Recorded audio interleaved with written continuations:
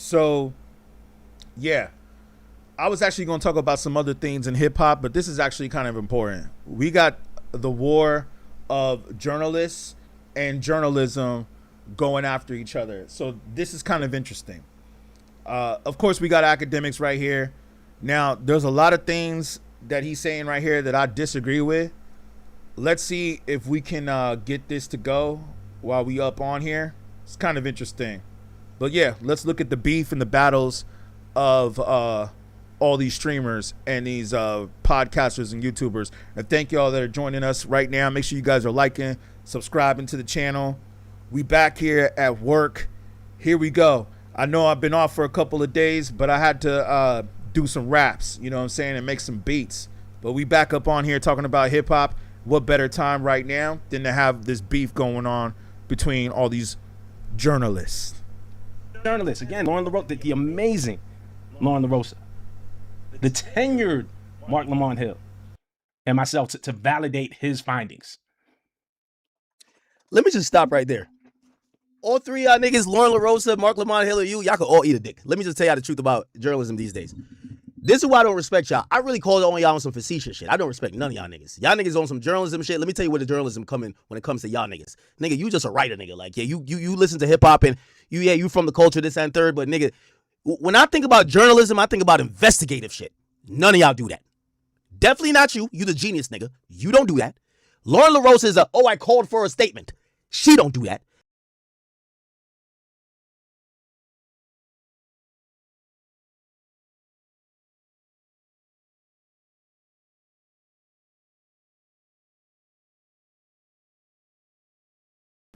I'm glad that Akademiks brought up the genius part, because most of these rappers that they've been covering lately are just trash ass rappers. So I think there's going to be some pros and cons with this Akademiks rant that's about to come up right here. But yeah, he's definitely right about the genius stuff. The genius stuff is not genius, man. They be claiming most of the rappers that I see that they have been featuring, like Sexy Red, Young Miami, Lil Baby, and all these other like degenerate rappers and mumble rappers, I feel are really trash, and there's no reason why we should be covering their lyrics. And not to mention that a lot of them lie about what their lyrics are. Like, oh yeah, Young Miami song clearly says scamming niggas, right? But then when they asked her about the lyrics, she's like, well, it doesn't have to necessarily mean scamming. It can also mean, you know, get your money in the right way. But no. But that's what you said on the song. So I do agree with Axe take right here on this. But this is going to be interesting because, you know, I consider myself a real journalist. So it's going to be really interesting to hear this rant right here. And anybody else I mentioned, I basically told y'all all three of y'all niggas could eat a dick. You know why? Because the real journalists these days that put the work in is the YouTubers, nigga. They put the work in. I've always said, you know why I came up in hip-hop? I came up in hip-hop shitting on niggas who wrote, the journalists who wrote for Hot New Hip Hop, all these other bum-ass sites. I shitted on them because I would download the fucking, I figured out, oh, let's get the indictment. Let me go read 700 pages. Let me go read 10 different things. All y'all did is a repost. All y'all do is repost shit. So when I hear y'all talk about shit, even when you don't even know the case, you like stumbling, fumbling, looking at your notes. Yeah, I was actually wondering about that too with Complex. Like they put some media on their media list was literally pages that just repost shit. I'm like, so is that what it takes to get on the Complex list or to be recognized as a media journalist in hip hop? Is just to repost what Drake did or what Kendrick Lamar said? You don't even know what you're talking about. Or what Kanye said. How you the journalist and you have zero idea? I talk about the case not only because I'm sued. I talk about the case fluently because I know it back and front. How are y'all journalists? Is it because I pop shit and I could talk shit with the best of them? I'm not no journalist. Nigga, I know more than you niggas about all this shit. You niggas do no research. You don't do no work. That's my problem. Loren Lorosa, the most she does, go to her timeline. Oh, we called over there for a comment. Bitch, that's all you do. Get the fuck out of here. How are you a journalist? Go break a story. Go figure some shit out. Put 2 and 2 together. Nigga, I've been doing this shit, nigga, ever since I came in the game, nigga. All them stories that you see, all the millions of people that watch me from, nigga, I broke them shits. I had to go figure out how to go get it. That's why when y'all talk about journalism, nigga, I don't give a fuck what y'all talking about. Nigga, because you the genius and you, man, get the fuck out of here. You niggas is lazy. Stop talking about shit if you don't put the work in. You see this dark shit I'm about to cover? Nigga, I'm not saying y'all gotta cover criminal trials, nigga, but nigga, I gotta get into the weeds with this shit. You niggas don't do that. You niggas now is trying to do what I do. Except y'all not funny. Y'all can't talk like y'all talk. Y'all don't got the chat, niggas. Y'all just be here like, oh, so let me talk about bullshit. That's why y'all niggas ain't growing. Y'all call yourself journalism. What's the last story y'all broke? Nigga, look at sports, nigga. Look at the Pablo Torres, nigga. He was working on a story. You niggas work on nothing. Nothing. Nigga, y'all getting called journalists because y'all got connections. Nigga, y'all don't get called journalism because you work. Trap Lil Rose puts all you niggas to shame. The fuck do y'all do? I disagree with that right there. I don't think that Trap Lil Ross does anything to put anybody to shame. I don't think that Trap Lil Ross is a real journalist. I think all he does is just talk about the degeneracy that goes on in rap music and capitalizes off of that. You know, kind of like a DJ Vlad. Like, I will give Vlad some credit because at least he goes out there and he interviews people, or he has people come in that he interviews, but usually, you know, it's just off of like crime and war stories and stuff like that. But it's very interesting to see Ak talk about this and have his crash out, and I see why. Whatever he wants you to believe. I guess he just put this video up right now. Let's hear what Rob had said, just so we can, you know, for context, hear what Ak was saying. And this is all happening like right now. So just letting y'all know, man, like we on it right now. We doing the journalism of journalists. You feel what I'm saying? Yeah. Classic. All right. So let's just pull up. I think it's only about a minute long. So I want to see if I could pull this up. It might be a little glitchy for some reason when we play on Twitter. But like I said, man, I hope you guys are liking, subscribing. Make sure you share this video so we can get more people up in here. We just getting started. At least we can hear what he said. We might not be able to play the whole thing, but at least we can hear what he said, just for context. But I think I get the gist of this. I get the gist of what's going on here and what we're talking about here. This is hilarious, though, to hear these guys have this episode like this. You know what I mean? This ain't even about me, right? It is about you. It is about y'all who watching. It is about y'all. The guy who lies to you, who will come up with the nastiest takes, who will hire clippers to spread it across the internet to manipulate whatever he wants you to believe. The guy who doesn't present an ounce of objectivity. The guy who created Akademiks TV and lets that account do his dirty work, dropping the most vile, nasty shit, just actively attacking folks. True. That's the guy saying, okay, where's the journalism now? Hey, we need the facts here now. Now the facts are on point. But it's not about facts. And it's never been about facts. It's about what story he can tell that benefits him and diminishes anyone who he believes is opposed to him. That remind you of someone? His Uncle Trump? Seriously, he calls him Uncle Trump. He's called him Uncle Trump. It feels like right out of that playbook, right?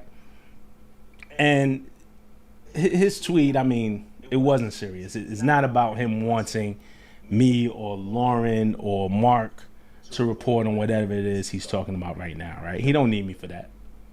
He don't need Loren for that. He don't need Mark for that. He has a bunch of clippers that he pays to do that. These days, the game isn't about the truth. Sadly. It's about if you can get the internet, and when I say the internet, if it ain't real people, then it's bots. But the internet in total, because they say 50% of internet activity is botted anyway. The game is if you could get the internet to repeat your bullshit long enough till it becomes the truth, till it appears to be the truth. What was that movie with Arnold Schwarzenegger? True Lies? You know what I'm saying? They tell the lies so much that the lie starts to become the truth. I mean, well, they did that a lot with a lot of things, man. I mean, we can go deeper into that later on another subject, but yeah, man. I mean, they telling the lies so much. So they both making some valid points right here. I must say, this is a good matchup. They're both making some good valid points. I think that Ak is right about the whole genius thing, but Rob, he's coming in correctly too about, man, y'all be making shit up to just get your fans and everybody to believe. But you see, we can't be mad about that though. You know what I mean? Like, if that's what his fans believe, then that's what his fans believe, and that's why his fans follow him. They follow him because maybe they don't care about the truth. They want to hear the drama. They want to hear the gossip. Like he said, like Akademiks thinks that him following crime and crime scenes that are happening in rap or in hip hop is true journalism. It's really not, to a certain degree. You know what I'm saying? Like, it really isn't.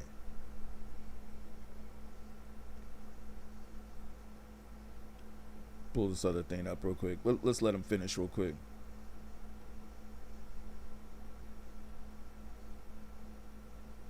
Yeah, man. And that's what I want to go back to my take on Trap Lorosa. You know what I'm saying? It's like, no, dude. He is not a real journalist. He's just a guy who reports on the demise and the destruction of black people within the hip hop community. So I don't think that he's a good example. The fuck do y'all do? How come some white boys is making videos, breaking down shit, being investigative? Even if we talking about motherfucking Rolling Stone, it's Nancy Dillon, a white bitch over there doing it. How the He's definitely way more animated though, that's for sure. fuck are y'all journalists then? Y'all are the laziest fucking pieces of shit journalists I've ever seen. Don't cover the state case if you don't want to put dots together and drop a story. You niggas do nothing.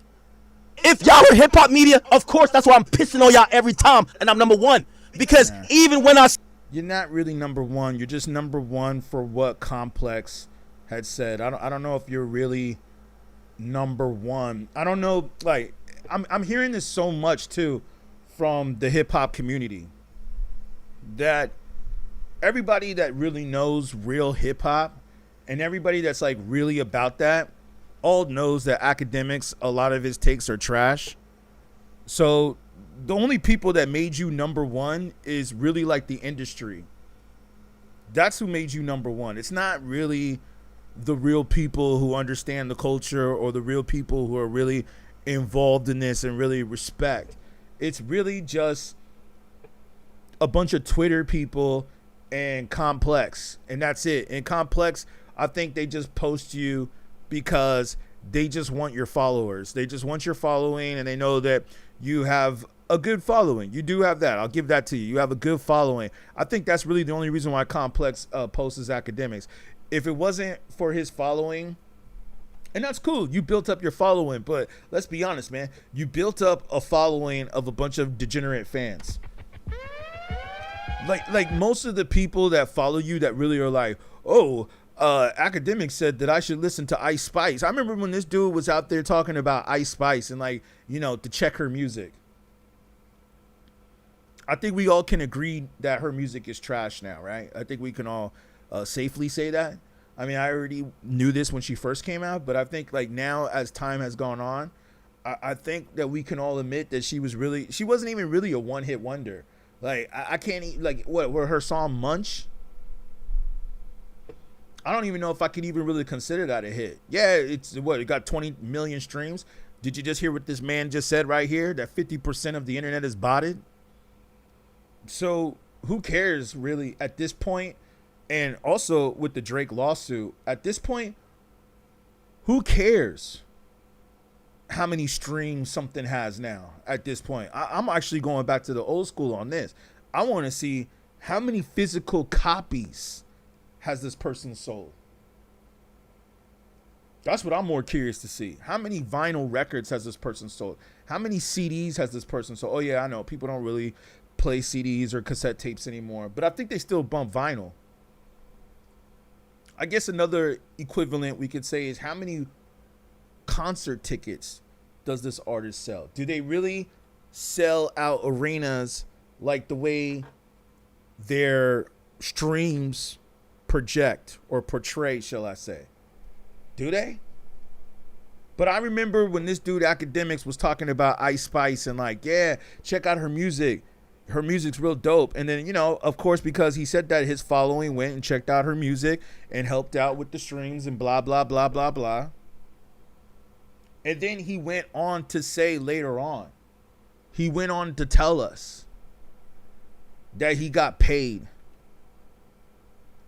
to promote her.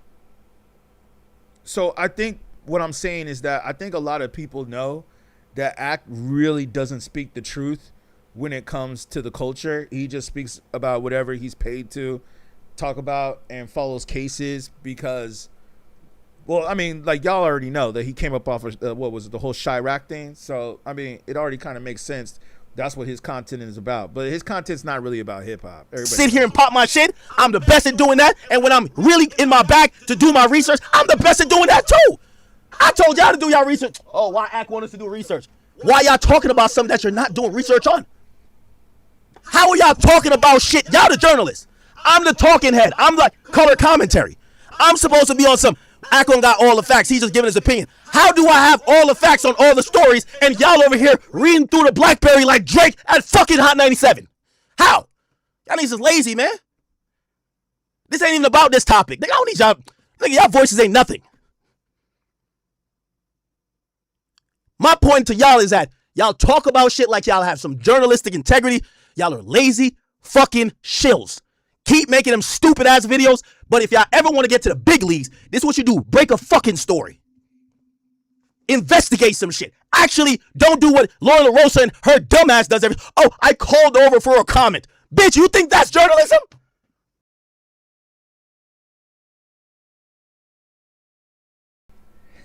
Damn. I gotta say, I wonder if, which I probably already know they're not, I wonder if the Breakfast Club is going to respond to what Akademiks is saying. I mean, he's calling Loren Lorosa out on this, man. He's calling her all kinds of B words. He's dropping all kinds of F bombs. He's being real disrespectful here. And if the Breakfast Club goes over this tomorrow morning and doesn't speak on this, I gotta say that they are definitely gatekeeping. They're definitely gatekeeping, and they're definitely not speaking on what's going on in the culture, because this is definitely something right now that is going on in the culture, and that this is something that definitely needs to be spoken about. I feel like if I was Charlamagne, I think I would speak on this. You know, even if I don't agree with it, I mean, I get it. Maybe they don't want to give Ak any more fame than he's already got. So that could be my only understanding for them not to speak on this. But other than that, it's like, yo, man, he's calling you out, saying that you fake journalist. You're a fake journalist. Your journalism ain't real. All you do is you look up stuff on Twitter and you call yourself a journalist, which I do agree with. I do agree with this. There's definitely people, I've said this before, and I've seen some of y'all have agreed with me, where I've said, yo, some of these people that are on this journalist list, as like the #1 journalist in hip hop media, they ask the most basic questions. Like, so what made you want to write that song? Oh, where do you find your inspiration? Like the most basic questions. And this is who you put on the list. At least put a journalist on there that gives some pushback. You know? Oh, I called over. They told us no comment. That's it. Loren, talk about shit like y'all have some journalistic integrity. Y'all are lazy fucking shills. Keep making them stupid ass videos, but if y'all ever want to get to the big leagues, this is what you do. Break a fucking story. I don't know. Investigate some shit. Actually, don't do what Loren Lorosa and her dumbass does every. Oh, I called over for a comment. Bitch, you think that's journalism? Oh, I called over. They told us no comment. That's it. Bitch, come the fuck on, man. Go look at hip hop, nigga. Yo, where independent media is at right now? Nigga, go on Flacco's. The essence of driving is. Yeah, Ak is definitely sending some shots, man. There's no way that they can't. They have to respond to this. They have to. This nigga is breaking shit down on some 4D chess. He's bringing shit, connecting dots. Go to what's the dirt. That's where. Those are the people I call journalists. Y'all niggas are article writers. That's it. When's the last time any of you niggas broke a fucking story? You don't put no fucking work in. Y'all are upset or you're reacting to me instead of saying, let me read through a fucking docket. Let me do a couple of Googles. You niggas is lazy. This is the laziest group of media. Yo, when I said all y'all niggas like that's nigga, you think I give a fuck about what Markman says? Nigga, he works for Joe Budden. Nigga, the fuck is you talking about, nigga? You think I give a fuck what you talking about? Nigga, you got fired by a hip-hop DX. Get the fuck out of here. You think I give a fuck about Loren Lorosa? That bitch know not to say nothing to me. Not after she done stalked my mans. Man, I don't give a fuck about y'all niggas. What I'm trying to tell y'all is that y'all are dirt. All that journalism shit, I ain't seen y'all do no journalism yet. Break a fucking story. They got all type of story, got nothing to do with beef. You can say ask the beef guy. They got stories about botting, stories about corruption, stories about these labels not spending. Not one of y'all got any original shit. All y'all talk about, yeah, I think Drake, y'all see Drake barking at the girl. Nigga, that's... Well, true. That's what I was always saying, is that all y'all talking about the same thing. Including you, Ak. You be talking about the same thing, too. When Drake was barking at the girl, you brought that up, too, right? When Drake was doing this, you brought that up, too. So it's like, come on, man, don't not put yourself in that circle too. You was doing the same thing, man. But yeah, I agree, man. It's like these cats all talk about the same thing. That's why I feel like I want to switch it up a little bit. I don't want to be just another hip-hop media personality who's just talking about the same thing that everybody else is talking about. Like he said, Drake was barking at the girl. For those of you that don't know, Drake was on some weird dating show and the girl told him to bark. Look that up for yourself if you haven't seen it yet. Interesting. But yeah,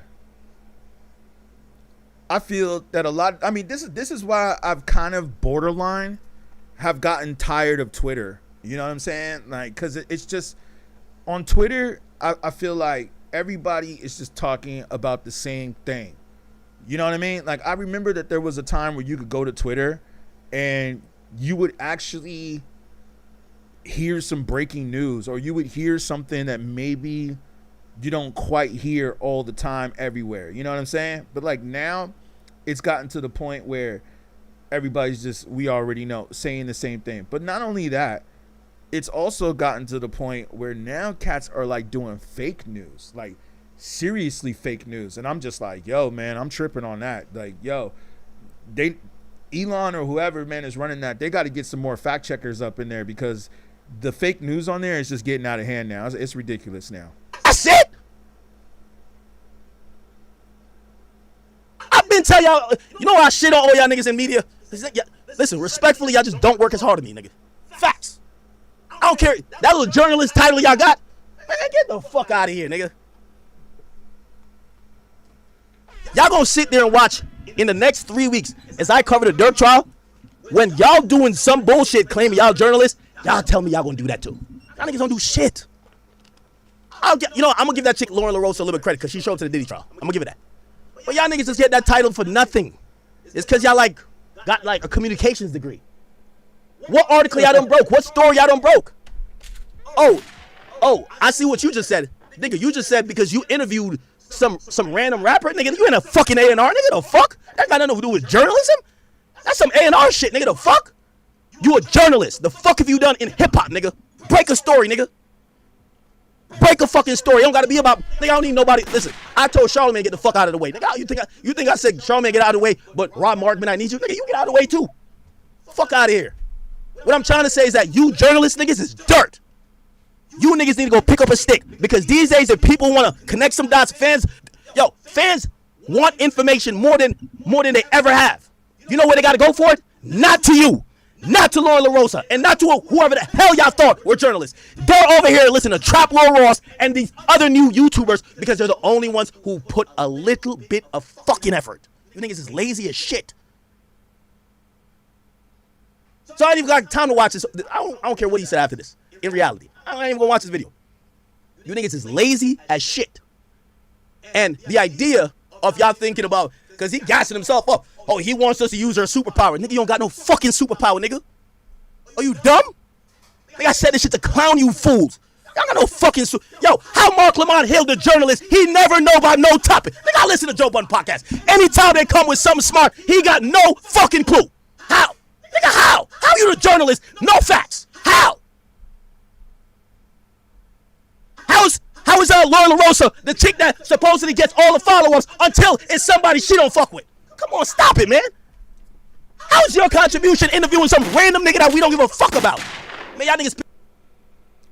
Yeah, like I said, yeah, the Breakfast Club, they got to speak on this for sure.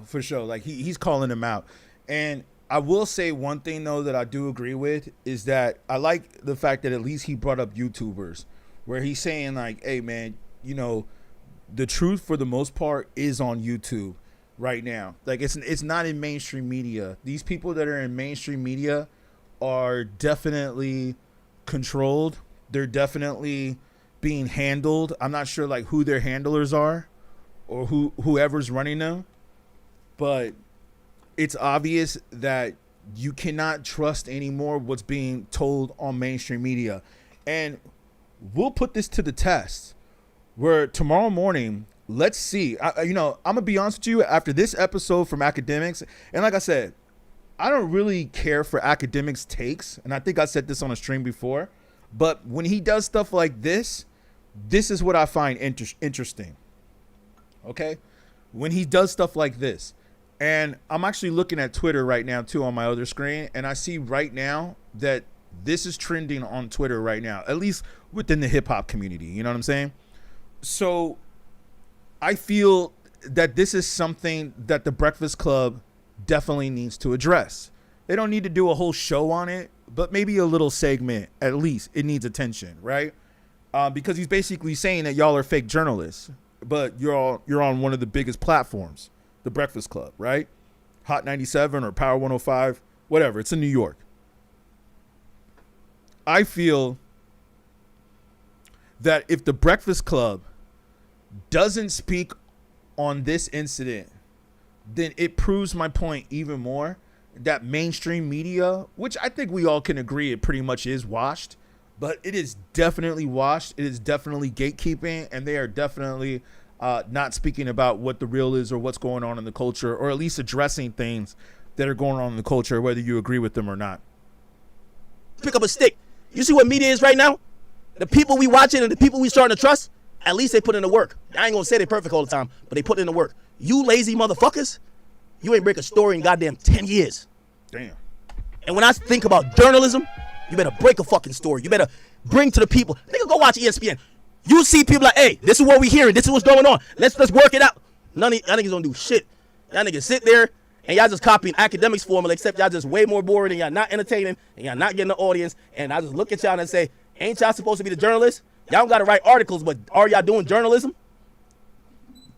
Maybe a certain version of it, but nothing that's actually worth anything. Because if you're not doing investigative journalism, if you're not bringing new information to light, fuck out of here, man. So just so I could end this off right, Rob Markman, I said what I said because in reality, you niggas is the exact thing that people are moving away from. It's valid. If y'all was on y'all game, I don't even want to give y'all advice. If y'all was on y'all game, like shout out to Flacco. Flacco sometimes might, sometimes you jump the gun a little bit. Y'all be the ones that will be like, no, here's the real facts. Here's this. Flacco, you got that wrong. This is what it is. Hey, trap lore. Okay, we can't. But y'all niggas, y'all level of conversations is not even on their level. They at least is going the extra mile to try to give it to people. Y'all niggas is reading from a fucking BlackBerry, not knowing what the fuck is going on. Like, if you the journalist, nigga, you over here trying to read from the BlackBerry, you think you could talk to me about that case? Nigga, I know every case that got filed against State, nigga. From New Mexico to Virginia to New Jersey, nigga. What the fuck? Again, this ain't a crime TV show. I mean, maybe Akademiks' hip-hop channel is more about crime, but this ain't crime act that we're talking about. We're supposed to be talking about hip-hop. Now, I understand there's a lot of crime that goes on in hip-hop, unfortunately, and we know why. Well, see, that's the thing that you never talk about. And that's where we come in. That's where beatGrade comes in. Because we got to ask ourselves, it's like, well, why is there so much crime? I understand that hip hop came from the streets and came from this and all that. I understand that. But does every rapper have to talk about crime and degeneracy? You never cover that. But I understand. Your purpose is more to talk about what is going on as far as the degeneracy that's going on in hip hop instead of, hey, let's look at the bigger picture here. I'm looking at the bigger picture. That's what I'm talking about here. You know what I mean? Who are you talking about? You think you could talk, and you the journalist. You see why I'm saying that we don't respect y'all niggas no more? Because y'all supposed to be the people that's a journalist, a real journalist, is the arbiter of truth. You niggas are lazy fucks that got fired from another company that's just trying to make YouTube videos. You don't even come with a YouTube video with some new information. Damn. Oh yeah, I ain't gonna lie, Drake came kind of cool with it, like Iceman, like it's his 13th LP, and like I seen on Twitter, like what the fuck are y'all niggas talking? How y'all journalists, nigga? How? You do the same thing. How? What I'm trying to tell y'all is that, listen, if what y'all call is journalism, I'm trying to tell y'all why y'all are failing and y'all are losers, including that Loren Lorosa bitch. Damn. Could she do anything other than, Yo, right there, man. There's no way that they could just let that slide. There's no way. Yo, like I said, man, I'm so glad that we're covering this right here. Like, this is real journalism right here, covering this. Can I say that in a way? Yo, he's throwing shots at everybody right now, man. Shots are being thrown at everybody, and there's no way that the Breakfast Club can just let this slide. Like I said, we gonna see tomorrow morning. I'm sure they're getting the text messages right now where people are telling them, hey man, did you hear what Akademiks just said about you? Shots fired. Did you hear what Akademiks just said about you? Yo, man. And this is important because we're talking about the people who were on this so-called hip-hop media list by Complex, and they're all going at each other, or they're all going at Ak. And I think a lot of people have been going at Ak because we see the BS content that you be posting or that you be allowing your team to post, and people are getting tired of it. But you are making some valid points. Like I said, there are times when Akademiks makes valid points. This right here is one of them. Mainstream media just talks about the same shit. They talk about the same shit. You're right. And if the Breakfast Club, again, does not cover this tomorrow, then we gonna know for sure.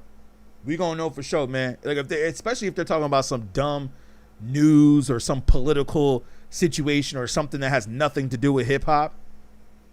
If they do that tomorrow morning, then we know for a fact. And like I told you, man, I don't even watch really the Breakfast Club anymore. Especially the fact that now they're on Netflix, right? Like they don't even do YouTube anymore. I'm like, I have no desire to watch the Breakfast Club on Netflix. All right? But I will say though, man, I have never been more excited to see the Breakfast Club since this episode. Like I am going to be curious to see the Breakfast Club tomorrow and see if they address this. Including that Loren Lorosa bitch. Damn. I mean, he's calling her all kinds of B words.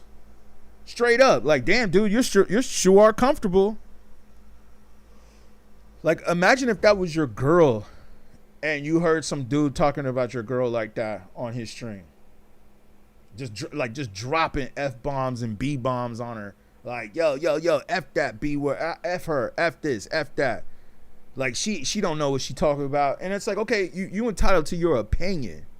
But yo, man, this dude's taking it to a whole nother level where like now he's being like kind of super disrespectful to where it's like, oh, Charlamagne, you gonna let him do your girl like that? I mean, I know it's not his girl, but your homegirl, you gonna let him do your homegirl like that?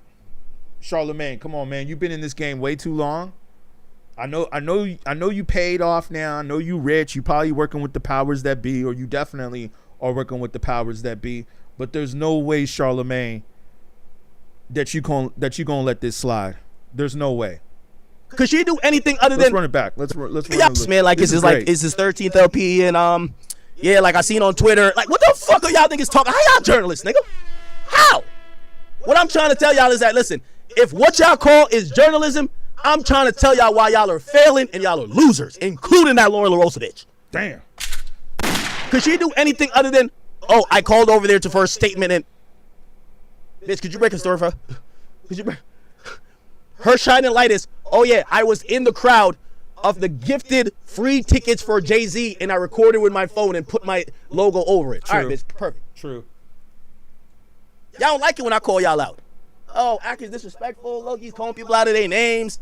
Yeah, because y'all some old fucks that in reality, y'all got the young niggas that really doing y'all job. But y'all get to try to act like y'all the journalists. Markman Hill came in this shit clearly, like, I ain't even trying to diss the guy, but like, yo, the guy, he came in this, he's supposed to be like some reputable journalist that used to be on CNN. He ain't break one, there's nothing he's brought to the table other than like, he's a smart guy. Nothing though, like none of the journalist shit, like none of it, bruv. None. These niggas not breaking shit down, they're not breaking new shit, they're not like, okay, let's investigate what's going on, let's bring this new topic to the table. They're reaction channels. The journalist. Carritos, a little overdressed with a glass bottle, no? I'm just here to be with you, amigo. We're good on our own, but together, we're even better. That's so cheesy. What?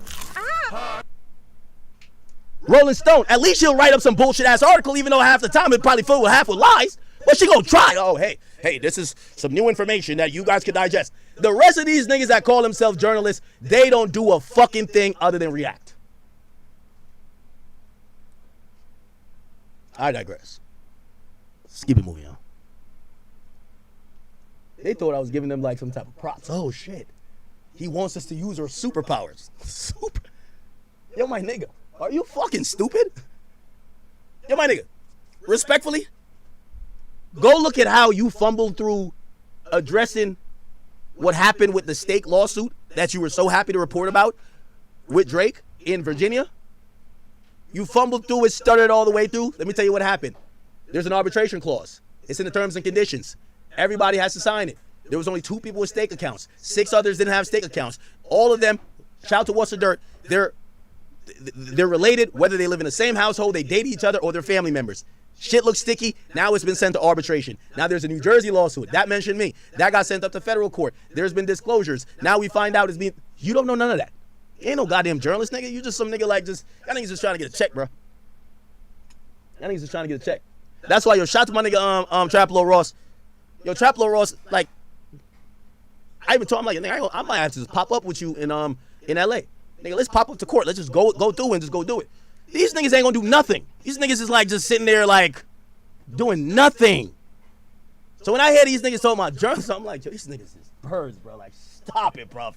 Y'all niggas is the laziest niggas I know. How come y'all journalists, but y'all, what's y'all purpose in hip hop? Because y'all don't dictate the news. Y'all don't break no stories. Y'all don't even have the information to correct if people make some inaccurate shit. Y'all not in tune.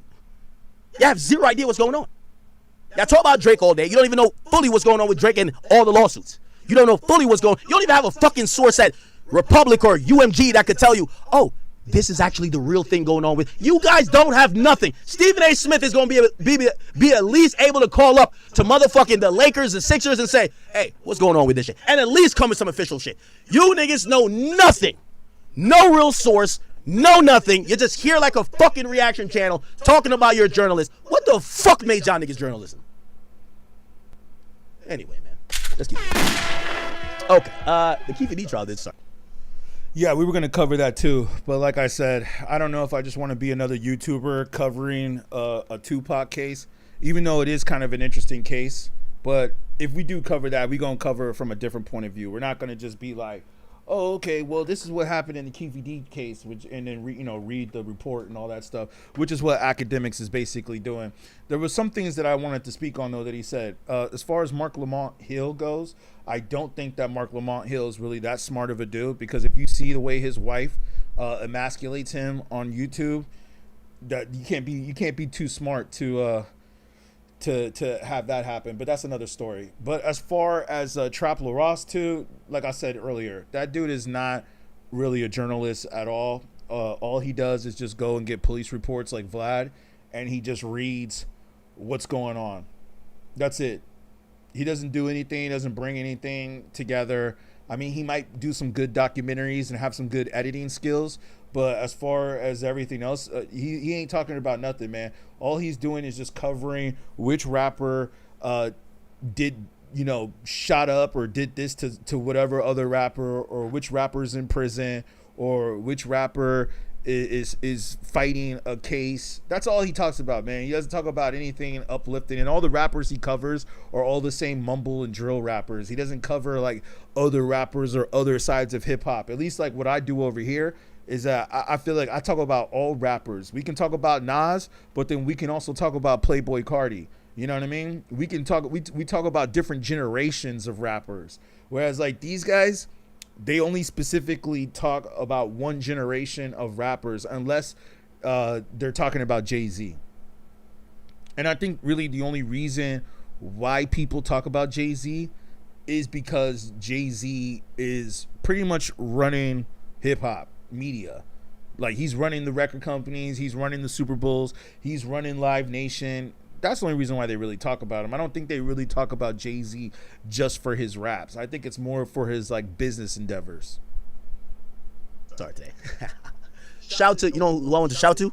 Shout to Vlad TV, who's actually doing journalism by trying to find out and actually covering covering day by day who is the murder trial of Tupac Shakur, and Keefe D. Dwayne Davis is on trial. Vlad is streaming it.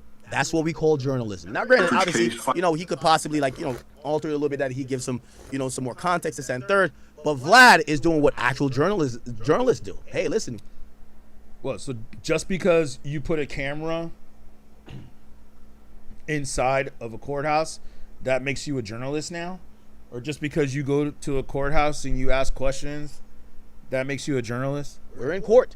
We got the feed. We have gone through the proper procedures. This is what I'm saying about you motherfuckers are lazy. Y'all are journalists. How the fuck does Vlad? Vlad is a nigga who damn near got Keefe D into the shit. He has gotten approval from the motherfucking courts in Clark County, Nevada, that he could fucking stream the trial, have certain access that he could provide on a journalistic basis. And I seen the fucking document you gotta fill out that they gotta approve, my nigga. It's straight journalism. That's what I call journalism. So that's why when I keep hearing all y'all bullshit motherfucking people, whether it's Rob Markman, Mark Lamont, or anybody else claim journalism, how come y'all not putting no work in? How are y'all so fucking lazy? How come Vlad puts work in? I gotta put work in. Trap Lorosa is putting work in, and all y'all get to do is acting like you're. Stop saying that Trap Lorosa is putting work in. He is not putting work in. You're correcting. You know when you're in class and they be like, oh, you gotta correct the person next to you's like homework. What? These niggas don't do that. They haven't broke one story. Anyway, all right. Keefe D murder trial started.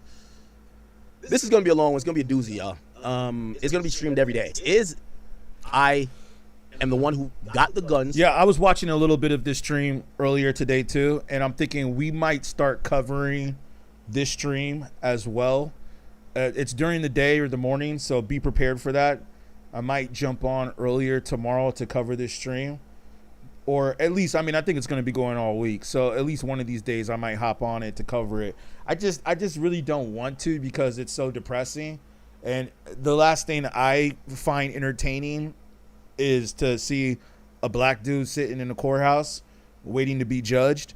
But I understand this is a big trial, especially for hip hop. For the drill. And like some of these things we got to talk about. Interview, and the feds actually use that, where literally Keefe D says, "Yo, y'all have to go. If you guys have to go, cop my book. This is where I'm telling the full truth, nothing but the truth. This is where all the real shit is at." And the government actually got that allowed in because of that statement. Let me see if I can find it. Keefe D. That literally. I'm a gang member. I'm not whatever. We don't want to arrest it, but the prosecution could use it. This is the jail call. In 27 years, and y'all want to say y'all, they put that shit all over the social media though. We're gonna move over, but this is an important part. Let's hear what do you have to say real quick about Keefe. I got Tupac. I'm like, that's some bullshit. Yeah, they got though. They trying to use my statements against me, you're gonna lose, dude. Okay, stupid ass dude. Yeah. Okay. Okay, say that stupid mother. You can't use my against me, stupid. And then what's this book they say you wrote? Yeah, I did. After that dude did that, I didn't breach that contract. He did. Okay. Carry top. You know. So remember, his case is that he didn't write the book. Yeah, my life. I clawed up under a rock for 6 years. I just got tired of it. You know what I'm saying? I don't know the motherfucking truth. Bitch, you ain't just got me, motherfucker. Okay. So they use that.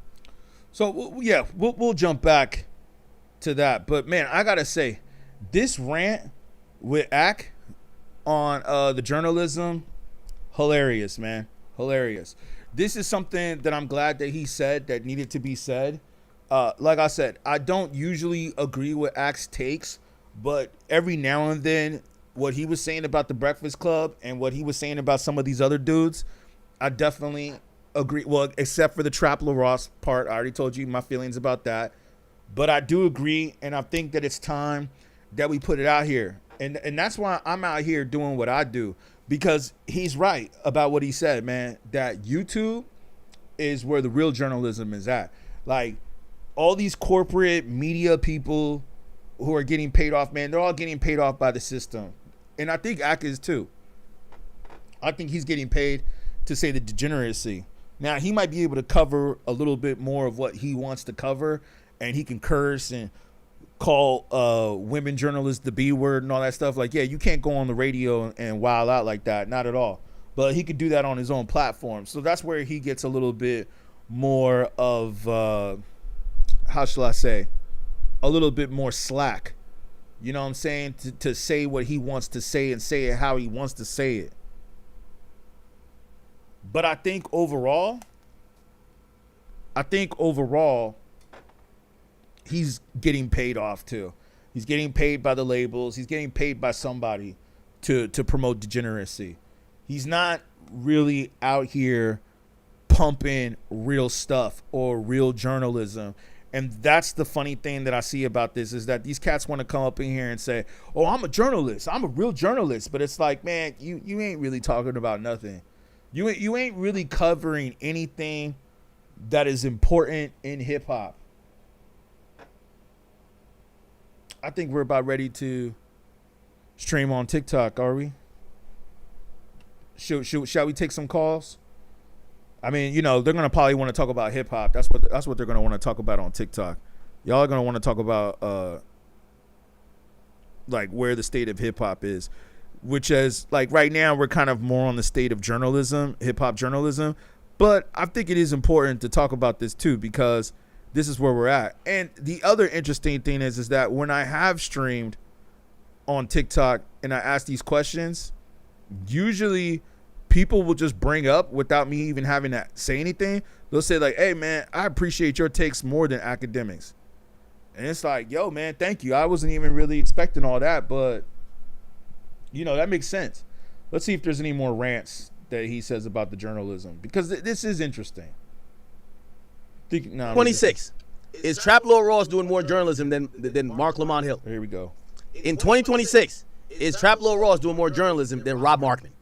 In 2026, is Trap Lorosa doing more journalism? Sorry, all right? I'm going to keep it real with you. If Dirk gets up in that courtroom and takes W's, right, I don't want him to lose and I don't want him to win. I want justice to be done. And if the evidence shows that he did this, that he made the... That's all he covers, man. The white dude. All he covers is unfortunate things that have happened in hip-hop. That's all he talks about. He doesn't talk about anything else. So for me personally, I don't know if I can consider that real journalism. I don't know if I can. Streets of Los Angeles unsafe with this despicable interstate murder, he's going to have to go to jail for a long time. And everybody was, oh, he's going to be, yeah, this is ridiculous. They're charging him twice with this. Now, my man is from the UK. I will say this. Chat. Say it. Quote the saying that I'm about to say. Let me see if y'all how well y'all know me. I'm about to use Training Day. What I'm about to say. Tea, it's good, man. What I'm about to say. What I'm about to say? Say it. Yeah, I don't know. Yeah, I don't know. I'm about to quote something out of Training Day. Nah, here we You go. got one problem though, Jake. You got no witnesses. Who your fucking witnesses, huh? Roger? Here we Smiley? You think my troops are gonna help you? It's not what you know. It's what you can prove. That's it right there. Trap lore, you got to know that. It's not what you know. It's what you could prove in that court. Come on, man. I know. It's not what you know about Dirk. It's what they could prove. Yeah, all of us, we all know that. Guilty And until everybody proven was, innocent. he's going to be, this is ridiculous. They're charging him twice with the same thing. No, the judge. Yo, and the interesting thing too about that Dirk case is that I think, well, yeah, it's in L.A. Homeboy from Chicago, but he's got a case out here in L.A. So we could probably, you know what I'm saying, check out that court date maybe. Right, the judge did not. Like I said, I don't really have time to be doing this shit, but you know. The motion to dismiss count 2. The motion was filed late. The judge is not convinced there is any duplicity issue, but he says this could be addressed via appropriate jury instructions. Basically, you know, if you want to have a good argument against this, you can make that to the jury. And I've got to give it respect to the judge. And even though people seem to want to just take like sound bites and say, oh, the judge didn't say this, the judge didn't say that, I heard everything the judge said, I wrote it all down in my notebook. Okay, and the judge is very, very adamant. Nice ad. Information to the jury, let the jury have as much information as they need to make the right decision. All of this stuff that Dirk's team, they're trying to take away this phone and take away this witness and take. The judge is saying, fuck that. Let's get it out. Let's air all of this out, right? The information that's going to come out in that courtroom is going to be staggering, okay? There's going to be so much information that you guys are going to be shocked about, all right? That is what it is, okay? So that's interesting. So one of the other pieces of cope that was going around the other day that it was just crazy was like, somebody was saying, I see a few people saying this, right? A few people were saying, oh, Dirk's not gonna, like, Dirk's gonna beat this because the government have got 35 witnesses, which is bad. Okay, so supposedly it's 20. We're trying to find out how many snitches. So 35 witnesses. Some are going to be cops. Some are going to be like gang experts. There's going to be a lot of people, right? It's not all like snitches. Now they say 20 people could testify to the event. Now it's not 20 snitches still. I still think that the amount of cooperants that is like that what we're thinking about is going to be less than 10, greater than 5. Less than 10, greater than 5. People saying 35 witnesses, actually that's good. If you need 35 witnesses to prove that he did the murder, your case can't be that strong. Now that's nonsense, okay? But this judge, he wants as many people as possible. The judge was shocked about 35 witnesses because he's on a time limit. He's saying we're trying to speed this shit up, all right? It's been long enough, okay? Now, to be fair, this is a very tiny win for Dirk. The government's motion number 3 was denied. All of Dirk's proposed experts are allowed to testify. So Dirk's going to bring forward some kind of gang drill music expert. Yeah, so what Dirk's strategy is going to be is he's going to say, listen, yo, these guys that you got to flip, they're cooked. They're trying to blame the murder on anybody to help them get out of jail because you guys have an insatiable thirst to get Dirk locked up. Here's the reality of it. Of course we didn't like Quando Rondo and his homies. They killed our friend, okay? Yeah, there might have been members that wanted to. Oh yeah, we were at backstage at Rolling Loud in the green room or in our trailer when we talked about like smoking them. You know they're gonna be like, we're not. See, he gets away with saying a lot of stuff that I don't know if others can really say this. But let me just say this. Let's see if he gets denying that. So to deny, you have to show the intent that that person. They're going to argue that like these rap beefs, it's like WWE wrestling, it's all fake, like it's all a persona, drill music, they're just talking about all this stuff for clout, for money, it's all about him making money from his music, okay? This is like a very, the tiniest lowercase w, this is like a font size 2 lowercase w in like very light grey font for Dirk. Now here's the thing, okay? Everyone talking about, oh, 35 witnesses means Dirk's cooked. And then you've got the Copers talking about 35 witnesses is actually good for Dirk because that shows that the government's case is so weak that they're having to use 35 witnesses. This is going to be a witness situation. Okay? What? This is going to be... I don't know, man. I mean, yeah, in a way, I see what he's saying. But in a way, 35 witnesses? Shit, I wouldn't be cool with that. But that's the thing I want to say, man. 35 witnesses? I'll speak on it. All about witnesses. Dirk, they do have some, you know... Yo, let me say this, man. That's not a good thing. That's not a good look for this or for that. It makes me really wonder about hip-hop, yo.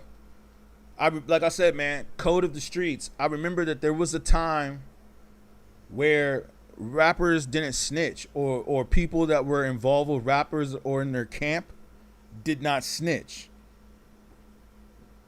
I'm not sure what's happening now, man.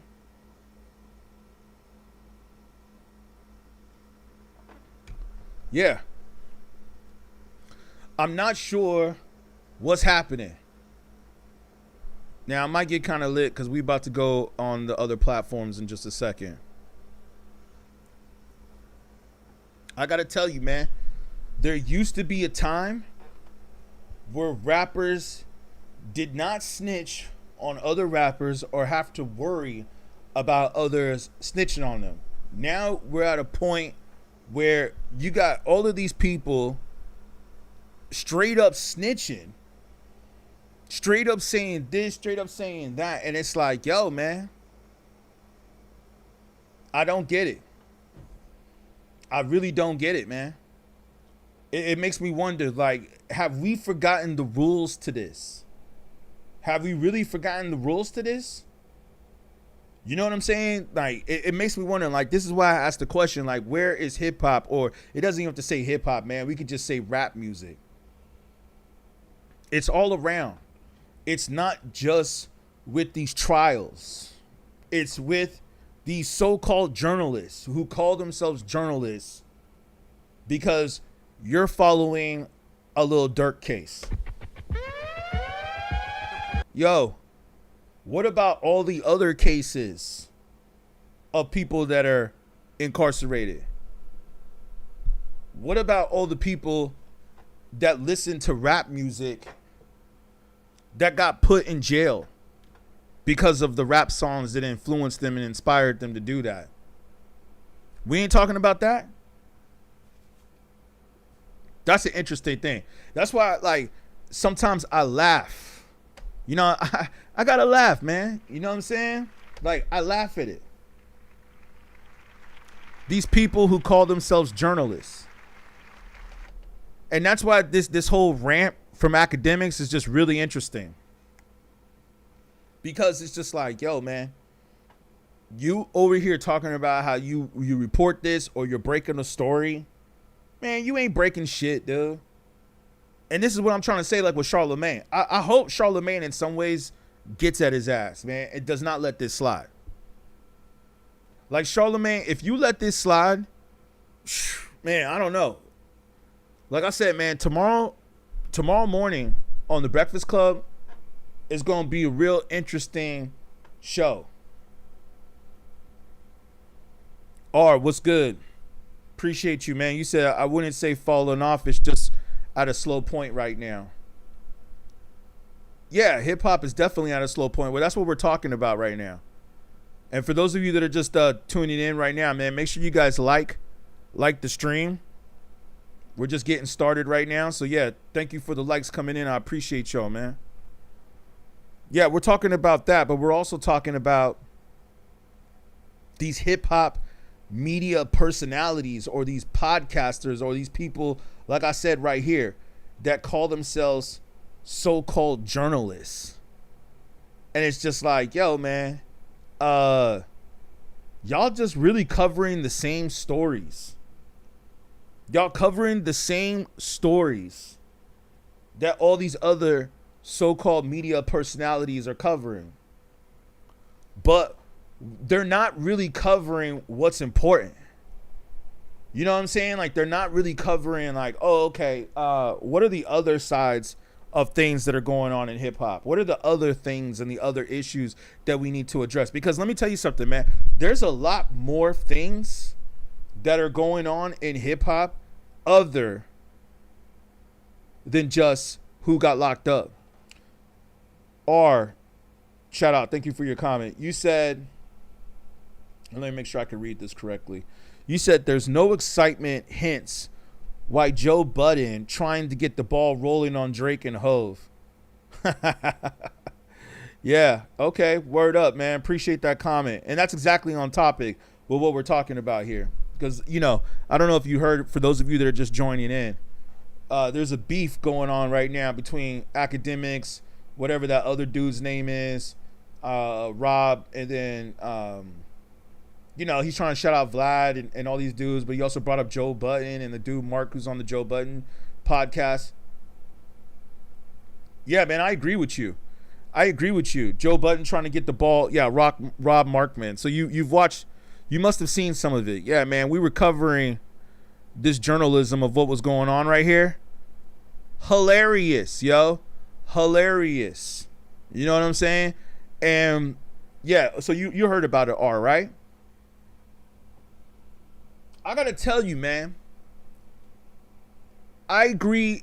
Like I said earlier today, I agree with both of these cats. I agree that Akademiks is out there pushing this fake media propaganda, which is what people on these streams have jumped on and told me before. But I also think that, what's it called? I also think that that Akademiks is right about what he said about the Rob Markman dude. You know what I'm saying? Thank you for the likes coming in. I appreciate y'all. I also agree with what he said about the Rob Markman dude. Like it's like, yo, dude, you do this genius, and all y'all do is cover a bunch of trash ass rappers. Like, y'all ain't really covering anything that makes sense. You said act gone act. That's his brand. Yeah, it is. Yeah, it is, man. It is his brand. That's all it is. Shout out Jose. I appreciate you, man. Thank you for the coins, fam. I appreciate you, man. What's popping, yo? Rob is a purist. He's a fan of the art form. Yeah, we have a journalism war going on right now, so that's what we're talking about right now. Yo, man, Rob is a purist. Yes. But you see, the issue with him is that the rappers that he covers, and I'm glad that Ak brought this up, the rappers that he covers on Genius have not been the pure art form. Like, a lot of these rappers are these trash rappers, these mumble rappers, these degenerate rappers that really are talking about nothing in their music. I wish that he would have more lyricists step in and speak on the culture. You know what I'm saying? But unfortunately, he doesn't, man. He doesn't have that, unfortunately. And when you say a purist, what do you mean exactly by the purist? And maybe I might have to run this talk back so you guys can hear it. You said you need some lyrical artist recommendations. Look at my wall. I got all the lyrics right here on the wall. All 5 elements. Yeah, you're right, man. You're right about that. The 5 elements are missing. I always thought that there was 4. But I remember KRS-One did say to me that there's 5 elements. So maybe you can tell me the 5 elements or the 5th element. What's the 5th element? I know that it's breaking, graffiti, DJing, and MCing. But what's the 5th one? We'll spit some bars. Dope. Yeah, like I said, well, Homeboy said he needs some lyrical recommendations. I'd say on the wall. I mean, Nas, Rakim. You know what I mean? But there's some others. You know what I'm saying? Yeah, Black Dot, Nas, AZ, J. Cole. All dope. Yeah, Libra says there's only 4 elements. You're right. Duncan says, what do you mean? Oh, the rapper Prodigy? Yeah, definitely Prodigy. Prodigy's always dope. You know what I'm saying? And that's why I'm glad that we're doing this, man. Because, yeah, like I said, man, I feel like we're in touch right here with the culture. Like, what we doing right now is we're in touching in the culture. Yeah, Kingdom Cole said graffiti, DJ, MC, breaking, graffiti. Yes, those are the 4 elements. But what's the 5th element? Somebody said there's 5 elements. I'm trying to figure out what the 5th element is. Like that movie, The 5th Element. Yeah, you should definitely go check out Prodigy. Prodigy is one of the best rappers of all time. I'd say that Prodigy is like your favorite rapper's favorite rapper. Prodigy is your favorite rapper's favorite rapper. Definitely was portrayed in 8 Mile. Y'all should go back and look up Prodigy if you haven't heard of Prodigy yet. But yeah, man, to go back to this topic right now. I know we're talking about hip hop. I'm going to jump back on that in just a second.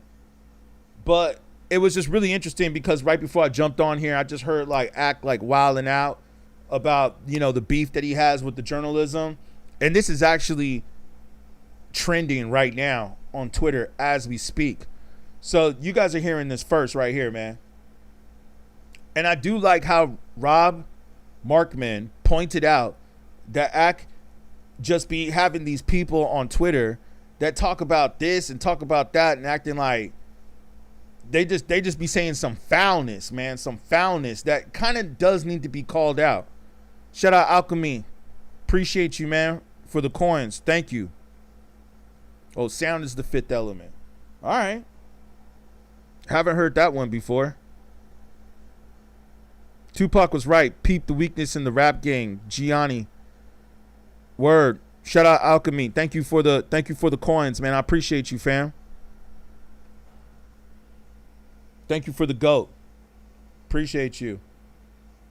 The fifth element is like the airbender. Let's make sure. Apparently, they got one of his burners, right?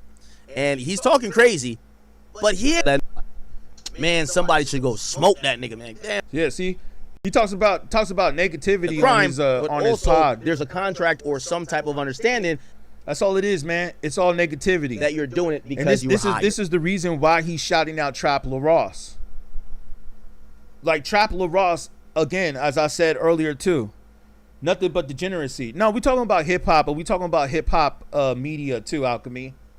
That's what we're speaking on too, like the hip hop media, the hip hop journalists, the people that are in hip hop, like Joe Budden, Rob Markman, basically everybody who was on the Complex list.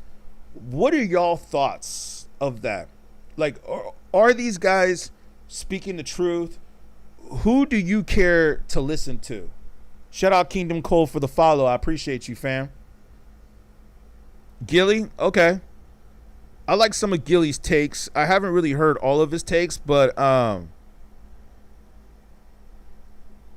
thank you, man. Appreciate you, Kingdom Cole. Appreciate you for that. This page and its content. Yeah, man, because we speak on the real, man. The fifth element is like the airbender. Man, yo, Diddy. We got Diddy up in the chat. What an interesting picture. That's an interesting profile picture. Am I the only one who lets the water run down? Okay, we got a troll. But yeah, I already knew by the name Diddy. I thought you were going to say something on the hip hop. Why don't you speak on something that has to do with Diddy, Diddy? You said you watch Millions of Dollars. Okay, I'll have to check that out. I'm not sure who Millions of Dollars is. Thank you for the likes coming in, though, fam. I appreciate you and the share. Yeah, make sure you guys are sharing this live, liking it. Like I said, man, we were just getting started right here. Yeah, I gotta see who that is. You know what I'm saying?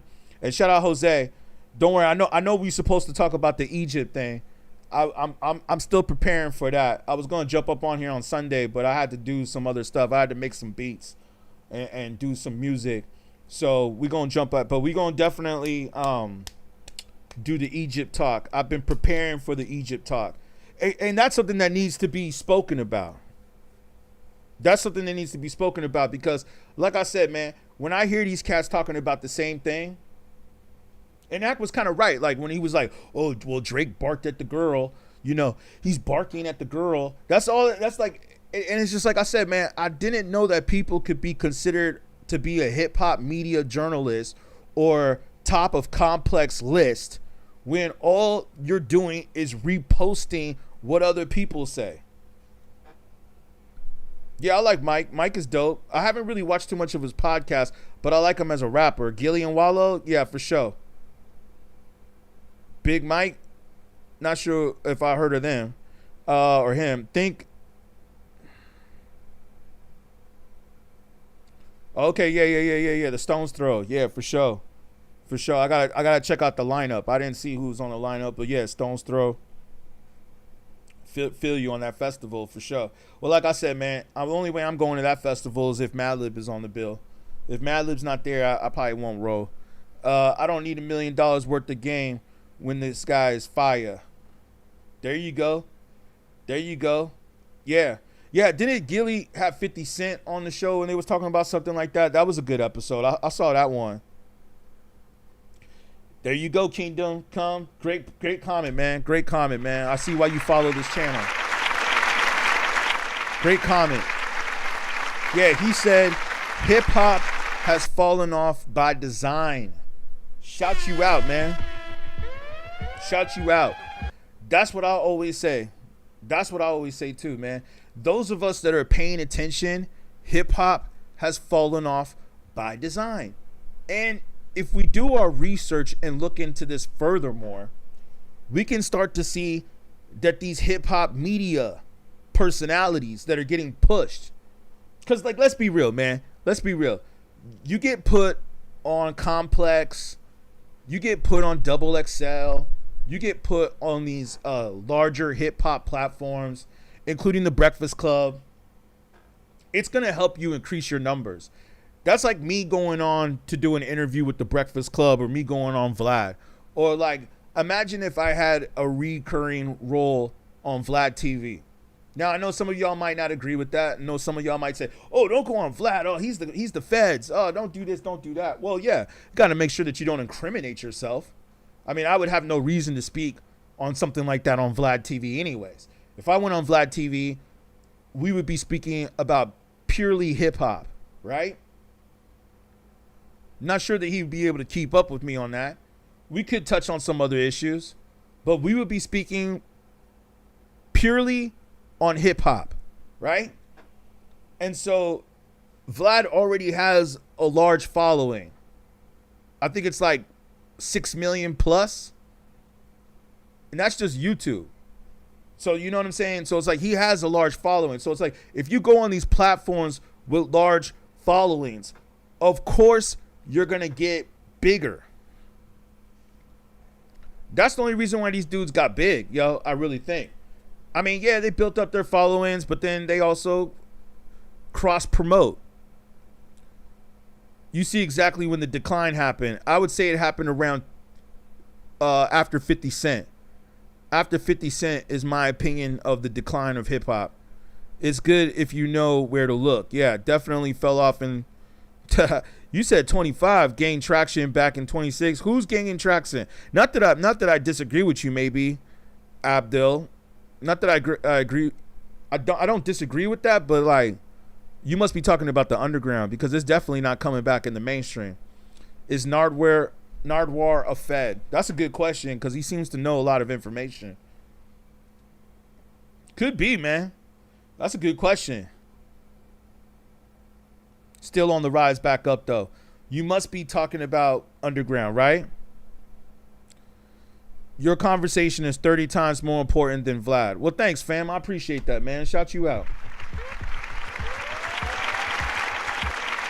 Thank you. Thank you. I appreciate that. You know, I've been hearing that, man. I've been hearing that. And not only have I been hearing that, like, from you know, creditable sources up in here like yourselves, but I've also been hearing this, like, from celebrities, man. Like, celebrities that sometimes jump on my streams, or people that are in the industry, they be telling me the same thing. You know what I'm saying? But you see, it's all about getting to that platform. Shout out Lawrence. Thank you, Lawrence, for the follow.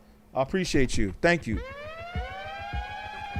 50 was a last stronghold for real hip-hop. Yeah, man, you're right about that, man. You're right about that. You said it has evolved. How has it evolved? Please explain in detail how it's evolved. Pop Pajay, thank you for the follow. I appreciate you. Yeah, how has it evolved? Like, can you speak on detail on that? How hip hop has evolved? And I'm not trying to say that I disagree with you. I'm not saying that I disagree. I just like to hear your opinion of it, of how it's evolved. From the East Coast of the United States. Okay. Ask the age of the evolved stater. Exactly. You said you absolutely disagree. Yeah, I disagree too. the older MCs and groups are bringing it back. All right. Well, I mean, if you want to say that, or this is Lawrence. Okay. I was looking for the comment from the other person, but yeah. Well, yeah. Didn't you hear that most of the rappers that are still selling records are really the OGs and the ones that are like still packing concerts in arenas? Like, I would say at this point, Kanye West is like somewhat of an old school rapper at this point. I mean, he might not be necessarily like old, but he's definitely not a young new rapper. You know what I'm saying? Dude is like nearly 50 years old now, which is a good thing. But, and then Ice-T just dropped a project too. You know what I mean? So it's like, obviously they're showing us right now that rap is like, yo, man. Like, people want to hear from the older cats. You know what I'm saying? People want to hear from older cats. They don't want to hear from these young cats. You know why? Because I feel like these young cats, they ain't got nothing to talk about. Okay, let's see what you got to say right here. From productions to better storytelling, different subgenres, global cultures, and modern digital era. Well, that sounds great, but which rappers are you talking about? Like, can you name 5 of the rappers that are doing this? Are you talking about new school rappers or old school rappers? If you're talking about the old school rappers, okay, cool. That's what we basically are covering. But if you're talking about the newer rappers, I'm curious to see which new rappers you are talking about. They bring in old artists back because they are flushing the toilet on this thin bull. Exactly. That's called seasoned. Yeah, hip hop fell off because the depth of the music and lyrics are so weak. No effort.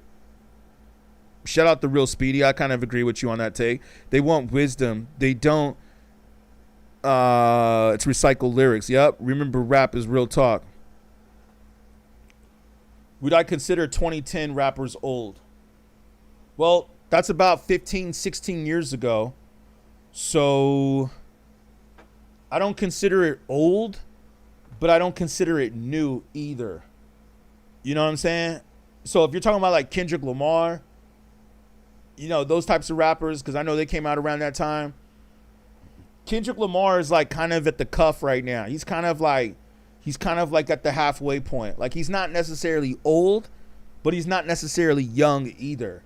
You know, like when you're talking about these new rappers, I'm looking at like Gen Z rappers. Like, that's what I'm looking at.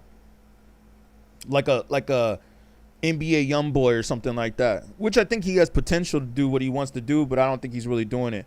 Nitty says Kodak Black is hard.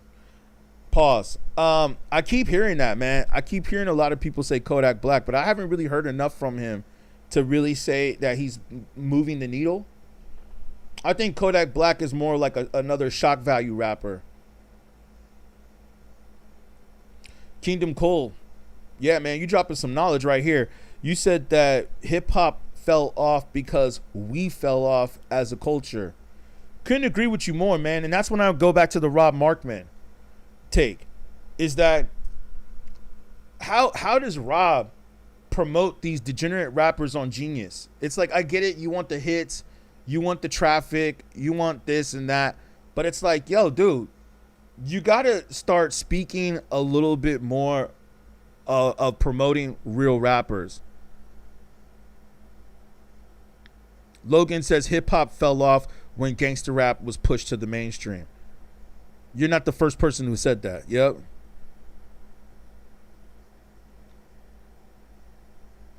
Chris Starter. Okay, let's see. You said Cole needs to get out more. Great lyrics don't age. Yeah, you're right about that, Speedy. You're right about that. Great lyrics don't age, man. That's why I got Nas on the wall. Nas Illmatic. You know what's funny, too? Is that I feel like Nas Illmatic even sounds better today. You know what I mean? Than it did when it was recorded. Like, it still sounds good today, man. Because there's so many degenerate rappers now that it's like, every now and then it's like, I feel like, oh man, we got to go back and we got to listen to some real hip hop, because a lot of these rappers are so degenerate. You know what I mean?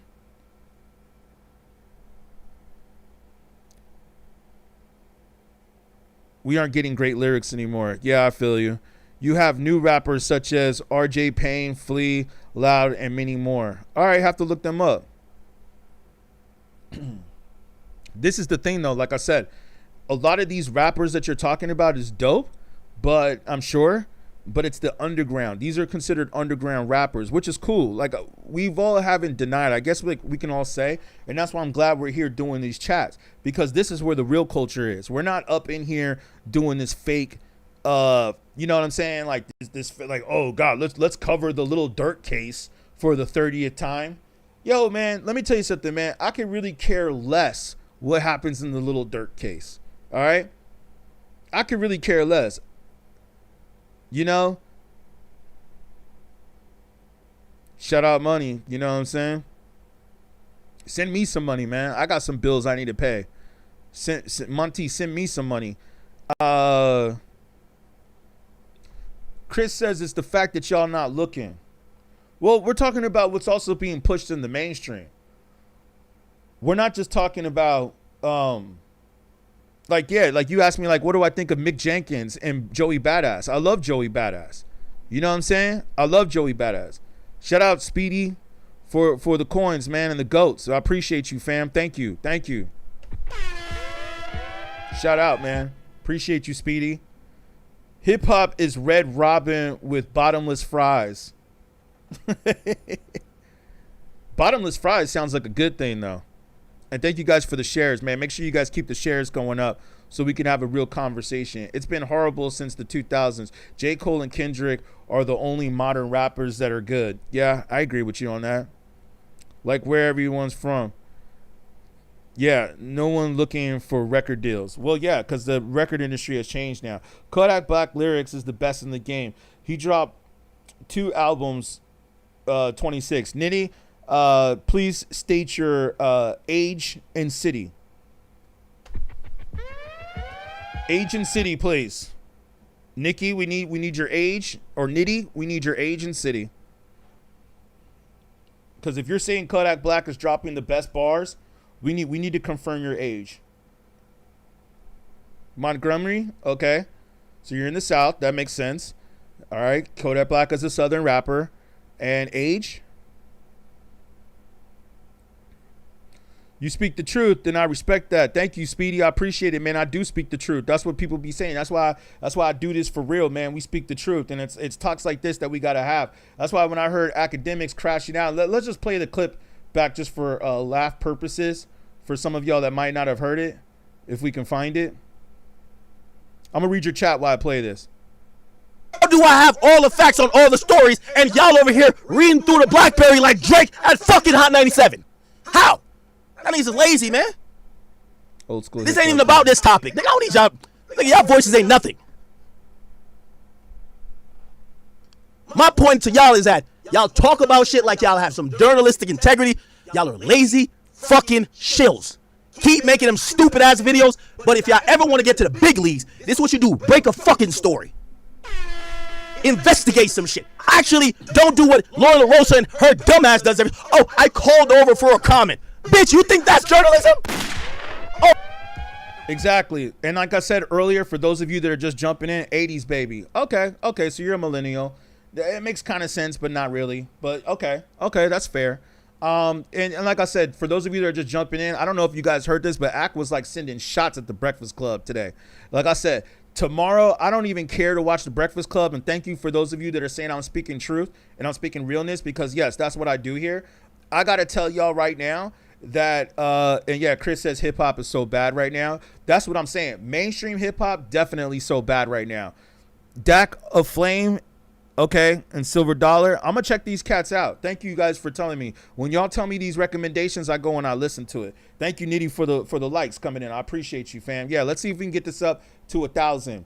Let's get it up to 1,000 likes. Let's keep sharing the live so we can get some more people up in here. Let's have a real conversation.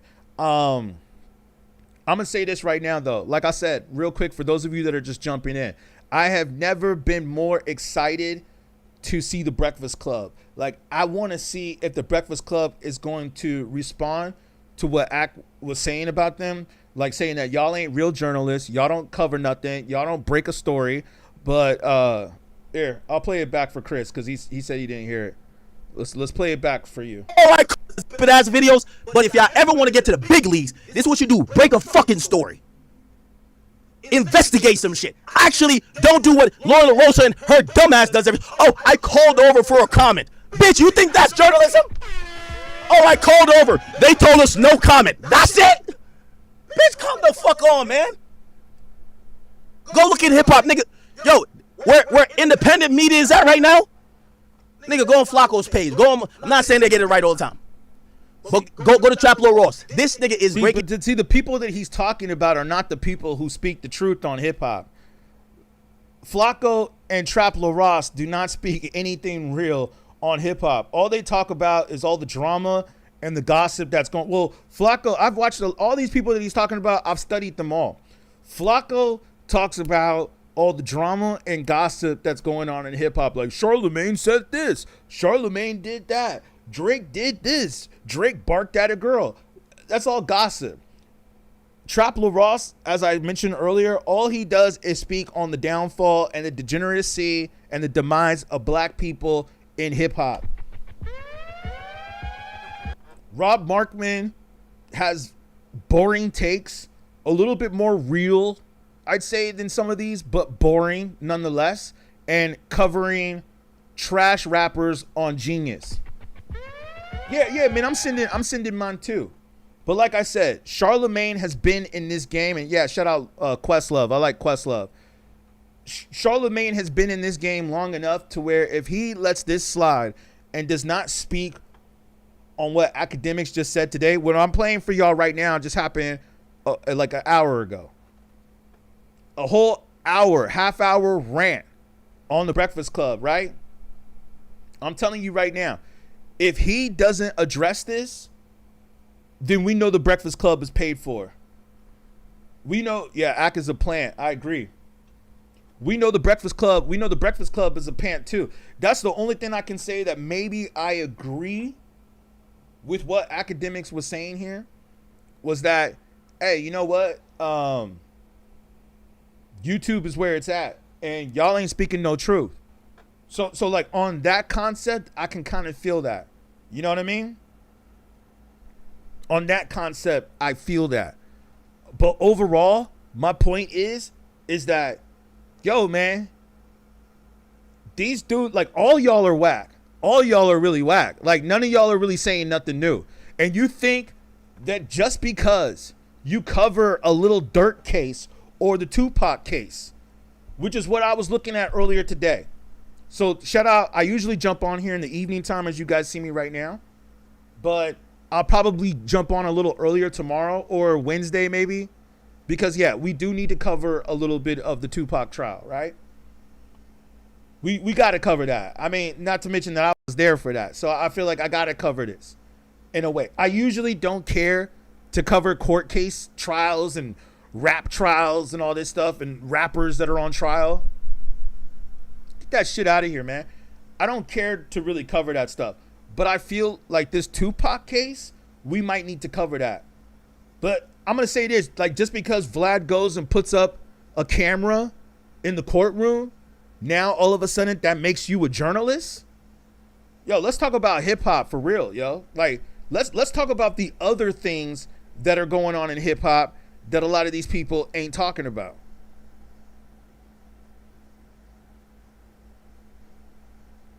Yeah, Outkast and the Fugees are some of my favorite, Lawrence, but I don't know if they're really active right now.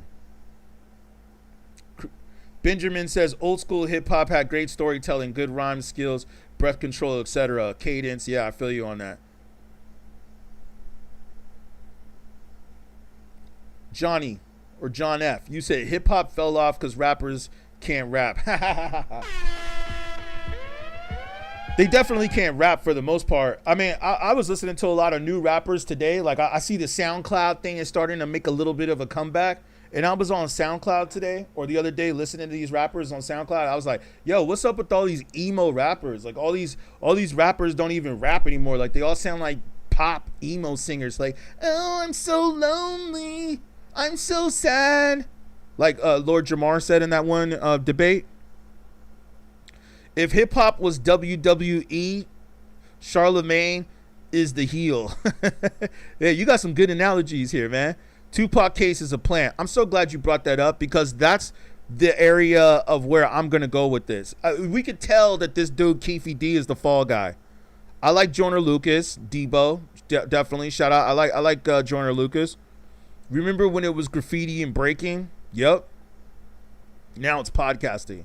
You're right about that. Podcasting is like the new one. Yeah, Joyner Lucas is fire. Let me say this though, man, is that yeah, this Tupac case is definitely a weird case. And make sure you guys are liking the stream and sharing this, man. Same with y'all on YouTube as well, man.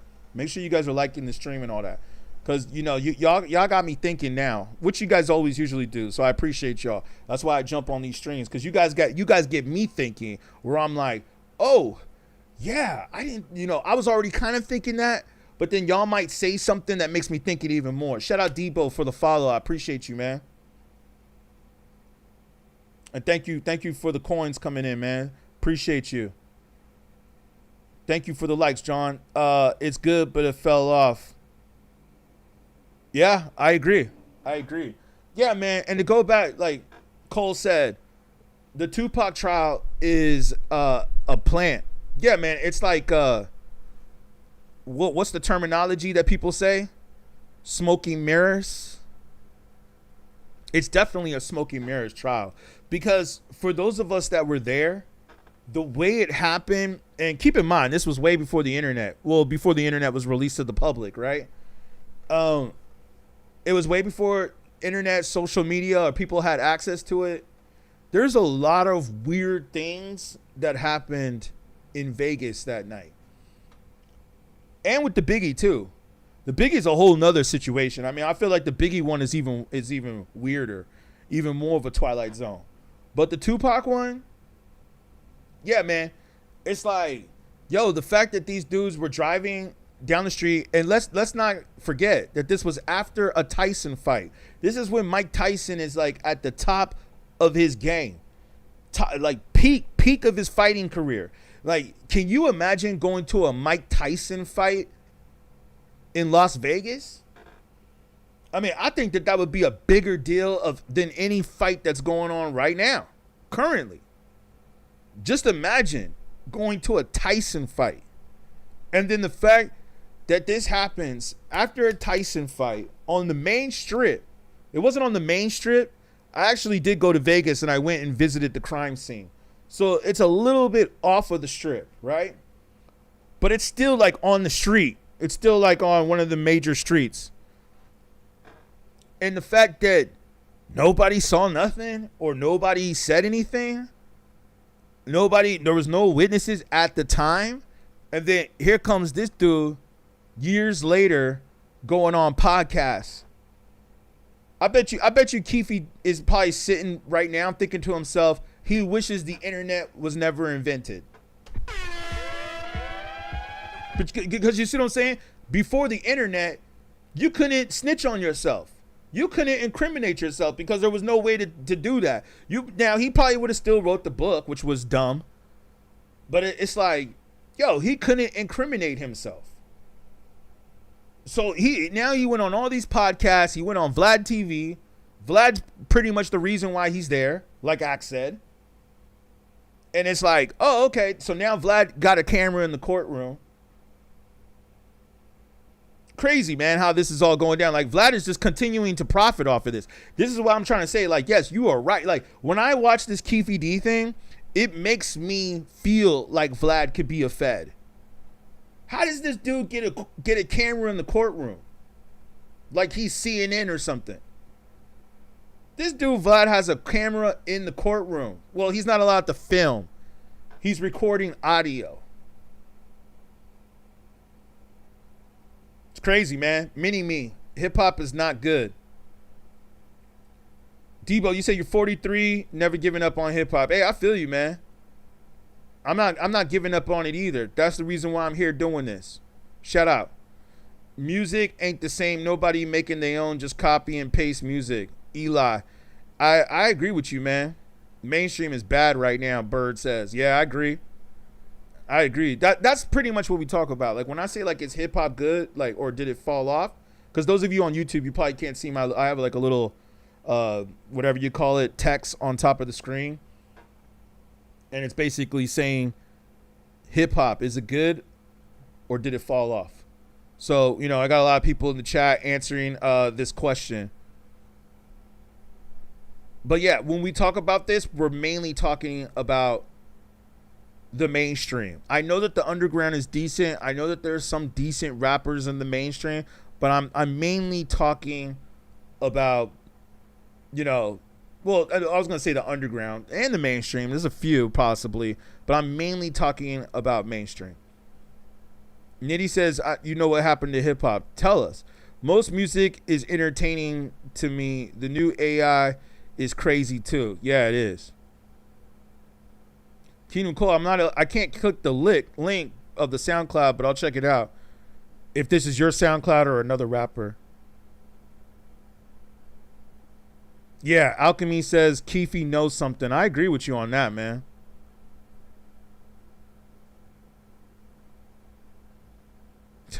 DL said, name me 5 rappers that are hot right now. And when you're saying name 5 rappers, I'm assuming you mean name new ones.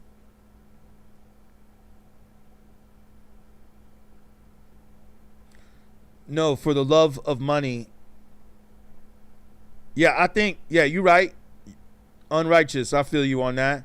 Never felt like Vlad was for the culture. Blanket Racer says, yep.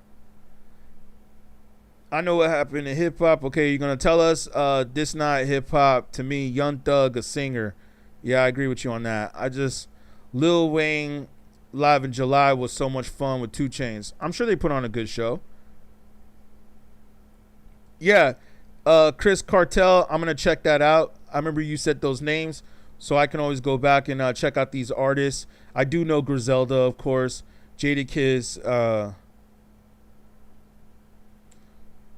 Silva Smart says fell off because of the greed is the reason he is incarcerated. Yeah, exactly. Most hip hop artists don't even follow the b-boy elements. You're right about that, Alchemy. I remember back in the days when rappers actually used to have to know how to dance too. All right, yeah, Scarface. Yeah, what gets played on the radio is trash. Yeah, you're right about that, man. That's been like that for a minute.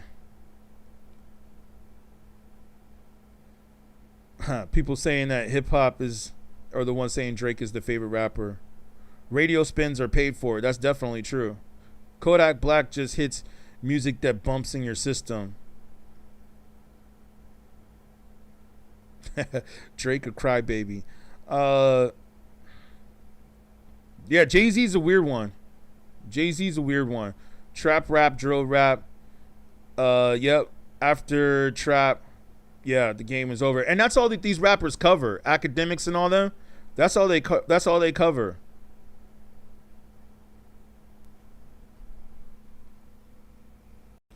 John F says you're making me want to rap. Yeah, man. Get out there and do it. That's what I had to do over the weekend. Yeah, man. I mean, I agree. Like, I remember back in the days, like with these elements, rappers actually had to know how to dance too. You couldn't just be an MC. Like, you actually had to have some kind of swag. You had to know how to break dance. You know what I'm saying? Shout out for the follow, John. I appreciate you. Thank you. Yeah, we'll definitely catch you later on the next one, man. Thank you. I appreciate it, man.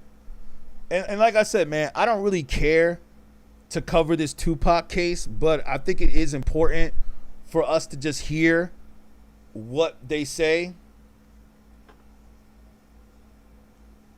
And Complex keeps putting out these lists. Like, I see that they just put out a list right here. Speaking of Prodigy, we were just talking about earlier.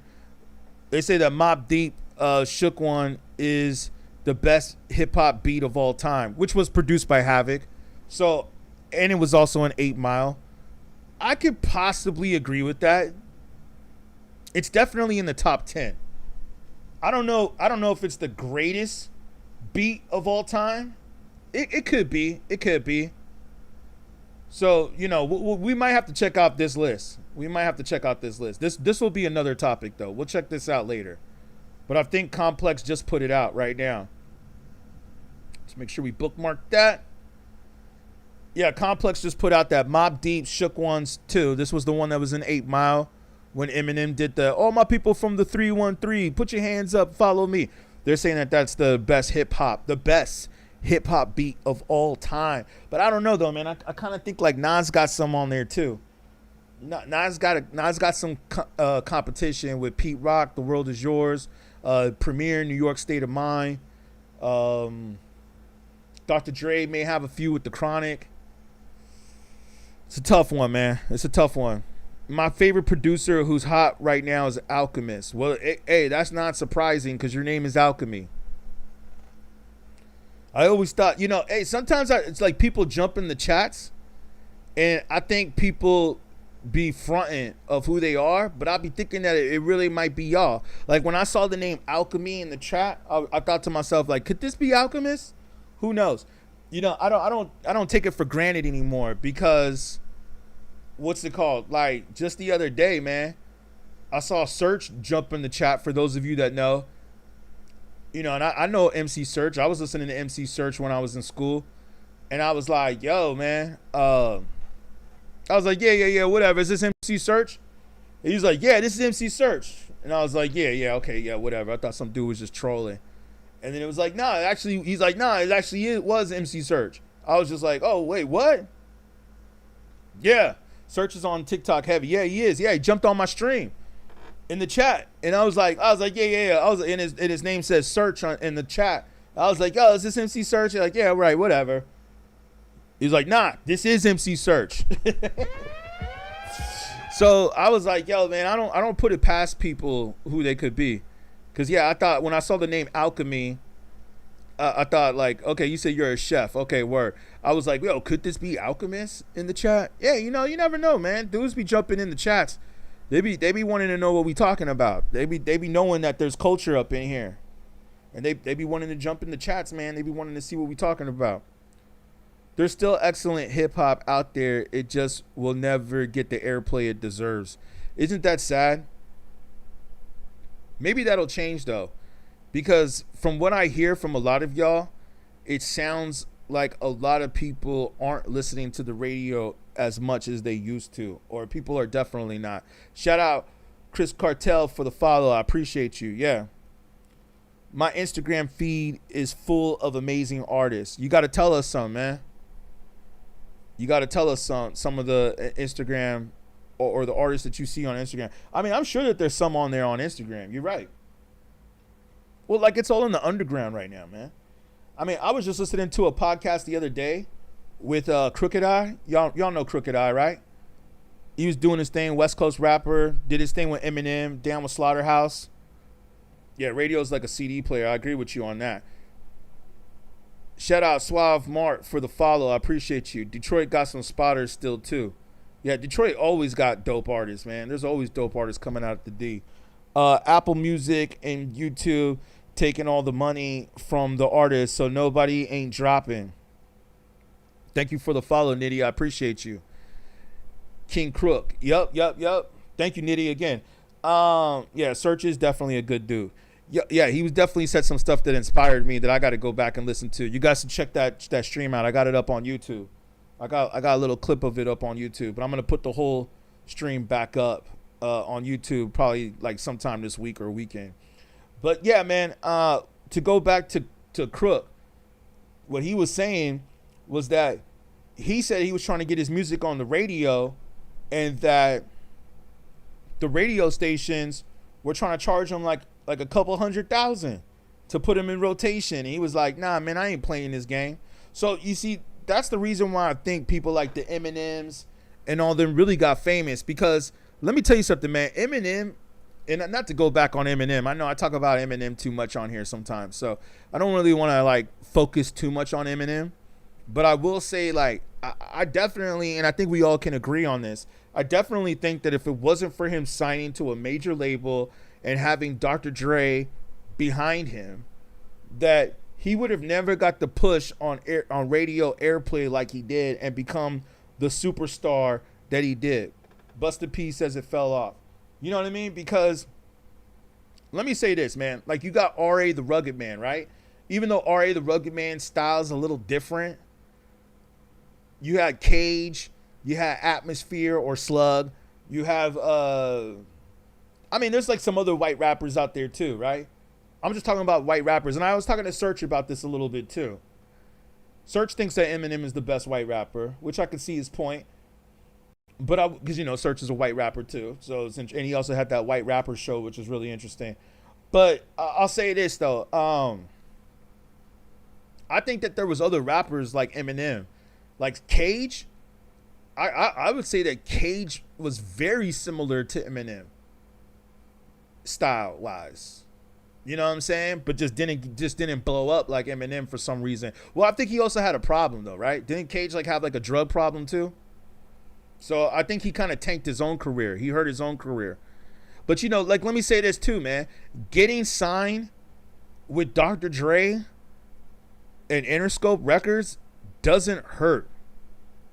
Kel says you was with him yesterday. 401 Kels. Was this at the I heard they were doing like what was it? The Rhythm Lounge or something like that, or what was it they were doing? They had like a little festival or something, or anniversary party. Were y'all out there? If you were with him, you should hit him up, man. Tell him beatGrade, what's up? I sent him an email. He was supposed to get back at me. I haven't heard back from him. I don't know. If you know Search, definitely hit him up for me. Yo, what up, FKA Al? I don't matter. Cardi's still better than Nas. Ha. Yeah, we'll have to do that. Hey, by the way, did you see that video? I was thinking about you, FKA. Did you see the video of Cardi B? Or not Cardi B. Actually, I keep calling him Cardi B because he looks like a woman. And that's exactly the point that I'm making. Did you see the video of him walking in London? It just came out like a day or so ago. He's walking in London and all these people are trying to get him an autograph. And then he takes the pen and then he gets into the car with his painted fingernails. He had his painted fingernails. I was like, the dude is still rocking painted fingernails. I thought he was going to stop rocking painted fingernails by now. Hip hop ain't exciting anymore. Cole is the last big time guy. Buster P says. I like Kendrick. Milkbone is the best white rapper. I could see that. Millie's. Oh, okay. I'm not sure if I know what Millie's is. No, we have mutual friends. Dope. Yeah, you gotta hit up Search for me, man. I told Search I got the beats, dude. I got the beats. He's gotta know what's up, man. And I listened to a little bit of his album. It's pretty dope. I like Apathy's beats, but I think we got some beats, man, for Search that he's gonna like. He's gonna like, you know, you gotta tell Search to get at us, man. Like I said, I sent him an email. He told me to hit him at that 4MC thing or whatever that email is. I hit him up at that, but I haven't heard back from him. FKA, Nas ain't giving out no autographs in London. What are you talking about, dude? He was just in London. What you talking about, man? And he didn't give any interviews out either. He didn't give any interviews out. And that's not even or interviews. He didn't give any autographs or any interviews. That's the point that I'm making right here. The way he looked, where he had the do-rag with his fingers painted, and he was just like holding his head like, oh, thank you, everybody, thank you, He was like waving like if he was the princess, like if he was a princess, like, oh, like how feminine is this dude? And I'm not the only one saying that. That's what they were saying in the comments. I even went, of course, like all of us, man, I went to go check the comments. Everybody in the comments was calling this dude feminine. Like, whose auntie is that? But I said to myself, is Playboy Cardi gonna stop painting his fingernails? Please stop painting your fingernails, man. You see, it took Kendrick Lamar to tell Drake not to paint his fingernails anymore. I hate the way you dress. You know what I'm saying? Like, he had to, like, literally tell this dude to stop painting his fingernails, stop dressing like that, and stop taking those duck face selfies on Instagram. If it wasn't for the battle with Kendrick Lamar, I think Drake would have continued to take those pictures. Doom. Yeah, Omar said Doom. Yep, definitely, man. Hip hop thrived in the authenticity of the 90s and 2000s. Society is repugnant with hip hop. Yeah. Damn, Busta B, man, you're using some college words. Okay, I feel you on that. Yeah. Yeah, Ohms, I know who that is. Shout out to him. You know what I'm saying?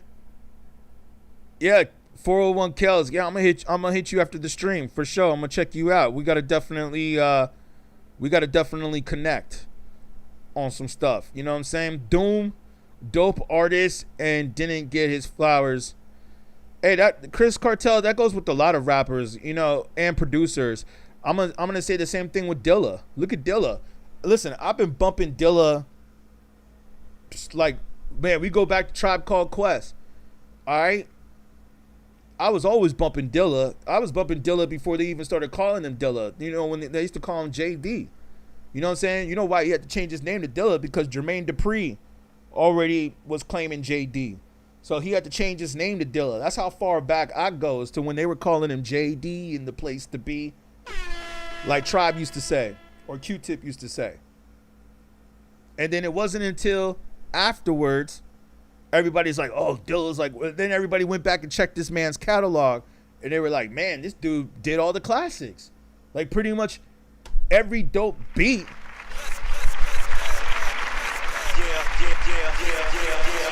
Every dope beat was done by Dilla.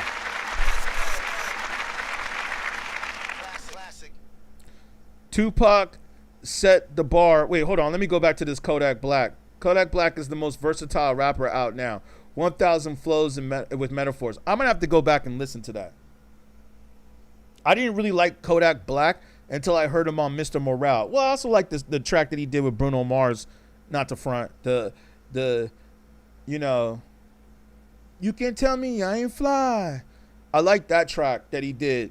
But, you know, the verse that he did on there wasn't all that. It wasn't like, oh, my God, like, wow. That was like such a remarkable verse. It was just a cool little verse, cool flow. He rapped on beat. He had his little cadence and his little swag on the beat, and that was cool. It wasn't nothing mind-blowing. It wasn't like no Nas. Like, when I go back and I listen to Nas on, you know what I'm saying, New York State of Mind or Represent, The World Is Yours, those lyrics are like mind-blowing. Like, those lyrics right there, like, even to this day when I listen to it, I'm like, yo, man. And to mention that the dude was like 18, 19 years old when he wrote those lyrics, and they're still relevant today. That's what I'm talking about, man. I'm talking about lyrics that are just still relevant. Tupac set the bar after he left hip-hop, went down, and allowed whatever to be acceptable. I kind of agree with that take, Alchemy, but I also kind of disagree. I think All Eyes on Me was the album that kind of changed to where we are now. I think All Eyes on Me was like the beginning of talk about getting money and I'll take your girl and F you and I'll, you know, all this degeneracy and I want beef. Even Tupac's homies say that Tupac wasn't really like that. You know what I'm saying? Like, that was just all a fad. That was like all, you know, he's also an actor. Let's not forget that was really just to fulfill the contract with Suge Knight. You know, here's another fact that a lot of people forget. Tupac never went to jail until after he became famous, which is kind of interesting. He took those painted fingernails and made 3 classics, so it don't matter. Yeah, I don't know about that. I know you're trolling, but I don't think Playboi Carti's music is going to I don't know if it's going to stand the test of time. I don't think, definitely not that previous album he dropped, The music one, that shit was trash, man. He had some cool beats on there. I'll give him that. Like, some of the beats were all right, but the lyrics, or I mean, that's like Lil Wayne, but Playboi Carti is basically a Lil Wayne child. So yeah, K Dot was a car rider low key. I'm not sure what you mean by that. Most of them younger dudes don't consider themselves as rappers. They think they're rock stars. Yeah, true. Emo rappers. That's what I call them now. They're emo rappers. Lamar, J. Cole, Big Crit, Real Big Three. Yeah, I feel you. Well, at least FKA, you're willing to admit that Nas got at least one classic. I'd say he's got two. I'd say It Was Written was kind of a classic. And then I think maybe one of the ones he did with Hit Boy was kind of a classic. Bone Thugs were the first mumble rappers and the downfall of hip hop. Woo. Damn, that's a cold one right there. I don't know if I really consider Bone Thugs mumble rappers, but I get your point. I see your point. No, public transit experience vibes from Dot, like can go call next at the park or something. Okay. You said you're not impressed with Kendrick. So you don't like Good Kid, Mad City? Nah, there was a whole community behind Dilla. Yeah, true. I'm sorry I'm getting to some of your comments a little late. He has you said Kodak is a sleeper rhyming pretty consistently. Okay. I mean, Rakim was 17. Yeah, there you go. Illmatic needs to be studied. Dope album. I mean, I think those of us that know real hip hop, we study it. Yeah, LL was 17. Y'all seen Crush Groove? It's a great movie. Tupac don't allow any whack stuff. Okay. Let's play the Akademiks real quick take because this is just hilarious while I catch up with your shit tweets. Down on some 4D chess. He's bringing shit, connecting dots. Go to What's the Dirt. That's where those are the people I call journalists. Hip-hop Y'all niggas are article writers. That's it. When's the last time any of you niggas broke a fucking story? You don't put no again fucking working. Covering a court case is not breaking a story. Dot is overrated to me, and so is M. Good Kid, Mad City, Marshall Mathers are great. Yeah. Okay, fair enough. Fair enough. That's a good point. Let's speak on that real quick. K Dot being overrated. Maybe so lately. He might be overrated lately, but is Dot overrated completely? I don't agree. I don't agree that Dot is overrated completely. I'll take some of your calls in just a second. I see that some people were requesting. I try to let some of you up. But for those of you that are requesting to come up, just give me a little brief scenario of what you're trying to talk about, and then I'll decide if you should come up. If you're talking like FKA about Playboi Carti better than Nas, you just stay in the chat. You know what I mean? We don't even have time to entertain that. We'll entertain that maybe on another stream. That could be like a debate where we could do like a Nas versus Playboi Carti. But other than that, yeah. Mr. Bojangles, hip hop fell off after the 90s. I agree. With like most of the hip hop. You're right about that. Didn't Bus Driver Dad film Crush Groove? That's a great point. I forgot about that. Possibly so. I did hear something about that. You're right. Well, if his dad filmed Crush Groove, then he's a nepo rapper. I call him nepo rappers. He's a nepo rapper then. You know what I'm saying? Because like I give props to people that like had to come up from the bottom. I don't like these rappers that have, you know, rappers that are famous cousins or famous rapper cousins or famous dads or famous moms in the industry. Like if your mom and dad were famous in the industry and now you're in the mainstream, I call that a nepo rapper. When's the last time you heard someone singing? You mean singing and rap? That has pretty much no delivery value to me. Always sounded corny. Even on Good Kid, Mad City, I don't think he sounded corny on Good Kid, Mad City. And even To Pimp a Butterfly. Even though To Pimp a Butterfly is not my favorite Kendrick album, I do like To Pimp a Butterfly though. Still, like I don't think he sounded corny on All Right and some of the other tracks on there. After 50, yeah, that was the last hip hop album to me. Well, I agree with you. I think Nitty after, I agree. Like, I think that after his album, I think that was the end of it. I think Tupac, because like if you look at 50 Cent's first album and then you look at Tupac's first album, yeah, Soulja Boy. I agree with you on that. You know, and I've said that too before. Shout out Suve Smart or Swoove Mart. Suave Mart. I think that's how I call you. Suave Mart. Yeah, I agree with you. I've said that before too. That Soulja Boy was like definitely the downfall of it. No one looks to get signed to a label anymore. Record labels are now sponsors. Yep. Drake is the children's choice. Fabulous was the last great rapper. Fabulous can spit. For a mainstream rapper, I like Fabulous. I'm not going front. I do like Fabulous. Dot has pretty much... Okay, yeah, let's go back to the Kendrick point. And thank you for the likes coming in. Bus driver, dope, regardless. Yeah, he's paid his way, in my opinion. Yeah, I mean, he's part of the Project Blowed scene.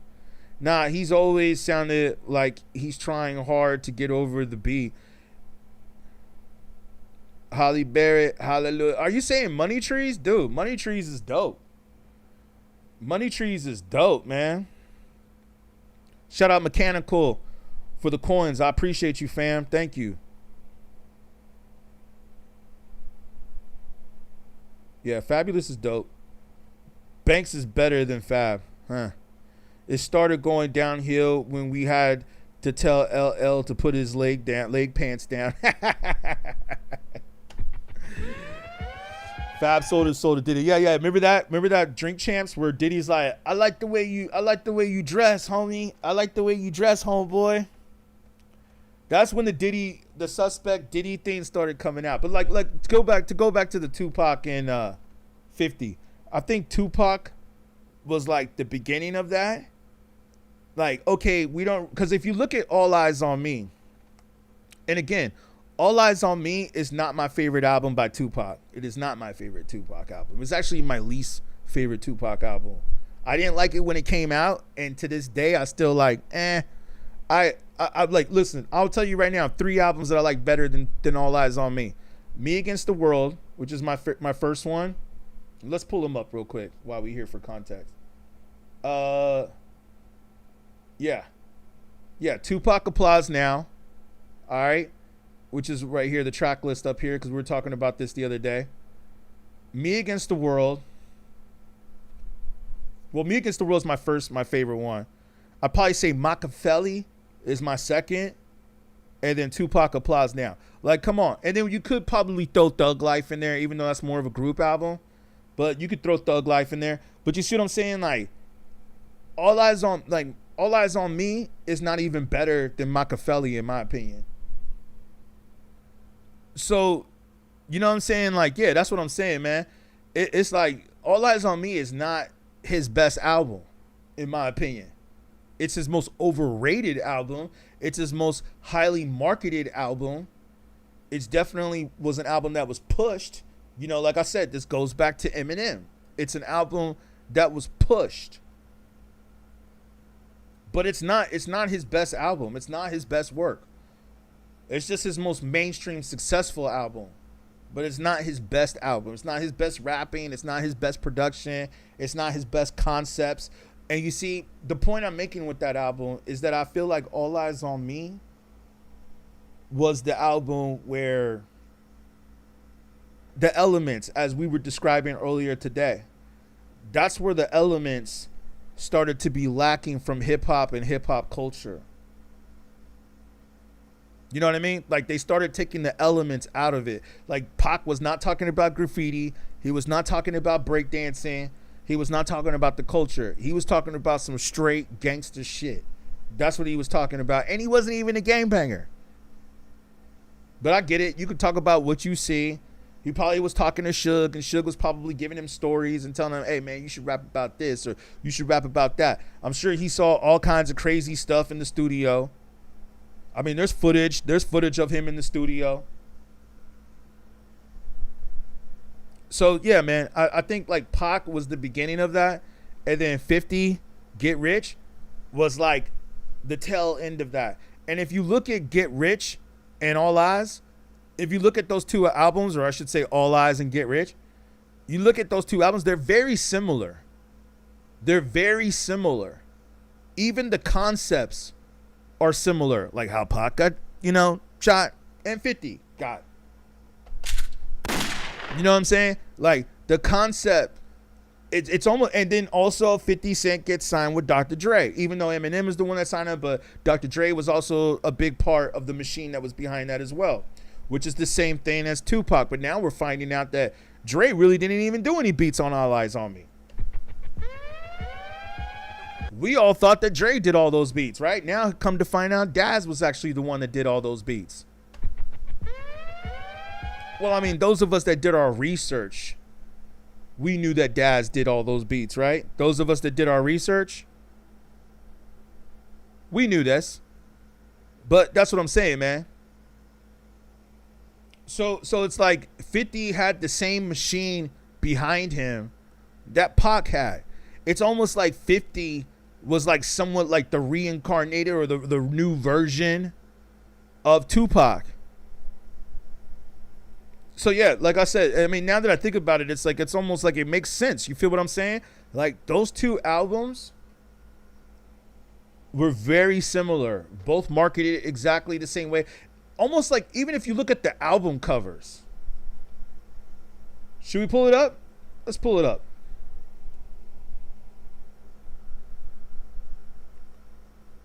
If you even look at the album covers, you know what I mean? Or like the concept of the album covers. They both have a similar feel. Let me read some of the comments while I'm looking this up. Fell off right after the Drake and Kendrick beef, Michael says. How so, Michael? How so?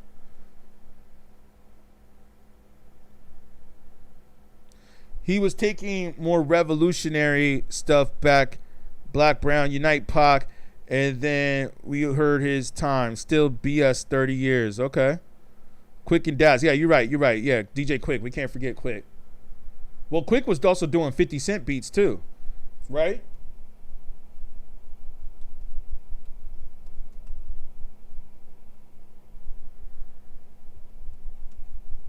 Let me pull it up real quick. I mean, just like the concept, like the colors that they use, the color scheme. Oh, not the movie, man. By the way, that movie was kind of trash.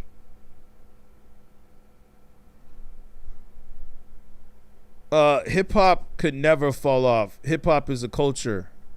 All right. Well, we could talk about rap in the mainstream. You're right about that. If Pac, Nas, and Cole are Space Jam, the Dot and M are like Mike. Interesting concept. Warren G, I thought, had beats. Daz, of course. Yeah, Warren G got beats. I think Warren G did some beats on the Chronic. What about Toss It Up on Machiavelli album? Pac dissed Toss It Up. I got to go back and listen to that one. That was on Machiavelli, right? Was it on Machiavelli? Or was that on All Eyes on Me?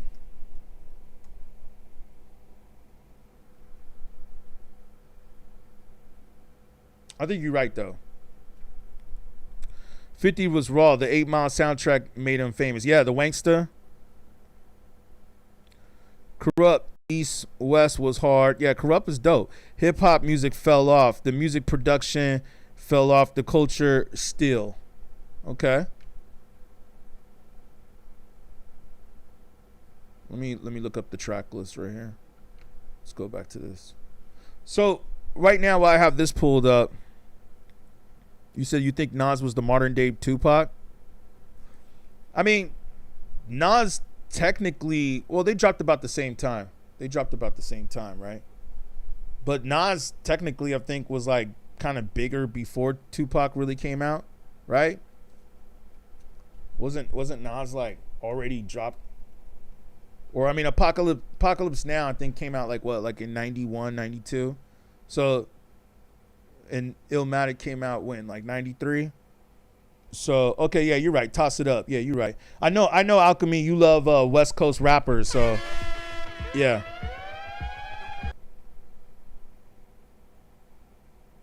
Do Quick underrated as Warren G? That's a good question. Hey, that would be a good versus. That would be a good versus. Warren G versus DJ Quick. Pac was misguided and lacked discipline in his personal.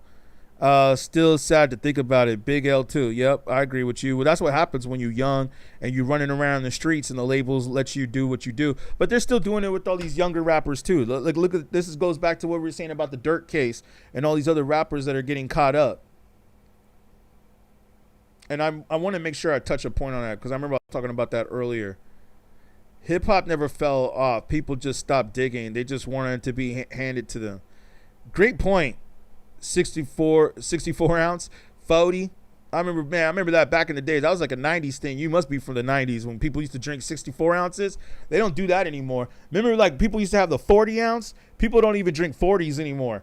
But people used to drink the 40, you know what I'm saying, oldie 40, and then they were like, man, the 40 Old English wasn't enough. We got to get the 62 ounce. That's crazy, man. Think about that. That was like a 90s thing, man. I remember that back in the days when people used to drink the 64 ounce. Jeez. I went to a couple Eminem concerts around this time. Hot in Arizona outside with 50 Cent. Was that the Up and Smoke? Yeah, he was bigger as a solo before Pac. Yeah, plenty of real spitters out there today still. You just got to find them. I mean, that's the way it's always been, man. I feel like after 97 maybe, you had to start digging more. I think like there was a period when hip-hop was just starting to become somewhat not mainstream, but it was starting to be played on the radio, and it was like everything for the most part that you heard was pretty dope. And then we had a lot of dope radio shows like Sway, Wake Up Show, a few others out there. I think like The Beat used to play hip-hop, like real hip-hop back in the days. But I feel like yeah, man, that changed around 97. Like somewhere around then is when the industry started really like changing the culture, or trying to change the culture, I should say. Nas debut 91, yeah, Live at the Barbecue. That's what I'm saying. Those are mind-blowing lyrics. And that's what Search brought up. Yo, Search knows that whole verse verbatim. Does anyone listen to new music anymore, or hip-hop heads just lazy? I listen to new music, but you can go ahead and name a few in the chat. 400 Degrees was the best hip-hop album. It covered all old ground. Bingo. Internet stretched the game. Okay, there's rap. There's pre-Ruckus and post-Ruckus. Yeah, true. Went to Smoking Grooves tour. Okay, yeah. MTV helped kill. Yeah, I agree with you with that, with MTV. Well, let's keep in mind, hip-hop fell off from 2011 to 2019-ish. Some shit was good, and older hip-hop dudes came back. Yep, some people had said that in the comments, too. Thank you, Be More. Appreciate you, man, for the coins. Never forget commercialism and artistry. You're completely different, and hip-hop's sold out. Yeah, it definitely did. And let me just close out this topic real quick. I just was saying about these album covers with 50. Like, if you just, like, because I understand, you know what I'm saying, graphic design. And if you look at this, you know, that was actually, like, one of my day jobs. You know what I'm saying? I used to do graphic design, so I understand it. Just even the color contrast, you know, they even have, like, the gunshot ricochet off of the album cover. And, you know, him with the shirt off, with the vest, with the Gucci vest. And then you got Tupac with the vest. You see what I'm saying here? Like, these album covers are very similar in how they look. Dude got on the Gucci. I think Pac probably got on the Versace. You know what I'm saying?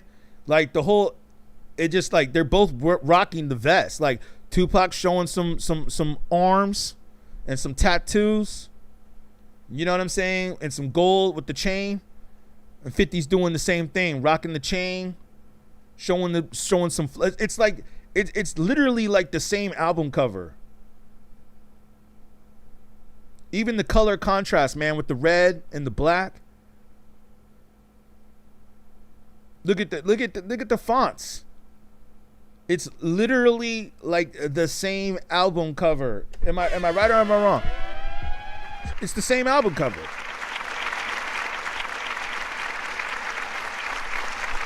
Same album cover, same concept.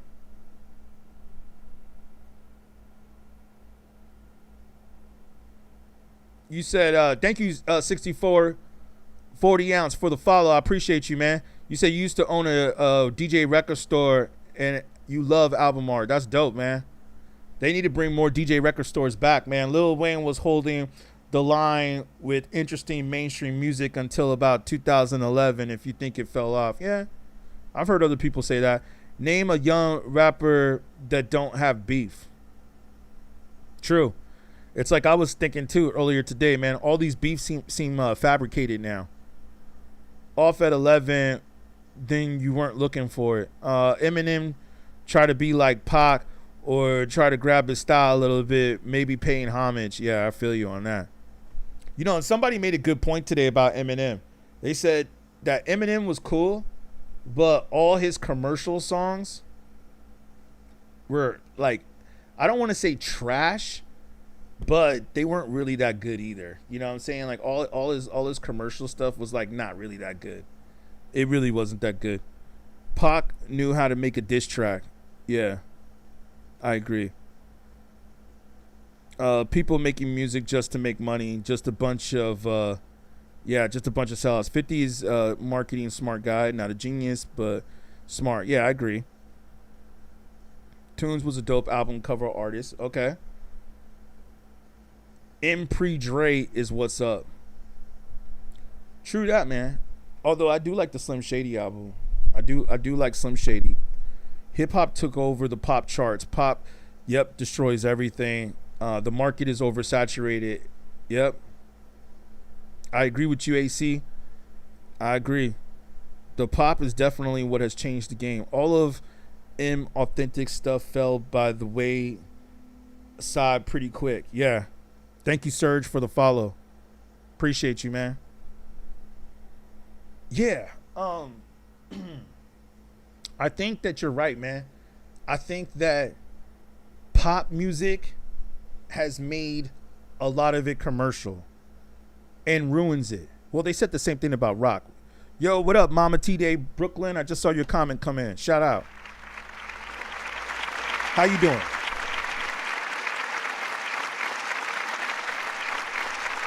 One of our big time supporters. Gypsy in the house. Had lost a phone. Just got a new one. Hey, you ain't the only one.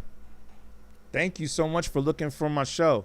I really appreciate you, Mama. Thank you. Thank you so much. Don't feel so bad. I lost my phone too. And I also got some of my phones jacked in different countries. Can you believe that? It happens. Just back your stuff up and you'll be straight. Just back it up. That's all I got to say. Get your Google Drive. Back all your important photos and videos up to your Google Drive. Because you never know, man. Phones can also malfunction. I actually had another phone over here that just malfunctioned on me. Like, I bought it. It was working fine for a few months. And then it just malfunctioned. You know what I'm saying? So, like I say, man, always back your footage up. J.I. Prince of New York. I haven't heard about any beef except people mad. He seems to be going to R&B instead of hip-hop. Can't complain. Now I'm checking you out, brother. Oh, well, thank you so much, Mama TDA Brooklyn Gypsy. I appreciate you. Thank you so much. Very nice of you to say. Yo, as people be saying right here on TikTok too, man, I speak the real. You know what I mean? So thank you. Thank you for that. I appreciate you, man. Thank you so much. I'm so glad that you said that I was the first show that you looked for when you got your phone back. Like, that makes me feel happy to be here doing this. You know, it's people like you that make me want to continue to do this. So I just want to say thank you very much. Because I'll tell you, man, sometimes I get frustrated too. Sometimes I'm like, yo, you know what? F this. You know, they ain't paying me enough to do this. But like some of y'all said, we got to do this for the culture too. You know what I'm saying? Like, we got to do this for the culture. We can't always just do this for the money, right?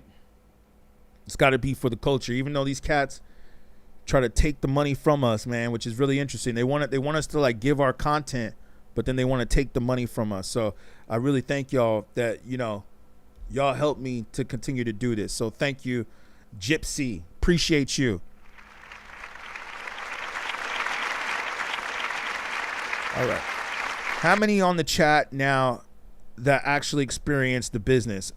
I have. You mean that worked in the business? I've worked in the record industry. Young Jeezy changed hip-hop culture by a landslide. Nitty says Young Jeezy changed hip-hop culture. Is that for the good or for the bad? After Marshall Mathers LP, he didn't give much appeal and just fell off the mainstream. True. Yeah, he started coming with some pop stuff, man. America's Most Wanted was the best beat in the entire hip hop. You know what's funny is that Suave Mart Complex just put up the list of the best beats of all time, and we're gonna go through that list later.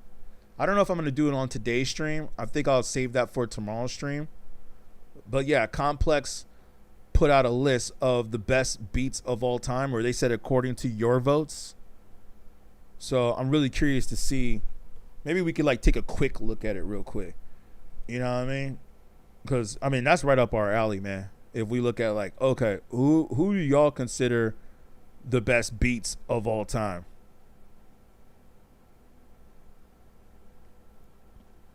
beatGrade, are you actively in the music game? Well, I'd say, does this kind of make me actively in the music game? Or what do you mean by am I actively in the music game? Like, I mean, I would say that what I'm doing right now is pretty active. Wouldn't you? I would say what I'm doing right now is pretty active. You know what I mean? What kind of a question is that? Like, I'm pretty active. I'm on here like pretty much every day doing this. I might take a day off or, you know, a couple days off here and there.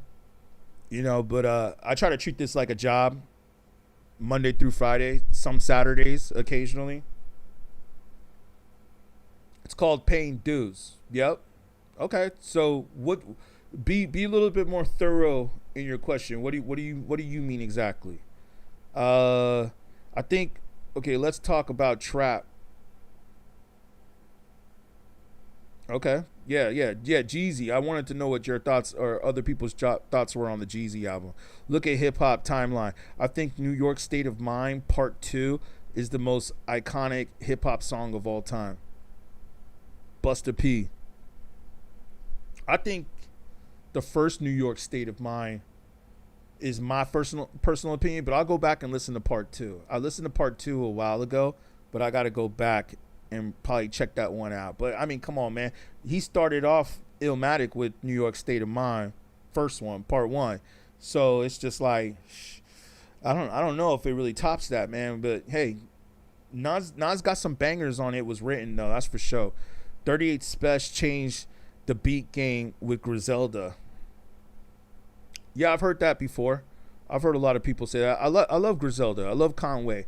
Conway's one of my favorite rappers right now. I'd say that Conway is one of my favorite rappers that are in the underground right now that's kind of somewhat new, but not really. But, you know, it's hard to explain. But doing this is not being in the music game. You're a creator or a curator. I don't know if I agree with that. I'm not really a curator. Check the resume, homie. Go to my YouTube channel and check the resume. But just guest list for hip-hop and reggae artists at popular NYC nightclubs early 1990s. Not in the business per se. Okay. Oh, Well, no, I think they were asking me that question, not you, Gypsy. I think they were asking me that question, like, what am I doing? But like I said, hey, you can go to right here to beatGrade. You can check the YouTube channel. It's right in the link. All you got to do is click on my profile right here, and then you can go to my YouTube channel. The link is right there in the description. Boom.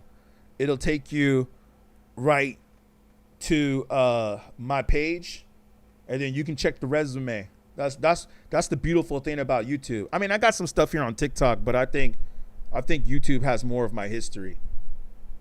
What do I consider a curator? I consider a curator like an A&R, like somebody who signs records, record labels, or who puts artists together. And like YouTube is a curator. Like YouTube doesn't necessarily create content. They have a platform where they have a bunch of content creators jump up and do that. Thank you, Info Pete, for the follow and for the coins. I appreciate you, fam. Thank you. Nostalgia factor on part 1 is hard. But yeah, let me go back to your point. Shout out Info Pete. Appreciate you, man.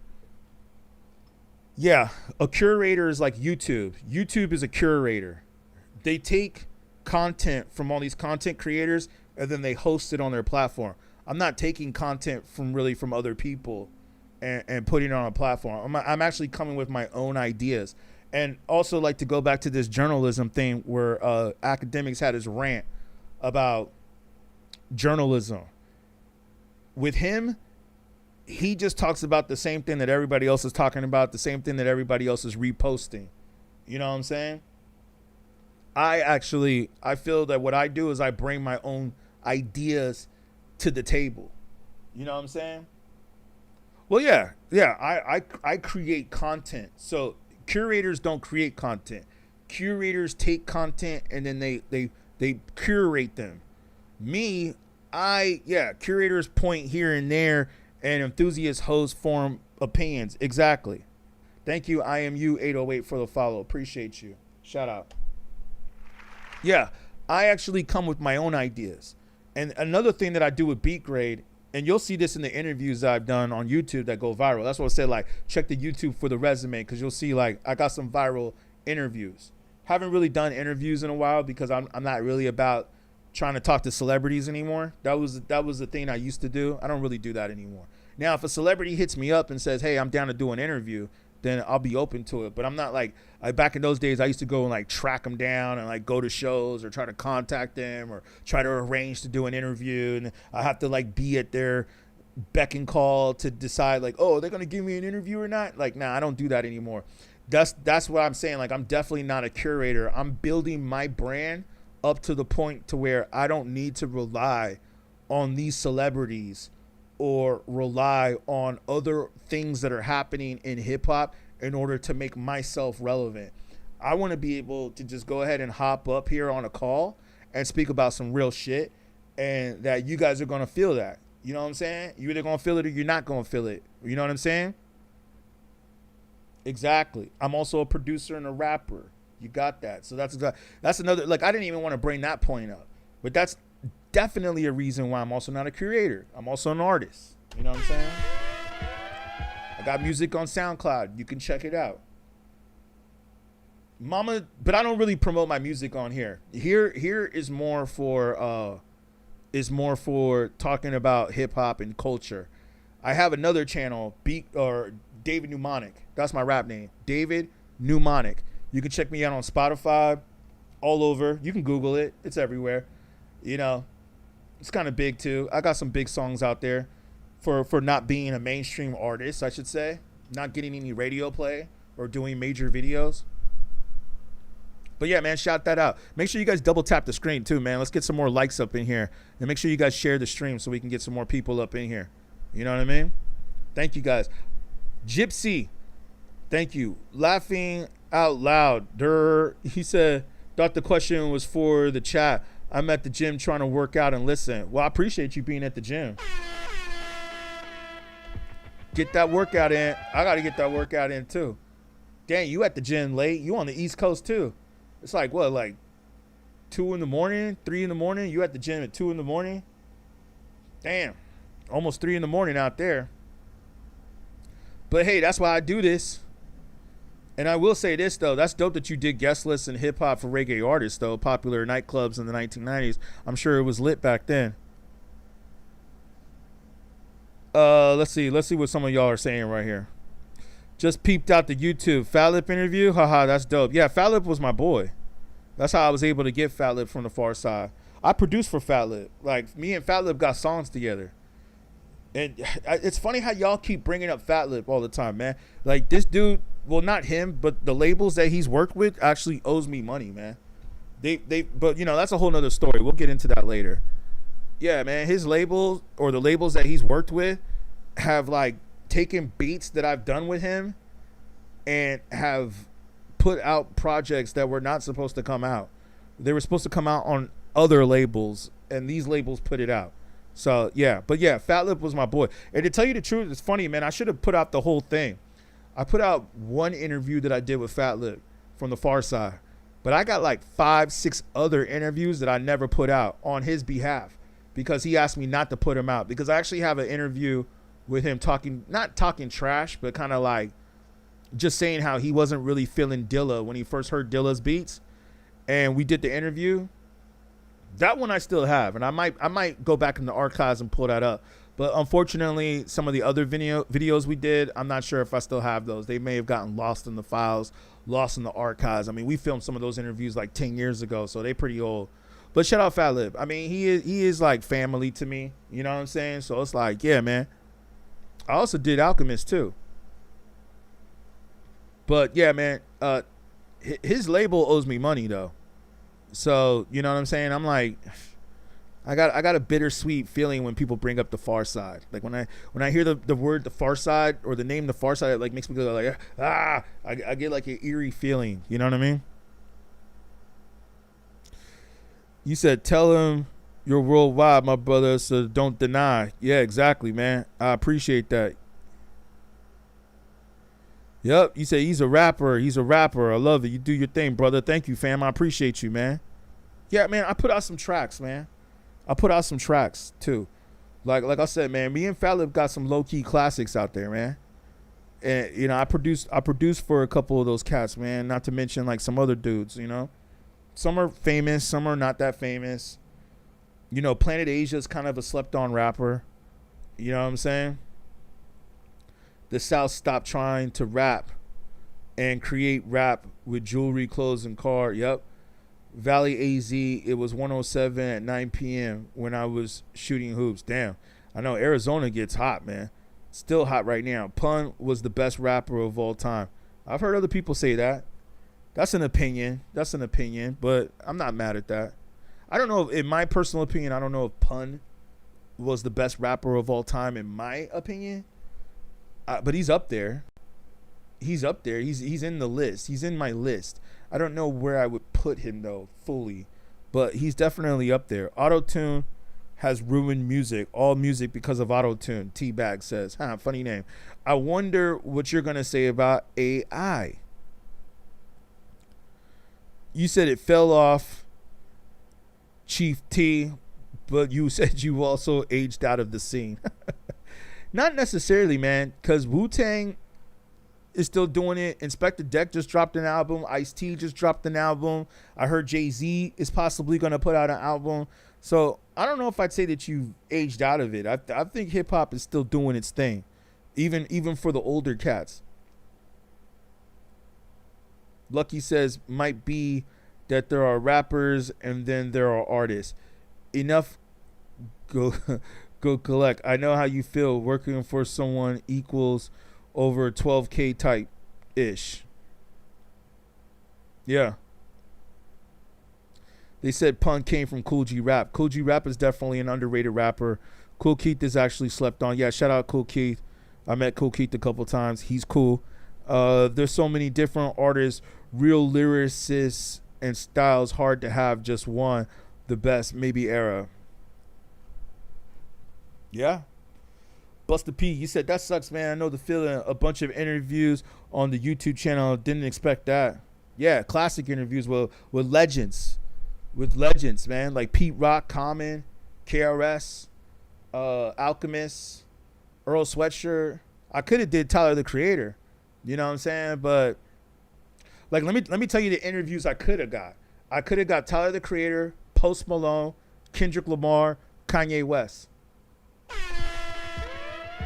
Those are 4 interviews I could have got. And the reason why I didn't get them, and possibly Dr. Dre, those are 4 or 5 interviews I could have got. But I just didn't, I didn't have the knowledge that I have now back then. You know what I'm saying? I was just getting started. I was just kind of getting started, kind of just like understanding, like, okay, what I'm doing here, understanding real journalism. You see, that's the funny thing, like, to go back to this academics thing. He's like, be a real journalist and all this and that. And it's like, I don't know if being a journalist is really just about breaking a story, being the first to break a story. That's like TMZ bullshit. I mean, no disrespect to TMZ, because TMZ had me on their show, which, to go back to you, Chris Cartel, I've also been featured on TMZ. So I think my takes are pretty good. I'd say, not to, toot my own horn, but I'd say my takes are pretty good. I don't know, but like, shout out TMZ. I don't know, and that's another thing. I got to go back and find all my TMZ footage, because I've been on TMZ, like, I forgot how many times I've been featured on TMZ, but it's been at least about 5 or 6 times, maybe 7. My goal is to get to 10 appearances, and then I'm going to drop it on YouTube. So maybe I got to hit them back up and jump back on. They just haven't really been covering anything hip-hop related lately, I noticed. Like, I noticed that when I was covering TMZ, they used to have the hip-hop section on their website. If you notice, if you go to TMZ, you notice they took the hip-hop section off of their website. That should tell you something. That should tell you that maybe they think that hip-hop is falling off, or that they don't even really want to cover hip-hop anymore. Like, it's just gotten too repetitive, and it's just gotten too stupid. I mean, like, we definitely were covering the Kendrick Lamar beef and all that stuff, but, you know what I'm saying, and Drake beef, but, I think they probably just got tired of covering the same old BS, man. So they took the hip hop, they took it off their channel or off their website. So, I just feel like if I go on TMZ, I'd rather speak about hip hop. I don't really want to speak about the crime and drama and all the catastrophes that are going on around the world. I don't care to talk about that. Like, probably the only thing hip hop related that they're speaking on right now is Tupac, the Tupac case. You said there's so many different artists, real lyricists, and styles. Hard to have just one best maybe era, Serge says. Yeah. I mean, I think so. Hip hop is easy to create and easier to forget. Well, the hip hop that's, again, hip hop is the culture, rap is what you mean. But rap might be easy to create. The current rap, I think Nas Illmatic, I don't think that would be a easy album to create, and it's definitely not an easy album to forget. Damn, Kanye love you though? No, I just remember Kanye before he was famous. That would be dope. Sorry on the last comment, that was autocorrect. Oh, it's all good. Good hip-hop interviews are few and far between nowadays. Watered down. Yeah, man, I feel you. And it's hard to do interviews these days, too. That's another thing. That's another reason why I don't really care to do interviews anymore, because it's hard to do interviews now, because so many rappers and people are afraid of the cancel culture. So it's like they don't even want to go on the internet and even say anything, because now you got these rappers that are incriminating themselves. You got people who are, getting arrested after they do interviews, or getting canceled, or people like, oh, they said this, they said that. Oh, we got to cancel them. So it's just like, it's like, it's harder to get interviews these days. You know what I mean? Like, cats don't even want to do interviews. Isn't hip hop, has it grown from that structure?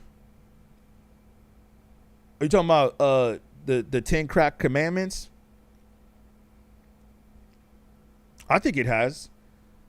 But I mean, Biggie is forever one of the greatest rappers of all time, if that's what you're referring to. It ain't just rappers, it's everyone. We letting the government do whatever they want, dog. Yeah, I feel you, man. Great point, man. Great point. like the government letting agents in like academics. Let me play this real quick while I take a sip of my tea. Y'all are upset or you're reacting to me.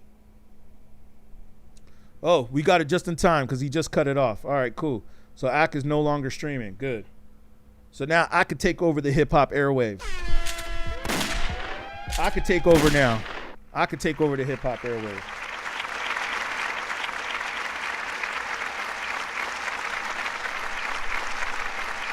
Good. He's out of here. Yo, let me say this, man. Yeah, man, the government, and good thing we got that on the stream earlier. So those of you that are watching the YouTube, for those of you, Red Jane, what up? What up?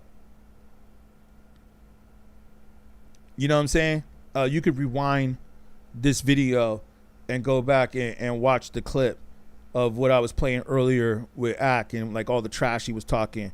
All you gotta do is just rewind it probably back to the beginning and you'll see the clip of what I was talking about. And then you could just fast forward back to where we are right now. Fortunately, I allow you to be able to rewind these streams because we up here speaking education, man. We up here speaking about the culture and education, which is what's needed. You know what I'm saying? In the mainstream charts, social media, etc., there might just be missing some new stars, big three, especially for hip hop purists. Yeah, man, I agree. And also, it's like,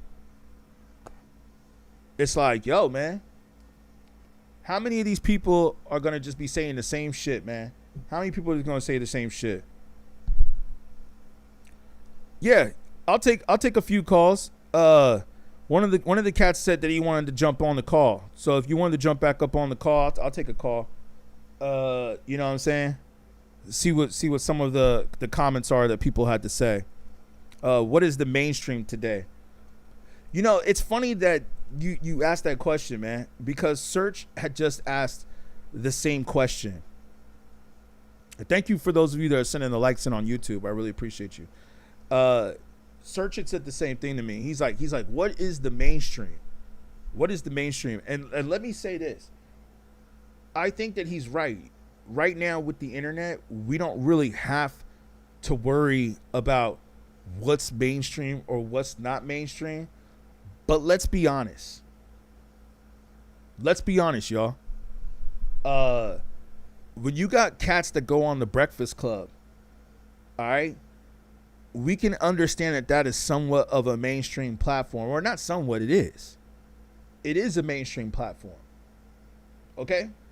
So I completely see where, like I said, and not to go back to this because I can't stand bringing this up, but the fact that this dude had Saucy Santana, Charlamagne allowed this degenerate PDF looking you know, I don't want to sound transphobic, but come on. Dude is not trans. Dude is confused. Dude is walking around like he's a man. He said straight up in the Breakfast Club interview that you need to respect me as a man. He was talking about like the people that he talks to. They need to respect him as a man when this dude is walking around with a wig, a purse, some Lee press on nails, fake breast implants, talking about we need to respect that man. Like if you're gonna be trans, that means that you're trying to change your gender, right? Ooh, let me watch out what I say on TikTok for this. I forgot we're streaming on TikTok. I know YouTube is not as sensitive, but I'll just say this real quick. You want to be respected as a man, but you walking around with a BBL, a purse, and some fake, you know, some fake titties. That's not trans, yo. That's a confused individual. That is a confused individual, and I'll say it, who has some issues, man. That's clearly some issues. All right? Charlamagne has never been a good steward. Yeah, I agree with you. Payola, probably definitely, man. I don't understand how else you could put somebody like that on your show. Yeah, Nocturnal was dope. The DSPs got rid of the gold standard. Yeah, I agree with you on that. And they faking everything too. You saw Cole at Madison Square Garden? Dope. Yeah, I heard he's rocking the tour right now. Umbra. When OGs get put on speakers, MFs get hype. When new stuff come on, people kind of just vibe. Yeah, exactly, Umbra. You're right. That alone speaks volumes on the state of hip-hop, Sally. Ricky Smiley in the morning, Breakfast Club. Yeah, exactly. We're going to see who goes on the Breakfast Club tomorrow because Akademiks was straight up throwing shots. You know what I'm saying? Yeah, I agree with you, Gypsy, on the Akademiks comment. I agree, for sure. I agree. Like, he ain't talking about nothing, man. He ain't talking about nothing. Like I said, and then he wants to shout out these dudes who, it's also interesting that like everybody that he shouted out are just people who capitalize off of the downfall of rappers and the conspiracies of what happens to these rappers. Like Young Thug trial, Lil Durk trial, YBN trial, Tupac trial. That's all it is that he talks about, man. He don't talk about nothing else. It's nothing else that has to do with the culture. And you see, that's where I come in. That's where I differ, is that I talk about the culture. Thank you, Steven, for the follow, man. I appreciate you, man. Make sure you guys are liking and sharing the live, man. Make sure you guys are liking and sharing the stream. So this is my point. Yo, Meter Smash, what's good, man? Yo, so this is my point. You know what I mean? Is that let's have a different type of a conversation here. Let's elevate. That's what we're doing now. We're elevating here. You know what I'm saying? Like this is why like for those of you that went to the YouTube channel and saw that I have KRS-One and people like this that I've interviewed, and Fat Lip and others, and Alchemist. Let me say this, man. Before, and Pete Rock. I could throw Pete Rock in there too. When I was doing these interviews, of course, you think these guys are just going to jump on camera and be down and do an interview with you? No, not like that. It don't work like that. They got to vibe with you first. They got to feel out your vibe. They got to make sure, like, are you really about the culture? Because some of these dudes are purists. They're not going to just jump on an interview with you. Okay? So I'm trying to tell y'all that I've had lots of conversations with KRS-One, thankfully. The video that you see on the internet that went viral, by the way, and I mean real viral. Nowadays people say, oh, it went viral and it got like 50,000 hits, which is still dope. That's still pretty good. But I don't consider that viral. You know, where I come from, especially in these internet streets from back in the days, I consider like getting at least a couple million, 2-3 million in one day viral.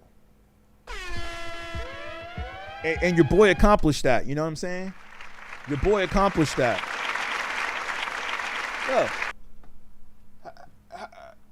if Chris is still on the line, thank you, Alchemy, for the rose. How do you think I got this? How you think I got this? You know what I'm saying? Like, and you know, just so you know, I ain't fronting. It says beatGrade on there. You see that? It says beatGrade. Just so you know, I ain't fronting. How you think I got this? So like, your boy definitely put it out there. You know what I'm saying? Make sure my plaque is up there right. Yeah. Your boy put it out there. So that's all I'm saying. Make sure it's on that shelf right. A second. Yeah. Real viral to me is hitting 1 million in one day. At least 1 million. I'd say like, well, you know, nowadays I think they're changing and they're controlling who's going viral. I mean, just look at some of the videos I put out. It's like, come on, man. My videos were getting like 100,000 hits, and now they're getting like 100. So it's clear to me that shadow banning can be a thing, because like I said, like you said, Gypsy, Akademiks is just trash. And it's like, I think we all can agree that I'm putting out better content than these guys. But We got to see if the machine wants to portray you or wants to promote you. We speaking on the culture. That's what we talking about over here, Meter. Great minds discuss idea. Average talk about events and small talk about people.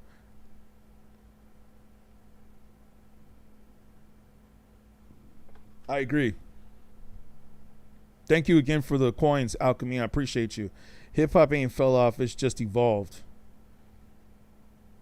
Evolved into what? All the auto-tune trash hit numbers, but it knocked the game off. It definitely did, and AI could be the next part of it. 520 pod is the best thing on the market. I'll check it out. I haven't heard it yet. It sounds familiar. Might have peeped it, but I'm not sure if I checked it out yet. A personality, or let me go back to your comment. You said Charlamagne need to go back to the Catfish show. He's played himself into hip hop without the stripes. Catfish Wendy Williams behind the scene. He faked his way into Hot 97 as a host. Ain't real, just a personality playing a role. Academics got internet famous because of clout chasing with 6ix9ine. You're absolutely right about that. Taking it back there, it leave me no choice. Taking it back there, it leave me no choice. Great point. You're right about that. You're right about that. Thank you for reminding me, Gypsy. Thank you. Like, I forgot that you're right. Academics got really popular for portraying what was his name? Yeah, 6ix9ine, and doing all that clout chasing, and 6ix9ine was just like a shock rapper, shock value rapper. Hold on, let's pull this up. We already covered the Joe Budden thing. But just for research purposes, let me pull it up.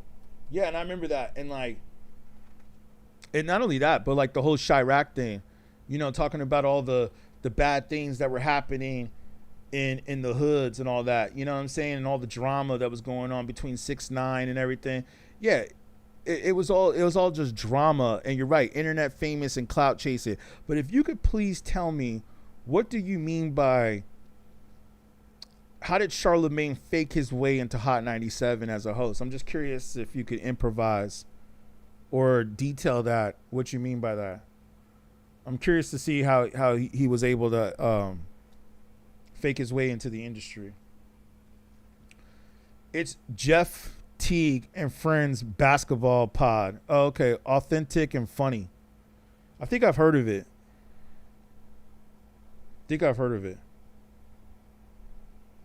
I probably watched a little bit of it. Probably just don't remember the name off the top of my head. But I probably have watched some of it. You know what I'm saying?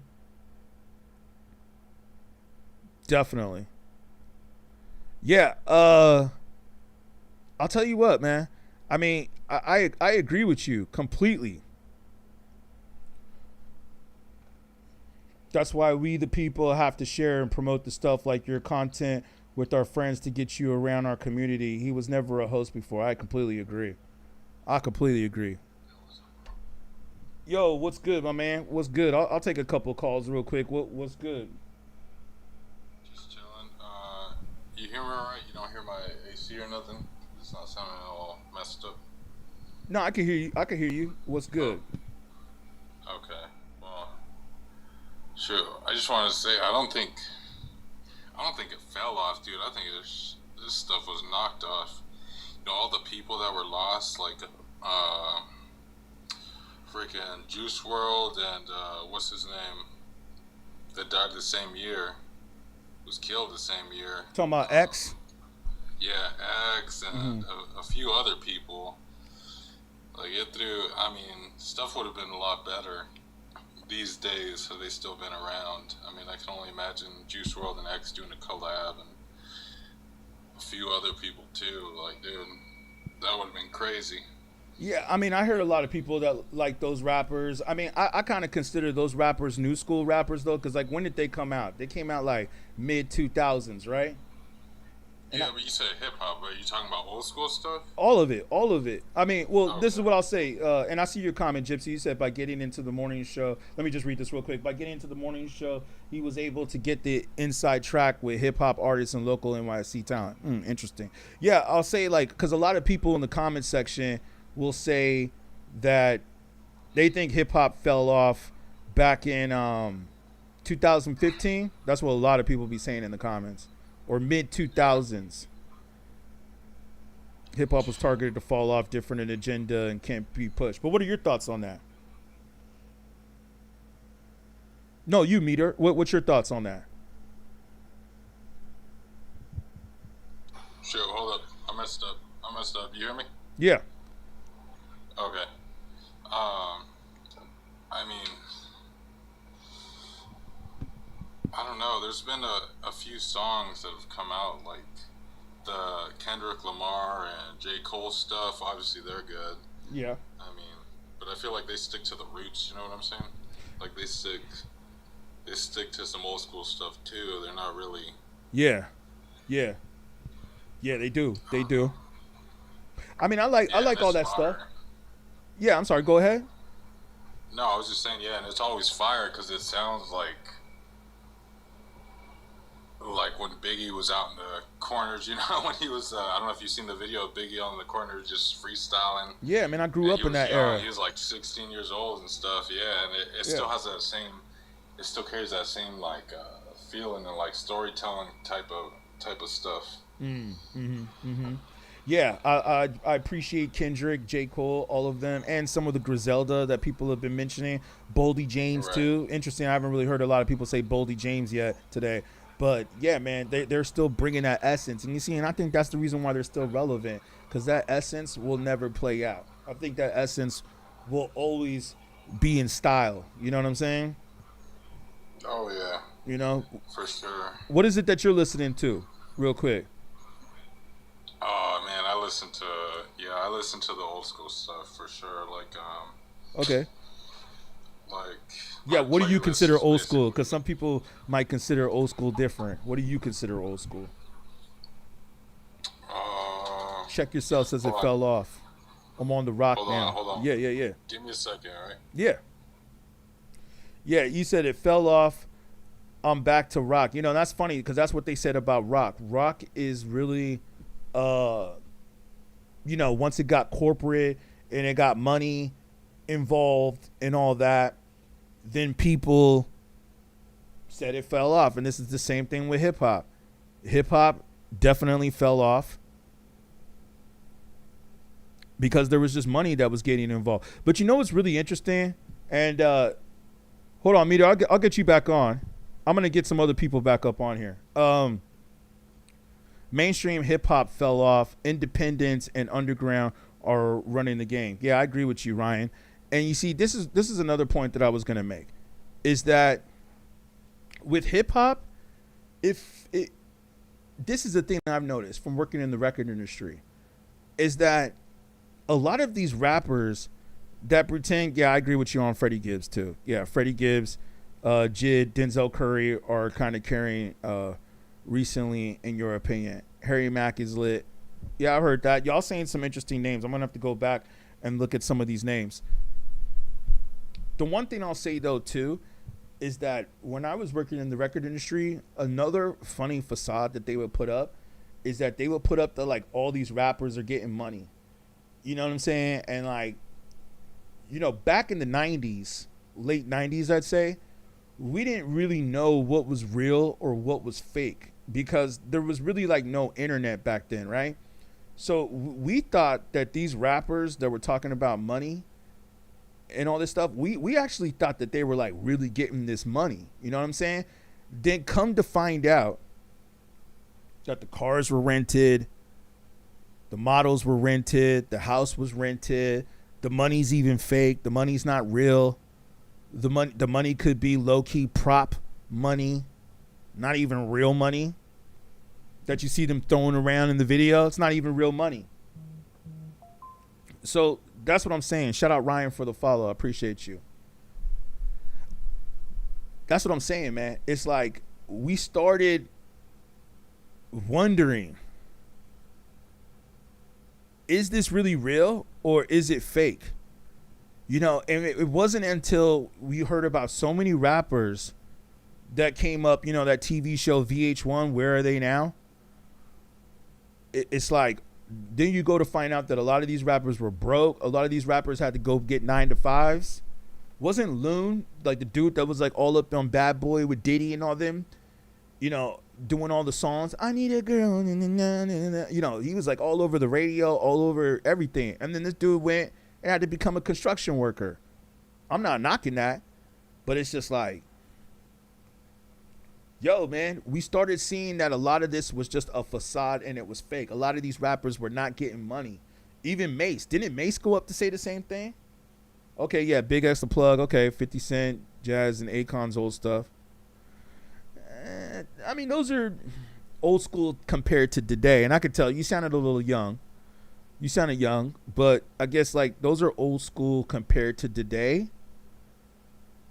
But like when I'm thinking old school, man, I'm thinking like Nas, Rakim. You know what I mean? Throw the favorite. That's what they say. Yeah, Butter P. Okay. That's a deep comment right there. Quoted super relevant music and artist generation. Yeah, I will. I appreciate the takes though, man. I mean, those are definitely some good artists to look out for. There's no doubt about that. You know what I'm saying? Those are definitely good artists to look out for. Yeah, that's like when I think of old school, like Vince Staples to me is still somewhat of a new rapper. Thank you for all the gifts coming in though. I appreciate y'all. Let me see here.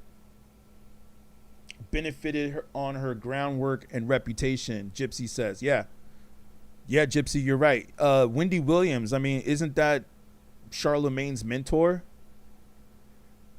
I mean, to me, that's the reason why Charlamagne acts so feminine in a way, is because he like started off with the gossip queen and then he started becoming gossipy. He had some good takes back in the days, but like I said, like how I got Rob Markman up here and Akademiks and them were going at each other. It's going to be really interesting to see what the Breakfast Club does tomorrow. Well, the Breakfast Club is actually about to get started where you at. It's almost, or no, it's 3 a.m. over there. So what time did their show start at? 6? 6 a.m.? Okay, so yeah, in about a few hours, you got the Breakfast Club coming up. I really, like I said, man, because they were going off on the journalism, I have never been more excited to see the Breakfast Club show. I got to say, sorry if that was a little loud.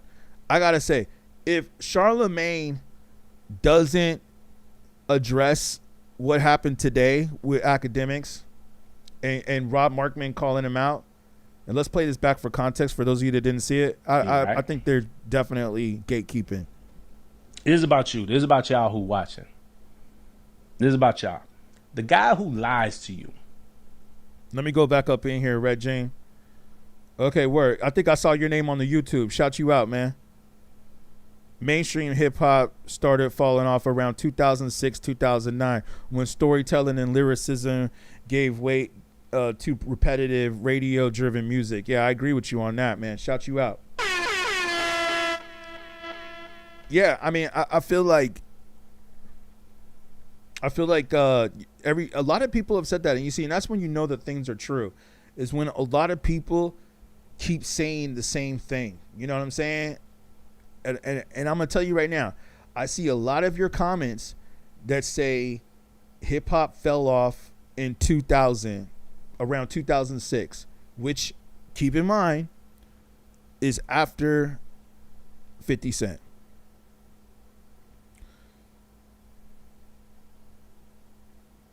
You said, I used to really be into old school rap like Ice Cube and Run DMC, ALXC. You know, it's funny you say that. I've always loved Ice Cube. Well, his newer stuff I wasn't really big on. Wow, you said Sugar Hill Gang was good. That's a first. I haven't really heard that before. Sugar Hill Gang. Interesting. Nas made hip hop, yeah, in 2006. Yeah, T Zeus, shout out. I seen you up in here before. Yeah. Nas definitely did say that, and that's what it is. I gotta be real though, man.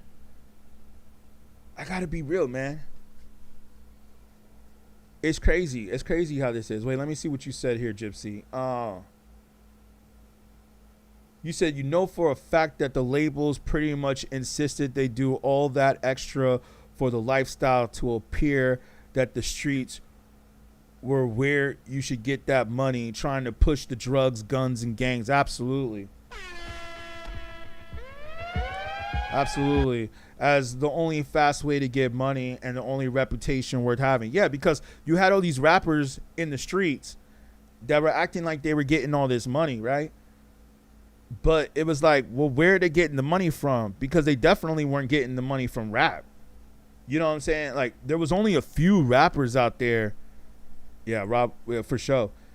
Mobb Deep keeps going. Time, yep, you're right about that. Thank you for sharing the live, Meteor. I appreciate you.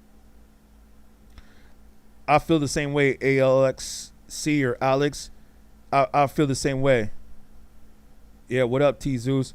That Ice Cube's newer songs fell off. Ludacris is alright. He's alright. I look at Ludacris as like an actor now. I see him as like a Fast and the Furious actor now. But yeah, that was such a great point that you made. And let's just pull up an image for context. Yeah, I didn't really like Ice Cube's newer songs either. Like, what happened to Ice Cube? Ice Cube used to be so political. I mean, he's still kind of political when he talks, but he doesn't really rap about political stuff anymore. All he raps about is, you know, up in the club, West Side, West Coast. Like, he doesn't really, I don't know, maybe because he started acting. You see, but it's like, we got these images of all these rappers with money, right? And it's like, you don't even really know if this money is even real. Like, this could be fake money that you see in these pictures and these images. And then not only that, but it's like, just like how you said, Gypsy, this was such a great comment. Yeah, E was good. Not really hip hop, but he kept the good times going for sure. Yeah, old Gucci. Dub C. Yeah, this is such a great comment where you said right here, you said, I know for a fact that the labels pretty much insisted they do all that for the extra, to appear that the streets were where you should get that money, trying to push. Yep, exactly. It's like, it wasn't about like, stay in school, get your degree, even though we know that that's starting to become somewhat obsolete. But it's just like, yo, man, when they were talking about getting their money and, you know, gang culture and doing all this and get like, that's what it was pushing, and that was what it was glorifying. But then, like I said, you see that all of these rappers really ain't getting no money. They might be funded. I mean, who was the rapper that said this? Hold on. There was a rapper who said this. I forgot who. Where he said, like, the labels will buy you a car and maybe even rent a house for you, depending upon how good your raps are. But, like, they'll buy you a car so you can portray this lifestyle. Because if people see you driving around in a Honda Accord, they're going to be like, this dude ain't making no money. He's driving a Honda. I mean, didn't Tupac, speaking of which, didn't he come out and say this? He said that, like, he had all this stuff. He was looking all cool, like he was making all this money. And then come to find out that Suge Knight owned everything. Suge owned the house. Suge owned the cars. Tupac didn't own anything. The house that Pac was living in was in the label's name. The label owned the house, not Tupac. I mean, if you really think about it, that's like some house Negro slave shit. Like, we own the house that you living in. You don't even own the house. So they could decide to kick you out of the house whenever they want. Didn't I tell you guys this the other day, that there's a great documentary, it's not a documentary, but it's kind of like a documentary. It's a biopic of Milli Vanilli. One of the best biopics I've seen on the music industry. And that movie goes through everything. If you haven't seen it, I highly suggest that you watch it. It's called Girl, You Know It's True. It's the biopic. It's like a documentary, but it's really a biopic of Milli Vanilli. If Milli Vanilli was around today, I think that they would be very successful again. Because their whole career ended when they got caught lip syncing.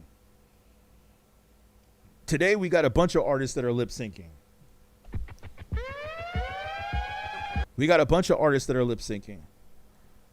But the one thing that I liked about the movie, and I think it's on Tubi. You can go watch it for free on Tubi. If not, it might be on YouTube too as well. Go look it up. Girl, You Know It's True. It's really good. I think it's actually better than the Michael movie. All right? And because it really shows the record industry.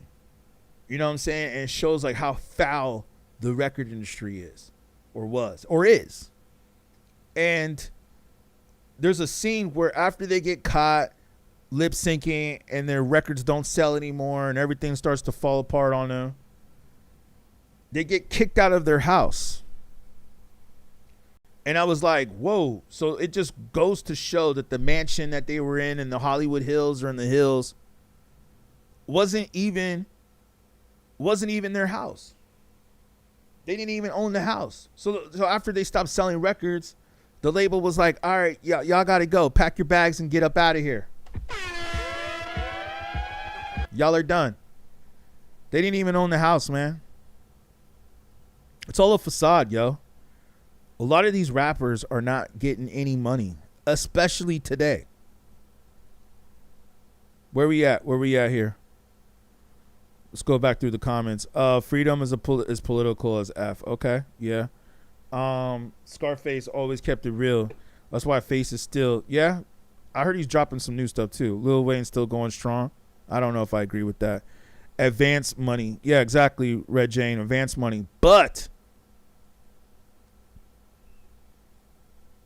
even with the advance money, I think a lot of these houses and cars are still in their names. Ice Cube had the song with no promo for foreign cars. Yeah, Ice Cube might be one of the few rappers that actually made money in this. But again, I don't even think Ice Cube made money really from rap, and I think he even went on to say that. I think he actually said, and Dr. Dre said the same thing, that they made more money doing movies. Yep, that's what it all is promos. Then you got Wiz Khalifa saying he's going back to major labels, almost knocking being independent. Why was Wiz Khalifa saying that, Ryan? It did fall off as the greats got old, but it's still great. Yep. Tribe, yeah. I agree with you on that. I got to get Tribe on the wall. I haven't put Tribe on the wall yet. Repetitive beats, weak lyrics, auto-tune, and chasing viral hits made today's rap worse. True, man. And the streaming, too, I think, did it, too. The streaming, because it's like we don't even know what's real. Yeah, even giving Lil Uzi or whatever, they give them shiny for records, but it's damn near worthless. Yeah, at least not worth a fraction. Yeah. Playing a backtrack at their concert. Yep, exactly. Like Milli Vanilli. With auto-tune, ghostwriters backing tracks and manufacturer artists accepted today, Milli Vanilli could probably succeed. Absolutely. If Milli Vanilli came out today, I think that they can make it again. Yeah, enough respect, dude. Antonio, for sure. Big Daddy Kane. Yeah, that was on the Juice soundtrack. That was one of my favorite soundtracks of all time. Got it right here. I know it's hard to see, but that's Juice right there. Got Juice on the wall. Yeah, I like the Roots too. Gypsy, you said Roxanne Shante is the only artist I know who insisted that the label pay for her education for as long as she wanted with no stop plus date. She got like 3 PhDs at this point. Good for her. Wow, shout out to, I never knew that. You learn something new every day. I never knew that Roxanne Shante had the label pay for her education. Yeah, that Milli Vanilli doc or biopic was excellent. They all need auto-tune nowadays too. Can't sing, rap, freestyle, or write their own sheeshness. They definitely would have been great today. Yeah, actors and artists do commercials overseas where Americans don't see them doing stuff like that to make money. A lot do. Yeah, and haven't you also heard that Hollywood is no more?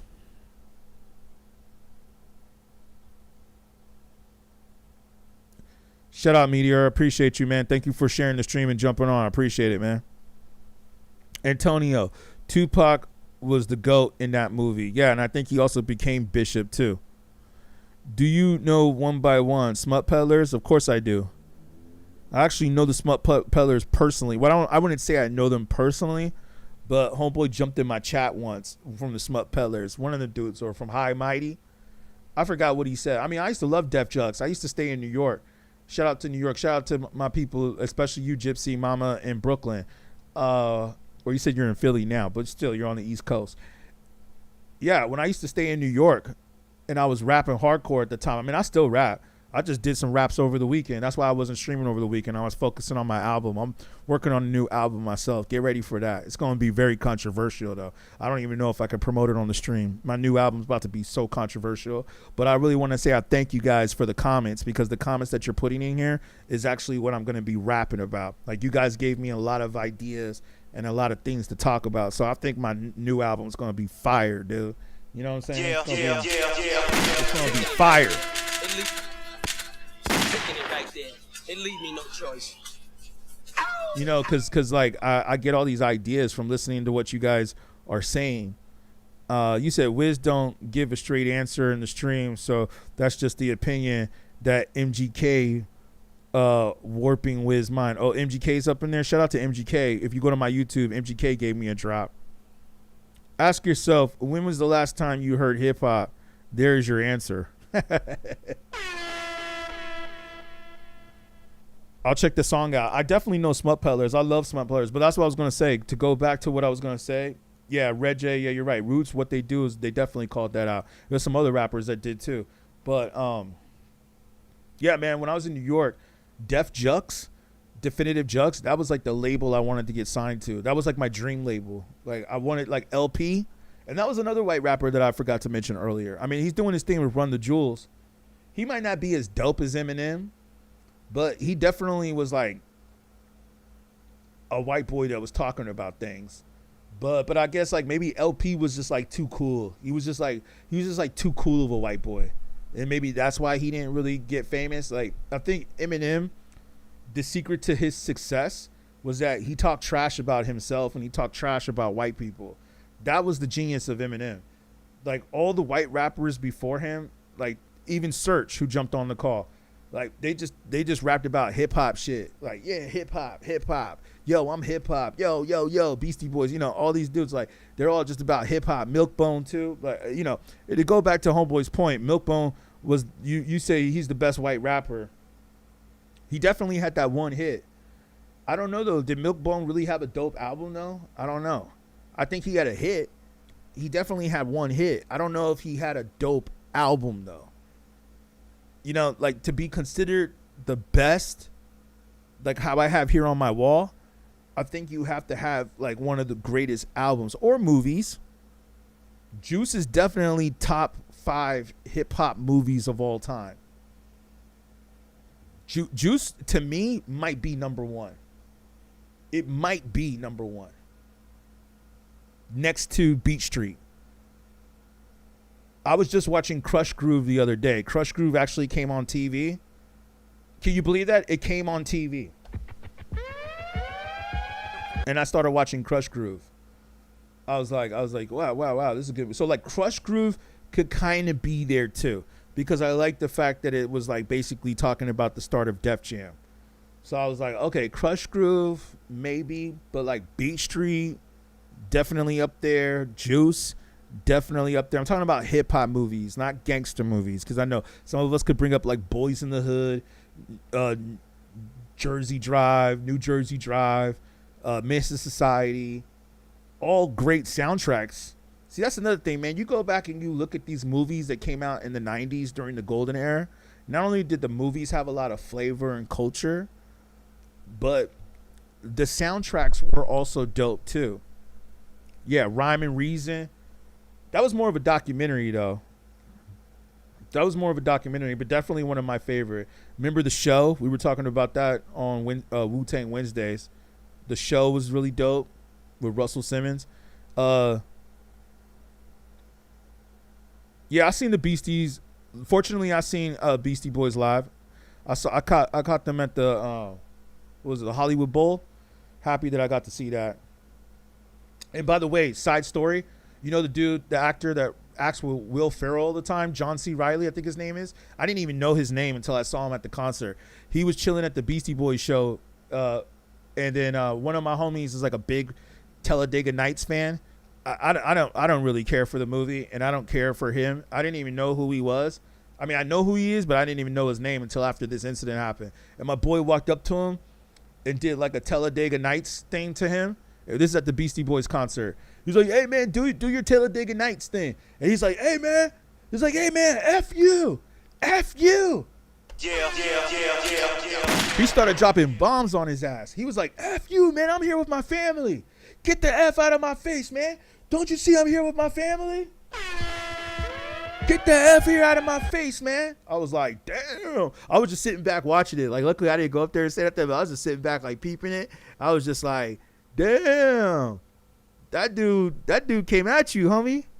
He came at you. And then it kind of reminded me, yeah, Above the Rim soundtrack was dope too. It kind of reminded me, like, they say that saying, like, don't meet your heroes. I haven't talked to Homeboy since that happened, but if I see him again, I almost want to ask him, "Hey, so do you still watch the movie Talladega Nights?" I'm probably sure he don't watch that movie no more. I mean, that dude yelled at him.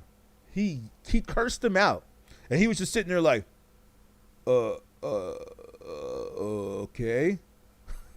I was like, yeah, man. That's why I don't care to like talk to celebrities anymore.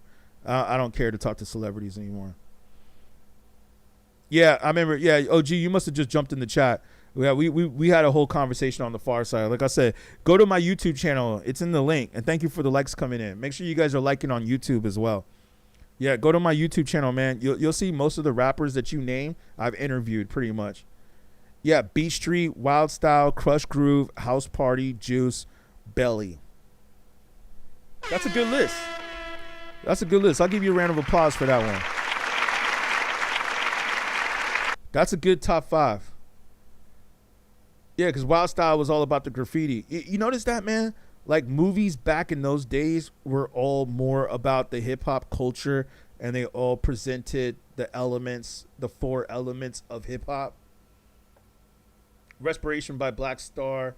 Thieves of the Night is dope. Talib Kweli cooks so good. I agree with you on that. You guys should go to my Facebook and see the comment that Talib Kweli put on my profile. It's hilarious.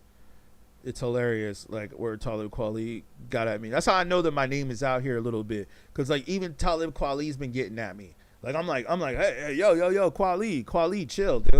I'm like, yo, man, you're one of my favorite rappers. Like, chill out. I jumped in some comments, and Kweli started coming after me. Hieroglyphics, for sure. Yeah, go check my Facebook out, but it's under my rap name, David Mnemonic. You can find me. Just Google David Mnemonic, MNEMONIC, like Johnny Mnemonic, but it's David Mnemonic. Yeah, you guys should definitely go stream some of my music, stream some of my beats. I do a lot of production too. You know what I'm saying? Maybe on one of these streams, I'll try to sling some albums to y'all. You know, because I got some CDs and I got some vinyl over here that I need to sell. You know what I mean? I got some bills I got to pay too. So maybe you guys can help support the artists out here. You know what I'm saying? Help me pay some of these bills. You know, Alex, thank you, man, and I'll give you some dope music for it too. You know what I'm saying? Thank you for the follow, Alex. I appreciate you.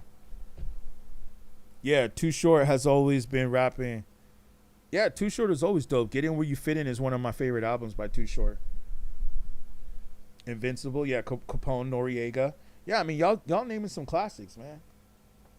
Y'all are naming some classics. Those are all classics, man. And by the way, I actually met Kweli too once. Maybe that's where he kind of remembers me from.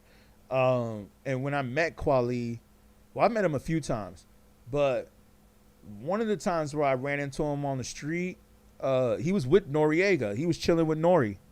And like Nori wasn't even like big. I mean, he was already big as a rapper, but I don't think he was doing Drink Champs yet when I ran into them. Like, had I known that Nori was going to be doing Drink Champs, or maybe he was, but it wasn't like big yet, I would have been like, yo, man, you got to have me on that show, man. You got to have me on Drink Champs, man. Yeah, shout out Too Short. I met Too Short too. He's pretty cool. He's a cool cat. You know what I'm saying? It fell off. For Black Caesar says it fell off, but it's a lyrical MC that's going to bring it back by December. Yeah, hopefully that could be me. Yeah, it's going to be, well, hip hop has no choice but to go back to being lyrical. And I'm glad you brought that up. It has no choice, man. Like, look at the degeneracy that's going on in hip hop. Look at the degeneracy that's going on with podcasters. Like how we were looking at this Akademiks thing earlier. These rappers have nothing to talk about, and therefore, since these rappers have nothing to talk about, these podcasters and these personalities, they have nothing to talk about as well. You know what I'm saying?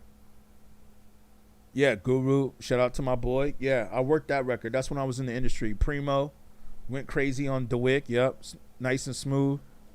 Who will come up with the nastiest sometimes takes. Slow, sometimes they rhyme quick. Who will hire clippers to spread it across the internet to manipulate I remember Kumo D. whatever he wants you to believe. Yeah, Drink Champs. The guy who doesn't present an ounce of objectivity.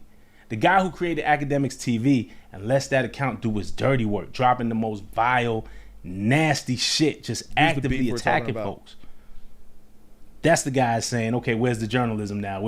Hey, we need the facts here now. Now the facts are on point. But it's not about facts. And it's never been about facts. Yeah, it's about what story he can tell that benefits him and diminishes anyone who he believes is opposed to him. True. This is the beef. We got a podcast beef going on. His Uncle Trump. Seriously, he calls him Uncle Trump. He's called him Uncle Trump. It feels like right out of that playbook, right? Ex-Clan Grandmaster Razzcast. Shout out to Razzcast. His tweet, I mean, it wasn't serious. It's not about him wanting me or Loren or Mark to report on whatever it is he's talking about right now, right? He don't need me for that. He don't need Loren for that. He don't need Mark for that. He has a bunch of clippers that he pays to do that. These days, the game isn't about the truth. Sadly. Yep. It's about if you can get the internet. And when I say the internet, if it ain't real people, then it's bots. This is what started the internet in total, because they say 50% of internet activity is botted anyway. The game is if you could get the internet. Notice how Rob said this, and Rob goes back to like MTV, so I think that's why a lot of people respect his takes. But yeah, MC Hammer, LP, yeah, I brought him up. Bambada, Boom Bada, or Booty Bada. Pharaoh Monch definitely, X-Clan for sure. Grandmaster, yeah.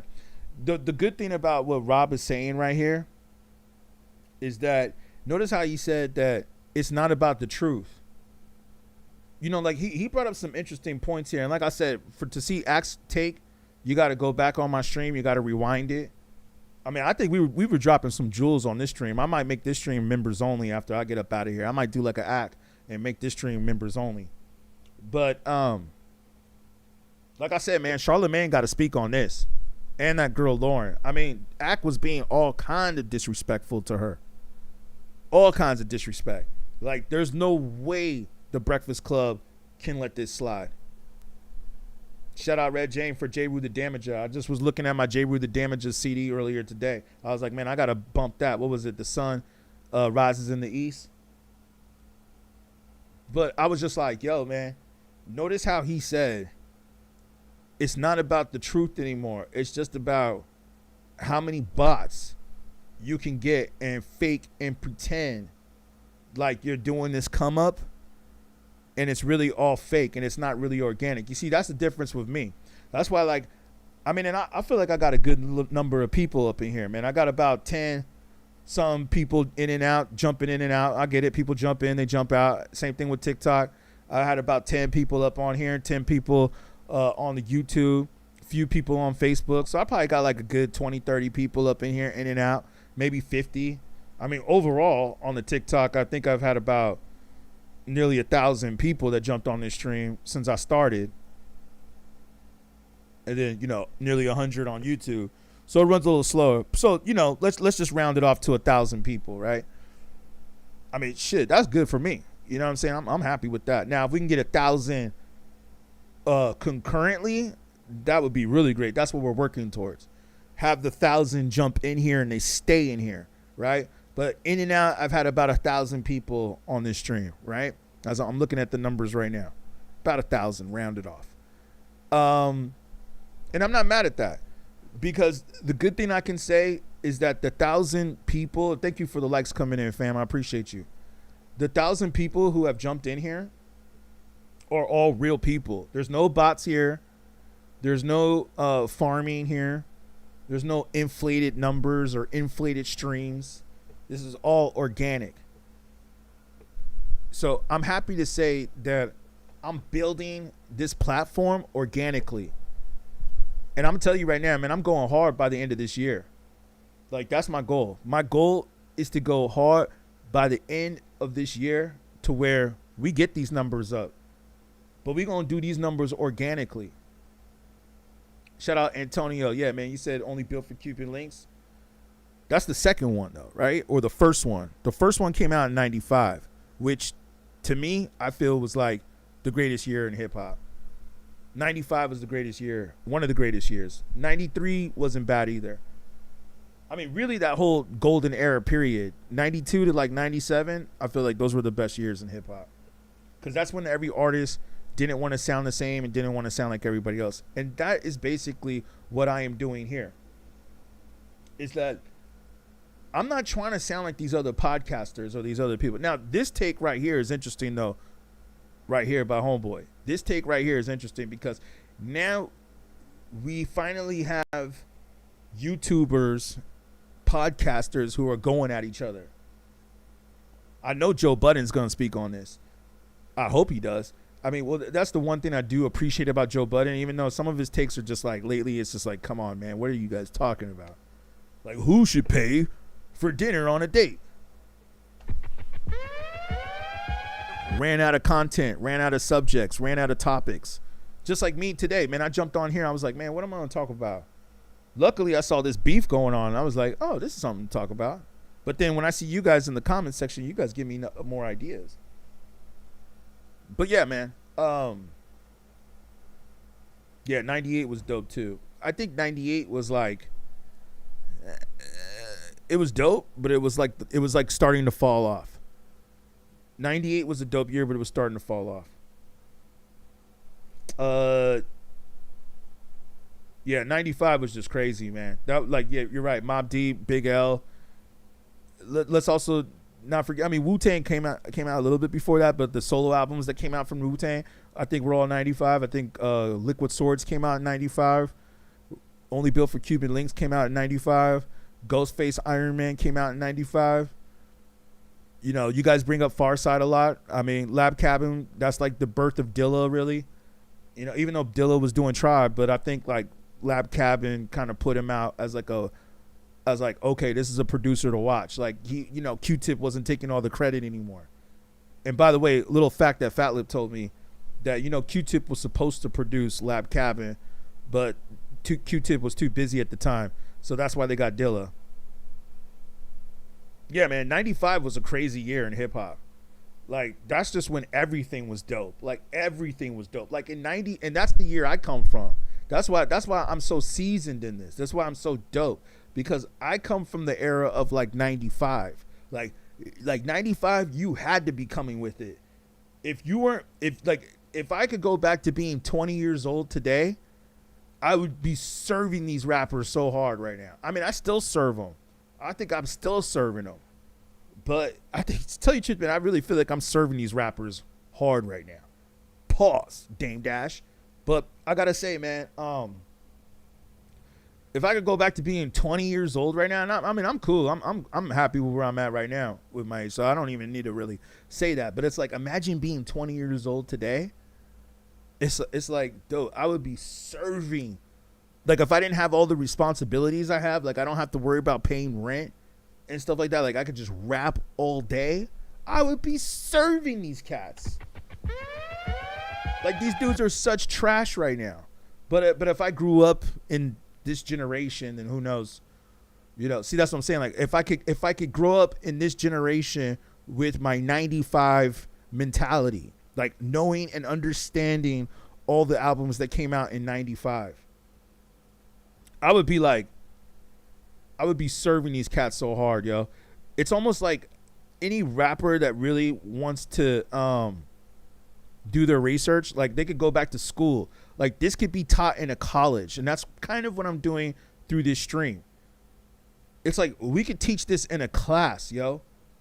We could teach all the albums that dropped in 95 and be like, yo, let's make a class on this. I know Lupe Fiasco and Ninth Wonder got classes they're teaching. I'm sure they're covering this. But it's like, yo, I feel like I could do my own class. I could do my own class on this, because we could go back and study all of these albums that came out in that period of time, that 5-year window between 92, 97. All of those albums are like books. The Nas, it was written in Illmatic, but it was written. I think that was like a little after though, right? Did It Was Written come out in 95 too? If It Was Written came out in 95 too, then we're out. We're done. We're done. Machiavelli came out in 96. Close. Machiavelli, 96. See, Tupac is somewhat a golden era rapper. He's definitely golden era. It Was Written, Nas, release date. Shout out to MC Search, executive producer for It Was Written. Shout out MC Search. 96. Okay, close enough. So 96, good too. 98, Big Pun. Yeah, Talib Kweli. Yeah, I remember. Yeah, Mos Def, Black Star. That was like really the only thing. And don't forget Sound Bombing too, Antonio. Sound Bombing, like, that was really what put Eminem out there. Yeah. Better Lyrics, Mobb Deep, Infamous, Raekwon, Built for Cuban Links, Jizza, Liquid Swords, Pac, Me Against the World. Great album. My favorite Tupac album. Yep. ODB. Can't forget that. Goody Mob. Yeah, 95, man. Incredible year. Incredible. Yeah, Big L. Yeah, Bone Thugs, The Dog Pound, AZ. Yeah, I brought up them. Big L, yeah, for sure. Smith & Wesson, The Shining was another classic. KRS-One, my favorite KRS-One album, self-titled. Cypress Hill, Temple of Boom, The Roots, Do You Want More? Crazy, right? Onyx, We All Got Us. Damn, Red Jane, you naming them right here. Group Home, Living Proof. Thank you, man. I might have to save all of the names that you just said. Thank you, Red Jane. Shout out to you, Red Jane. Thank you. I'm gonna have to save all the names that you just said, just to be able to go back, and I might have to do a stream just on all the names you just mentioned. I might have to do a stream on just all that. Like, just all that right there or is a book. Yeah, Gypsy, you said 87, 97 were golden years of hip hop in your opinion. I'd only agree to be 20 again with my knowledge. Exactly. That's what I'm saying. I would only agree to be 20 again with my knowledge. I would not want to be 20 in today's generation. Oh my God. Imagine. Woo. Yeah, man. I mean, it's okay if you are, but just pay attention to the people who have been here before you. Like, just pay attention to us, because I got to tell you, man, you can definitely tell a difference between people who grew up in the internet and people who grew up before the internet. You can just tell the difference for the most part, or people who relied too heavily on the internet. Because yes, there are some people who are Gen Xers and baby boomers, and it seems like they're now relying too much on the internet, and it's like, no. So yeah, you're right about that. You got to go back with the knowledge that we have. But I want to go back to the point that Red Jane made. Like, you made such a great point. If you notice, yeah, Bucktown, Smith & Wesson is a classic. Yep, DLS. If you notice, all the albums that you said, and I want to point out this fact because you brought up some great concepts. B work. You said, we talking bars or wordsmith? What's the difference? Thank you, Tom, for the follow. I appreciate you. 1 year later, 96 Foxy. Well, there's a lot of people that dropped 96. I want to bring this up. Big L, Smith & Wesson, KRS-One, Cypress Hill. Notice how we're naming the rappers that all came out the same year, 95. Should we do this? We shall. We shall. Like I said, I'm going to just do a little quick take on this. You guys got me going. I might have to get up out of here soon, but I'm going to keep going because you guys got me going. I usually only try to do these now for like 2.5 hours. We've been going for about 3.5 hours, almost 4 hours. But you guys got me kind of going. If it wasn't for the system, I would probably go all night on this topic. I would go all night, dude. I could go to like, 6 o'clock in the morning. But because due to the system, due to me probably being too loud for the neighbors, might get up out of here, and we'll save this for tomorrow's stream. And don't forget, man, I come on here like Monday through Friday, 9 p.m.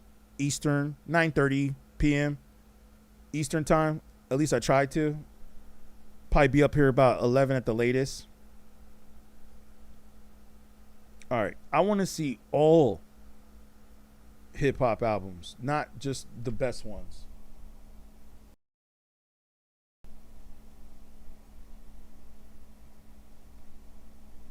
Sorry, I'm typing with one hand. Let's see if AI can pull it up for us.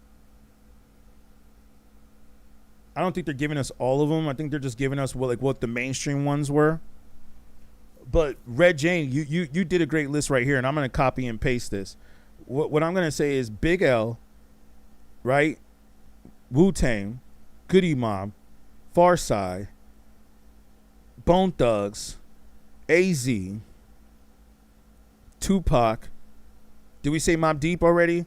Then the Wu solo albums, Jizza, ODB, Raekwon, Ghostface. You forgot Ghostface Iron Man. I believe Ghostface Iron Man came out in 95 as well.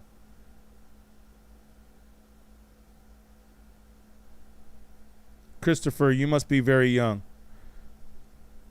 I mean, you must not be that young, but I mean, that's kind of a new rapper. Madism, yeah. Lock It Up, yeah. Wordsmith,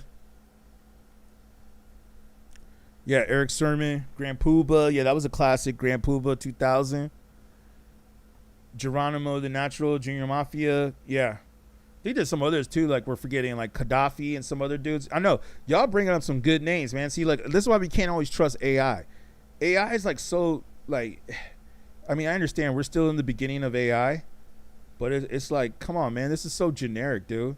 Like AI is supposed to dig deeper. Like don't rely on AI for everything. At least not for now. It's just like, because it's like, man, I've gone back to asking AI questions, and it's like they don't even know the answers, or it doesn't even know the answer. I'm like, no, that is not the correct answer. Try asking AI questions to answers you already know. It's almost like they're trying to control what you're thinking now. That's what I think AI is doing, low key. On a side note, I think AI is trying to control what we think. I'm starting to wonder, like, is AI really helping us? It might help us for certain things, like if you want to be creative, it might help for that. But when it goes to like getting information, it's just combing the web of what everybody else already said, and then it's just like throwing or just spewing that crap out there. It's not really going in and analyzing, because, and this is where a human comes in. Thank you, Red Jane. Shout you out. Shout you out. Yeah, I could tell that you actually are going in. But let's just go ahead and read the list of what we have on AI. I'm reading rap albums that came out in the year 95. Only 95. Mobb Deep, the Infamous. Let's start with the East Coast. The one cool thing that AI did is that it gave us a breakdown of the East Coast and the West Coast and the South. Flavor in Your Ear remix, yeah, that was definitely one of my favorites and one of my favorite videos too. Biggie and yeah, best posse's cut for real. Exactly. And LL was on that too. I thought that was one of LL's best verses.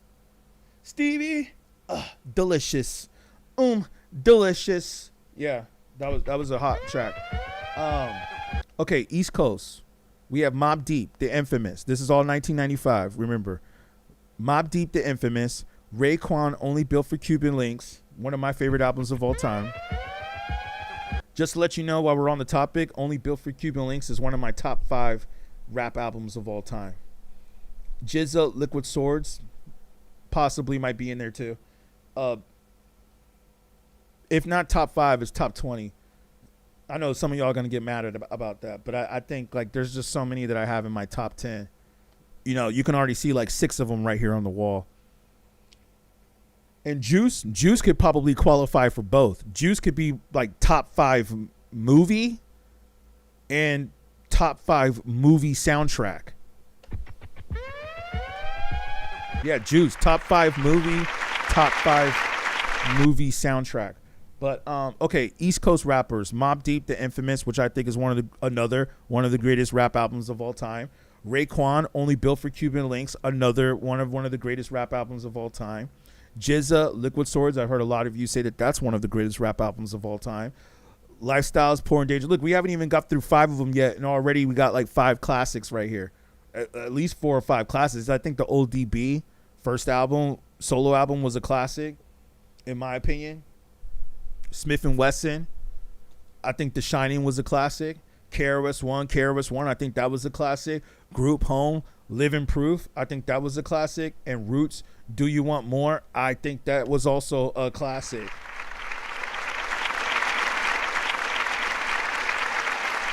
Do you see what I'm saying? Like all the albums that came out in 95 are pretty much all classics. This is just the East Coast. All right, let's go to the West Coast. And this isn't even all the albums. Y'all name some other ones that aren't even on the list, like Madism. Let me go back to Antonio and Red Jane's comments. Madism, yes. What else did you say? Onyx. They did say Group Home. Cypress Hill, Temple of Boom. I don't know if that was a classic, but it should be on the list. Yeah, they forgot some, man. They didn't bring up the Bone Thugs. They didn't bring up the AZ. They didn't bring up. Okay, well, let's look at West Coast. We do have Tupac, Me Against the World. Bone Thugs. Okay, I guess they consider Bone Thugs West Coast. I don't know. They're Cleveland, Ohio. That's more Midwest, I guess. But the Dog Pound, Dog Food. Okay, E40. These are all classics too. Far Side, Lab Cabin, kind of a classic. Even though Fat Lips told me he doesn't agree that that's a classic, but I think it is. It's definitely a classic for Dilla. Shout out Dilla. It's definitely a classic.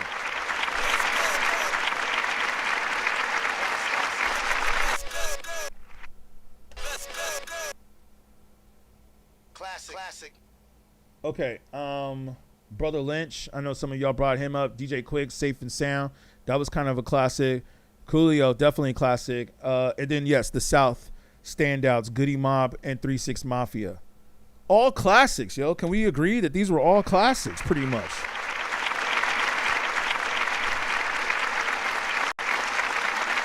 Like, for the most part, there might be some in here that are like, okay, yeah, maybe not. But for the most part, all of these albums are pretty much classics, man. And that's what I'm saying. And the one thing that I want to really point out about all these albums is that if you look at all of these artists, we got about what? 1, 2, 3, 4, 5, 6, 7, 8, 9, 10. So it looks like they're just doing like the top 10. 1, 2, 3, 4, 5, 6, 7, 8, 9, 10. Yeah, they're doing the top 10 albums that came out during that time period, or during 95. 10 from the East Coast, 10 from the West Coast. But let me say, all of these albums that came out are pretty much certified classics. But the other thing about this is that all of these albums, if you notice, a lot of these rappers all sounded different. Okay, that's the main point that I want to make here. They all pretty much had their own sound. They didn't sound like other rappers. Like, that's what I'm trying to say, man. Like, coming from this era of hip hop, it's like if you sounded like another rapper, you would get dissed. Remember when Raekwon and Only Built for Cuban Links and Ghostface came out with the song Shark Biters, or the little skit Shark Biters? That's what they were talking about. People biting other people's styles. If you bit another rapper's style, you were considered trash. Whereas nowadays, it's like everybody wants to sound the same. It's almost like if you don't sound like other rappers, people are like, oh, how come you don't sound like so-and-so? Oh, you don't sound like Playboi Carti, so therefore, you know, your music's trash. Nah, man. That's what I'm trying to tell y'all, man. We all of these rappers sounded different. They all had their own unique styles, and they all had something to say.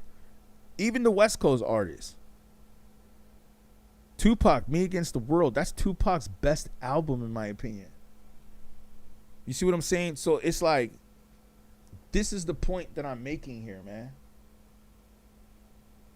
These albums are all like books too. When I go back and I look at these albums, I'm like, man, just thinking back, like I'm like, I mean, I might need to like just go back and re-listen to a lot of these albums. I mean, a lot of them I've heard millions of times. But I'll just say, like, I mean, I might want to just go back and listen to them just for research purposes. I mean, that KRS-One album is such a classic, too. The beats that he has on there. Let's not forget, I think he has Primo doing beats on there. Like, Primo did, like, two beats on there at least. 2 or 3 beats. I know he did 2 for sure on that album. Some of Primo's best work is on the KRS-One. KRS-One self-titled. I gotta tell you, man. Classics, yo. Classics. So that's my point, man. That it was a different time. And like I said, man, we can go back and listen to these albums. And a lot of these albums, particularly the ones that came on the East Coast, not to be biased, but particularly the ones that came on the East Coast and some of the West Coast ones, I really feel are like reading a book. It's really like reading a book. So, yeah, man. These albums can be taught in a class. We can easily teach these albums in a class. And if I were a rapper today, like a younger Gen Z rapper, I would say go back and listen to all these albums. I'm not saying that you got to go and put out albums that sound like this or that have this feel, even though I think that this is kind of what we're going back to. Yeah, I'm not saying that you got to have albums that have this feel, right? But I'm just saying for research purposes, like if you were a rapper who's really about your game and you're young and you want to get out there and you want to rap, I'd say go back and listen to these albums. And you might learn something. You might learn a lot. Because there's a lot of history and a lot of knowledge within these albums. And like I said, that's the thing where I'm saying, man, I'm a student of this era. Where back in this time frame, and like I said, man, we can go through the decade or the years. But like I said, man, it's like these albums, it was like you had to be dope. You couldn't be trash. Like you actually had to have skills. Not to mention that you also had to have a record deal. Like it was kind of impossible, and take it from me, unless you were selling CDs at the trunk of your car. Not even at the trunk of your car. If you were selling CDs on the bus. I remember we were riding the trains and riding the bus and selling CDs. And cassette tapes. Handing out cassette tapes in school. That was the only way you could get on. Was to hand out your cassette tapes at school. There was no internet. So it's like you had to hand out your cassette tape and hopefully it wound up in the hands of an A&R at a record company. And then that A&R would have to say, okay, yeah, I'll take a chance on you. But then the record industry, especially by the time that I got older and got into the business, it had already been washed so much by then. Looking back, it was already too late, dude. It was too late. It was like the industry was just done. They weren't signing conscious rappers anymore, because I've always been considered a conscious rapper. So by the time I'm getting on, it's like, or finally getting the connections to get to the right people, the industry was just already cooked by then. And then not only that, but it's like there were so many A&Rs out there that were like afraid to sign people because they didn't want to lose their job. Because if they signed an artist who didn't sell records, and it didn't even matter if they're trash or not. And I'm just telling you my experience and what I went through in the record industry. Because your boy was in the record industry, is in the record industry. And I got to say, like, it was so trash that they would say like, oh, well, you know, we ain't signing conscious rappers anymore. We're not signing any more conscious rappers. So a lot of A&Rs were scared to sign rappers. Period. Even if your shit was dope. They were afraid to sign you because if you sucked, if you didn't sell records, like you could have been the dopest rapper in the world. You could have been Nas. But if you were Nas that came out like in 2000, like if Nas dropped Illmatic in 2000, I don't know, yo. If Wu-Tang would have dropped in like 2005, I don't know. So that's the point I'm making, yo. They didn't want to sign conscious rappers because they were afraid to lose their jobs. They knew, oh, if we sign conscious rappers and it doesn't sell, it wasn't even just conscious rappers, like I said, any rapper. If we sign a rapper and they don't sell records, because that's all they were looking at is the Billboard charts. All they started looking at was the Billboard charts, what the radio was playing, and we all know the radio was payola, even though they try to act like it wasn't. But it's like, come on, man. Anybody can turn on the radio station and can easily see that it's payola because y'all are playing the same damn songs. And not only are y'all playing the same damn songs that I think we all notice, y'all are playing the same damn songs at the same time. They're playing the same songs at the same time. Isn't it interesting that after, and I guess it depends upon what city and state you're in, but isn't it interesting, at least from where I'm at, that after the Kendrick and Drake battle, I didn't hear Drake on the radio anymore after he lost that battle. But I heard a lot of Kendrick, and I heard Kendrick Not Like Us on this station, and then Kendrick Not Like Us was on that station, and then you to another station, and they're playing Kendrick Not Like Us. And then you turn on the TV, and then Kendrick Lamar's winning Grammys for Not Like Us on TV. But you didn't hear Drake anywhere. I found that really interesting. You know what I'm saying? Like that was really interesting to me. And that just goes to show how much the industry gatekeeps or still tries to gatekeep. It's so interesting. Like whether you like Drake or not, I just thought it was like it was like a science experiment to see that Drake was being played on the radio every day. I remember like a few years ago, all I would hear was Drake on the radio. Every day, everywhere, every channel, every station, all I hear is Drake. And then as soon as the battle happens with Kendrick Lamar, and then especially when he goes and he sued Universal, UMG, You didn't hear Drake on the radio anymore at all. Iceman came out. I don't even remember hearing it played on the radio. And I thought Janet Shut the F Up was kind of hot. Didn't hear it on the radio at all.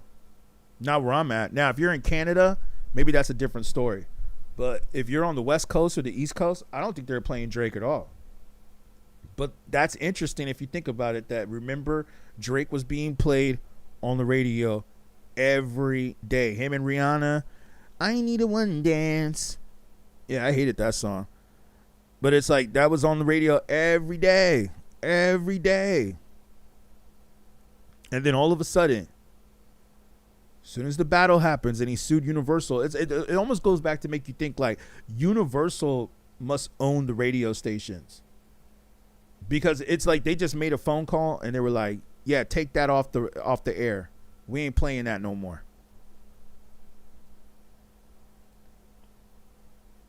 It Chill says, you ever listen to Def Jux? Yeah, you must have just jumped in the chat.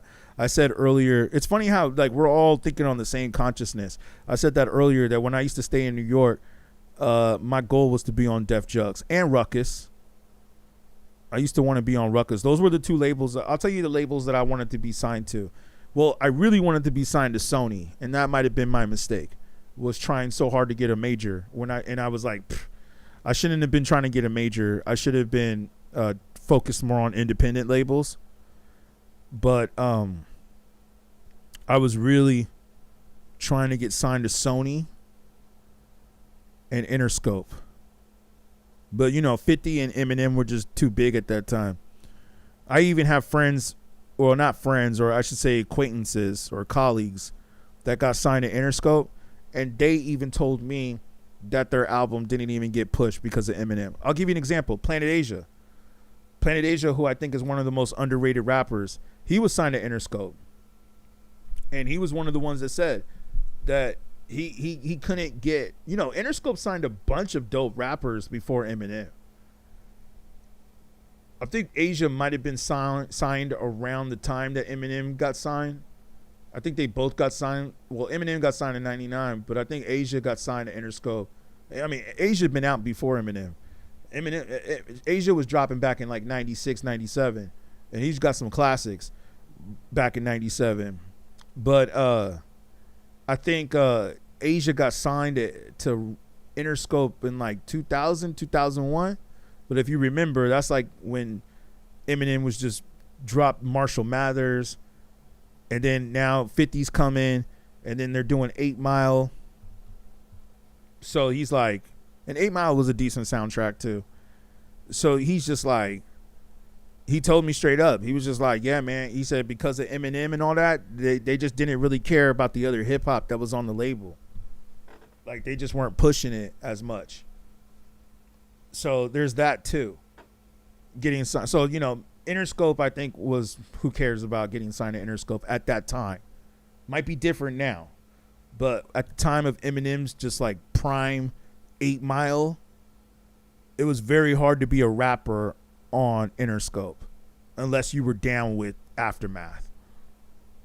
And I think Asia got signed like just as a independent artist on Interscope. I don't think he wasn't part of Aftermath. He wasn't part of Dr. Dre or anything like that. I think he just was a cat that got a deal with Interscope. But obviously they didn't push him. You know who else was signed to Interscope? I'm going to bring up a rapper that I haven't heard y'all say. And I see that some of you, we got some hip hop heads in the chat now. Y'all know Last Emperor?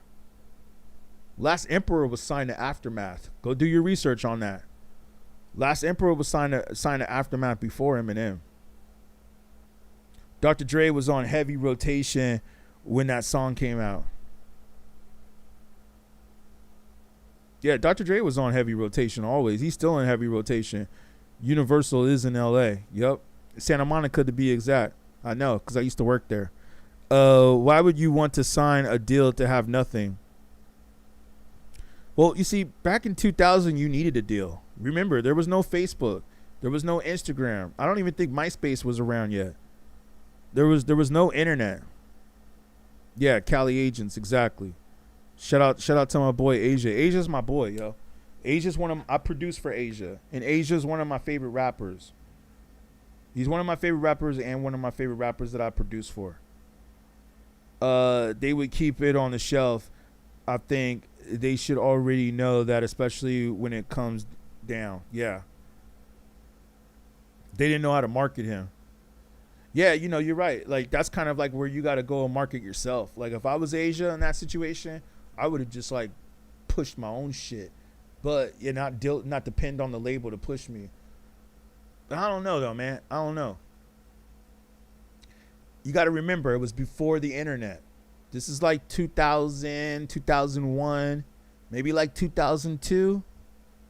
So it was kind of hard to, like, it's kind of hard when you listen to the Jim Bone sounds. But you know what I'm saying? It was like, yo, it wasn't as easy as it is now. Now you could just jump on social media, do these streams, promote your album. You could do online concerts. Like, if I was Asia or a rapper right now, I'd be doing online concerts right now. Do some concerts in the metaverse. Gypsy, you said some songs nowadays remind me of this old, of the old interludes between songs. Drake stuff reminds me of them especially.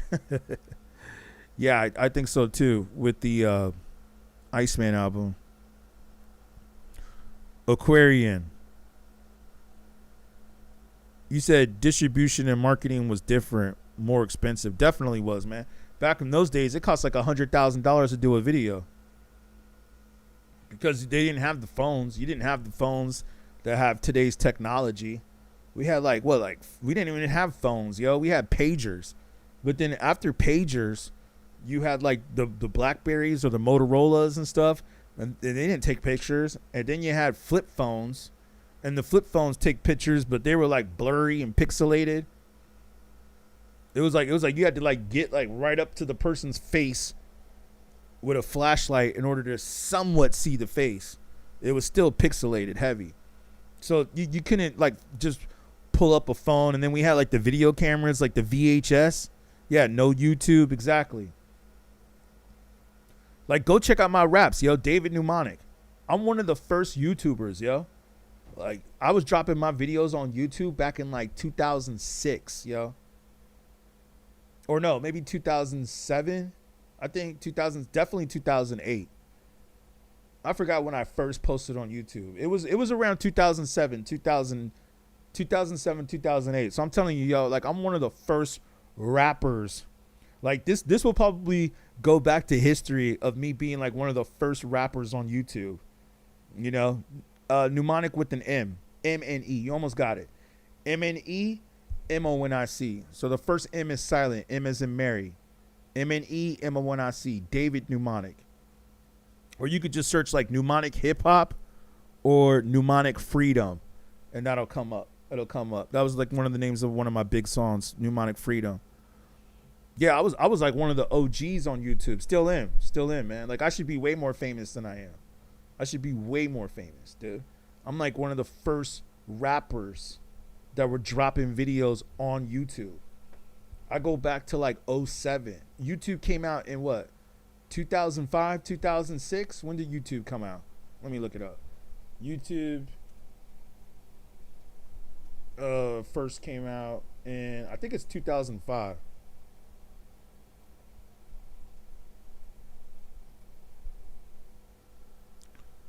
Let me see.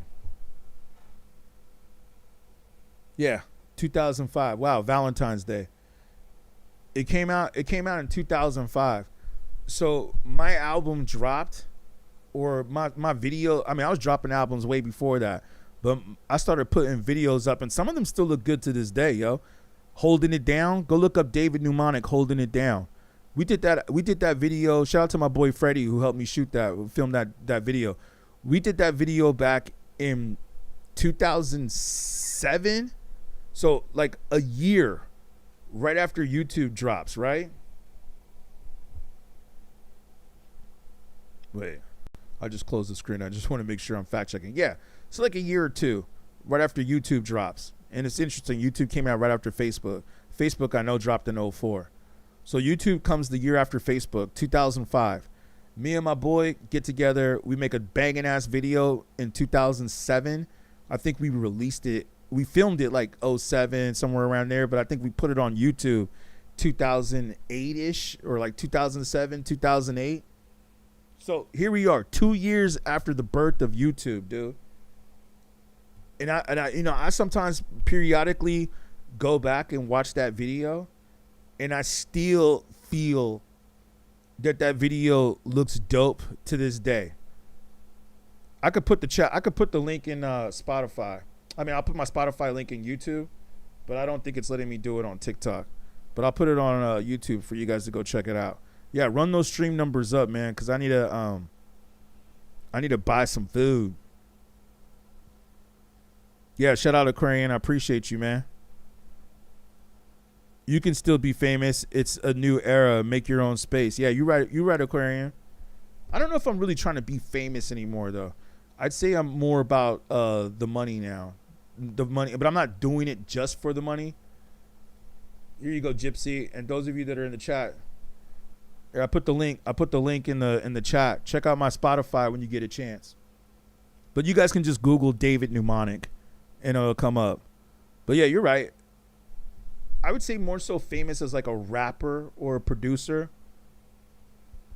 But you're right. And they tell me, and I feel it. They say I still look young. I still look young, and I still feel young. I still feel great. So I think I still got it, dude. Like I still got it, man. I think I can do this still. I still feel like I got a lot of energy, you know? I feel like I got more energy than a lot of these young boys. Like I'm like ready. I'm ready to serve them still. I know I can rock shows better than a lot of them. I definitely can do that. I remember I come from the era of when you used to rap, you used to actually have to rap. You couldn't like have a backing track like Milli Vanilli. You couldn't have a backing track in the background. You would be considered whack if you did that when you perform. Nowadays, I see rappers performing, looking at their phone. Like I say, this is the microphone. They're like holding the microphone and they're like looking at their phone. You know, I got my mouse right here, my cool mouse. I like my mouse, by the way. My mouse is, I got this dope mouse, this Bluetooth mouse, but it like lights up real cool. Pretty cool, right? But it's like, they would be looking at their phone. Like, let me just pretend this is the phone. I've seen like Central C at Coachella or Rolling Loud. Dude's like rapping, looking at his phone. You know, rapping with his English accent. And I was just like, that's fucking trash. Like if I were doing that back in my day, you know, and I don't want to sound all old school, but back in my day, if you went on stage doing some shit like that, you would be considered trash. They would have booed you off the stage, yo. You would get booed off the stage. Like, that's what I'm saying, man. We need to go back to that. We need to go back to booing these people off the stage. But the interesting thing to me is, like, this is what the rappers are getting away with now? This is what they're getting away with now? Like, they're able to go on stage and do this? Yeah, shout out Gypsy. Thank you. Check it out if you get a chance. Tell me what you think. I'd love to know your opinion. Thank you. Yeah, it's like, this is what these rappers are getting away with now? I'm like, yo, the game is like super easy. It's almost like super easy in a way. Like I could literally go on stage. I'm thinking to myself, I'm like, you're telling me that I can go on stage and I can lip sync to my own verses now? I don't even have to like really rap my verse. I could just play the track and just rap over it. So if I forget the lyrics or if I can't remember that lyric, oh, it's okay. I got the track in the background to help me remember. I remember back in the days, like you actually had to like remember your verses. You actually had to remember your verses. You had to rehearse. This is, and don't get me started on this. This is my whole concept of Lil Wayne. This is why, don't even get me started on Lil Wayne, man. Like, you actually had to remember your verses to be considered dope. If you couldn't remember your verses or you couldn't put on a good show, you would be considered trash. That's it. End of story. You're done. Get out of here. You're whack. Falling off. You're canceled. That's how they would cancel you back then. They would cancel you. Go look up rap performances from the golden era. Even MTV in a way, even though I know a lot of us say that MTV destroyed hip hop, but go back and look at MTV when they were doing hip hop. What was it? Yo MTV Raps and all that, when they would have the performers come on, even Pac or these other people or the rappers, I don't know if Pac performed on there, but if you go back and you watch Pac performances, there's no backing track. This is why Milli Vanilli got canceled. Well, they also got canceled because they weren't the ones singing the songs either. But still, I don't think some of these rappers and singers are singing the songs either today. I don't think they're singing the songs either. Do I really think that J-Lo is singing those lyrics? Or could it be Ashanti?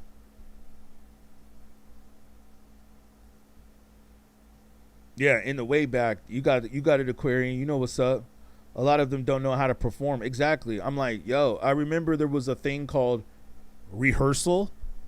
You know what I'm saying?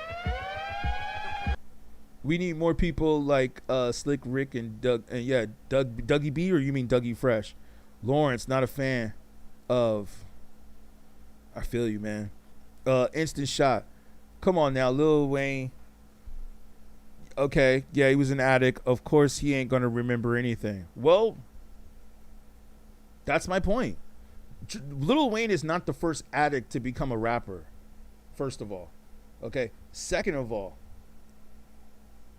he should make it professional. You know what I'm saying? Like, be professional about it, dude. You don't have to always get high on stage. The dude would come showed up, blown up out of smoking wise out of his mind. Like, you don't have to come to the show high as a kite. Like, try to remember your lyrics. Rehearse your verses. Remember how it sounds. I even remember, like, speaking of Outkast, I remember Andre said this in an interview once. You know what they used to do when they got their deal? They used to make them jog. This is why I think Kendrick Lamar works out all the time. And this is one thing I respect about Kendrick Lamar. This is why Kendrick Lamar, like, runs and jogs. Because he said that, like, Outkast, Big Boy, and Andre would say that they used to make them run.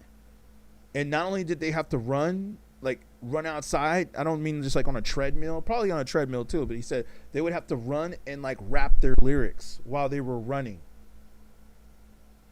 That's some great training right there, man. You jogging and having to rap your lyrics so they could build that endurance for performances.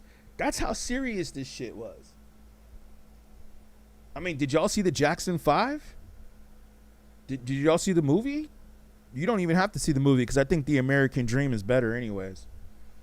The one that was on TV with Angela Bassett playing the mother. Yeah, The American Dream was actually better than the movie. At least they went into detail on that one. It shows you how extensive the rehearsals were. Michael Jackson didn't play, man. I remember one day I went down a rabbit hole on YouTube and I was just watching Michael Jackson rehearsal footage from like Thriller of just him in the house dancing. Even after his hair caught on fire, he's still in the house dancing, doing the moves. Even after his hair caught, like, dedication, man. Shout out Michael. By the way, did you guys see that footage of Beyonce sitting on the producer's lap when she talked to Michael Jackson? It came out on MTV, but they just re-released it on the internet. I was going to cover that today, but maybe we'll cover that in another stream. It's kind of dark. The dude makes his money. He don't give a F. Instant Shot. Yeah, clearly.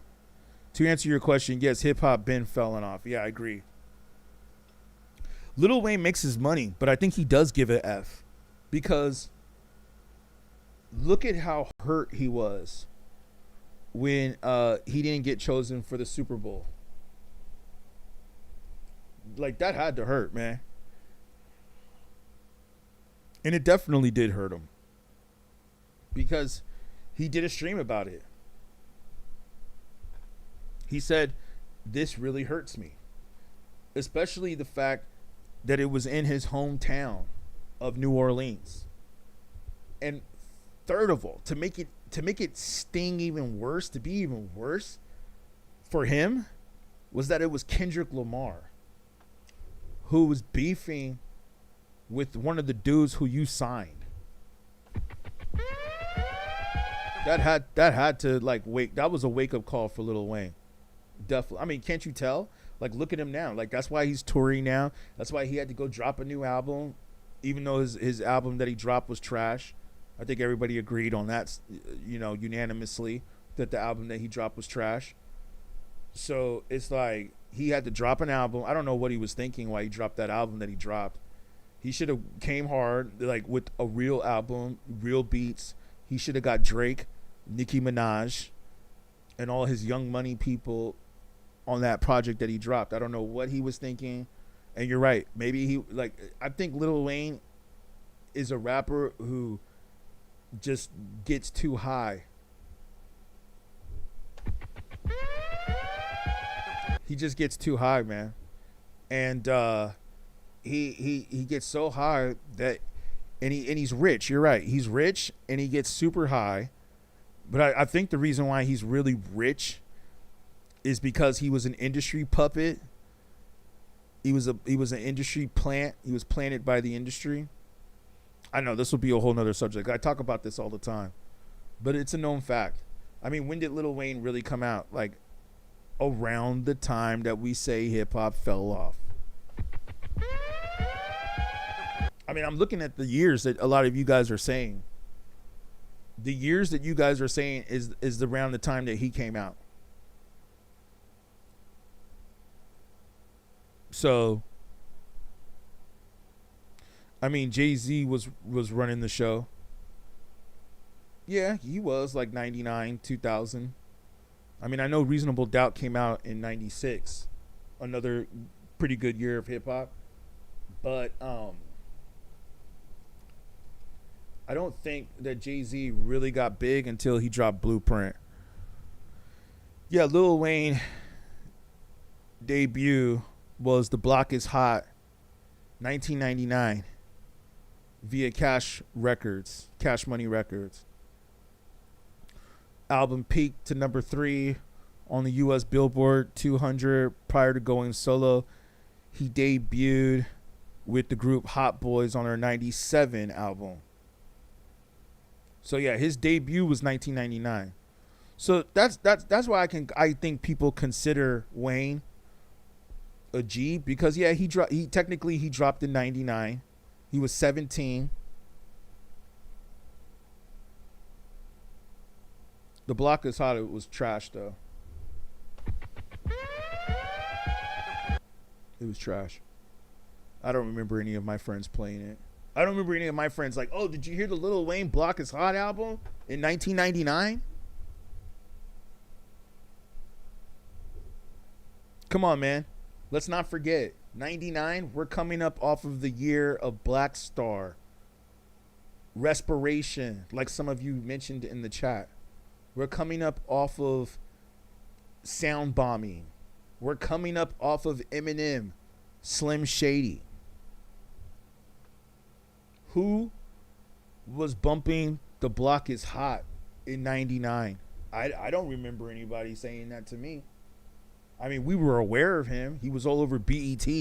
But let's be honest. Some of you say, now that I think about it, some of you say MTV destroyed hip hop. You know what I'm willing to say? You already know.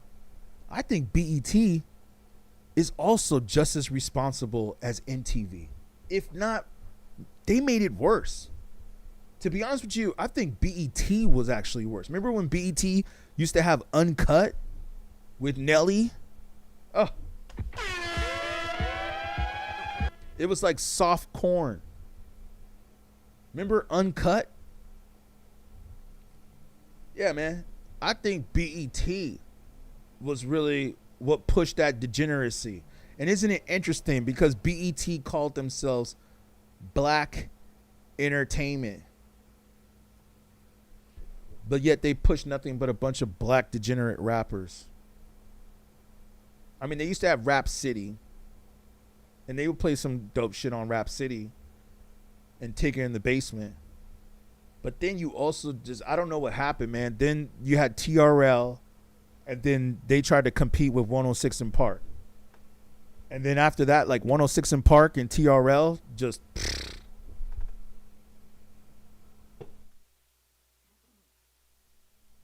Damn, y'all had me going for like 4 hours here.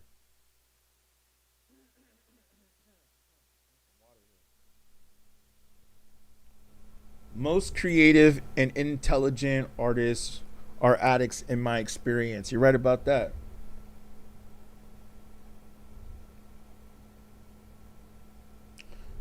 Are addicts in my experience. They feel too much and need to numb the pain away. Not all, but a lot. No, you're right about that.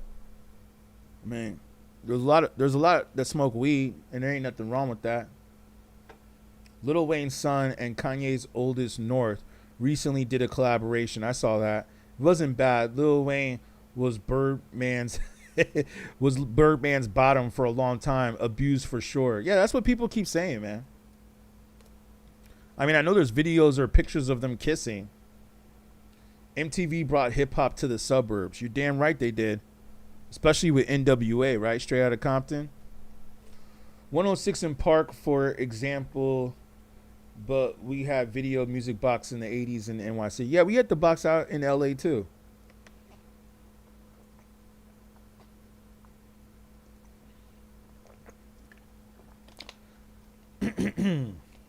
Yeah, we had the box out here. Shout out to D Barnes. If you guys go to my YouTube channel, you'll see that I have an interview with D Barnes. Shout out to Pump It Up. I remember watching Pump It Up as a kid. And D Barnes is really cool. She did not like the Straight Outta Compton movie. She was one of the ones protesting the Straight Outta Compton movie because you remember that Dr. Dre assaulted her. Even Eminem said that on Slim Shady. What was it? What song was that? Can't believe I can't remember. It was like, you're gonna take advice from someone who slapped D Barnes. I wonder if Slim Shady could come out today. Or, because keep in mind, Slim Shady dropped before the internet. With all the cancel culture people out here, I mean, they tried to cancel Eminem back when he was dropping the F-bombs. And you know what I noticed too? I probably can't say it because if I say it, it'll flag the stream. But it's the word that rhymes with flag, but it's flag. It starts with an F.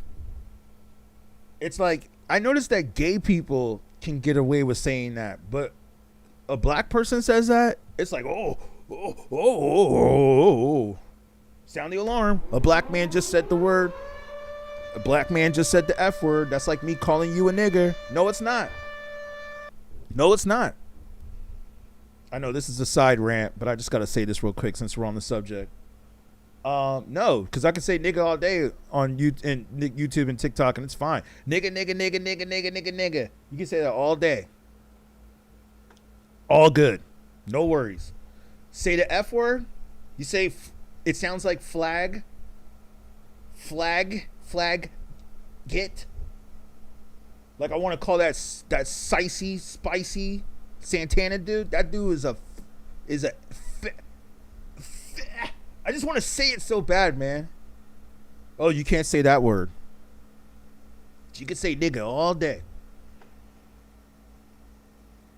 Yo, let me say this, man. It's interesting that gay people can say that word and it's all good. I was watching some TikToks today where this guy was saying, hey, what are you, an MF and fat? You know what I'm saying? I was like, whoa. If I were to say something like that, they would pull my video. I already know they would. They've already done it. Not that because I said that word, but I've said other things that weren't even as harsh. And they've tried to like pull my videos, take my videos offline.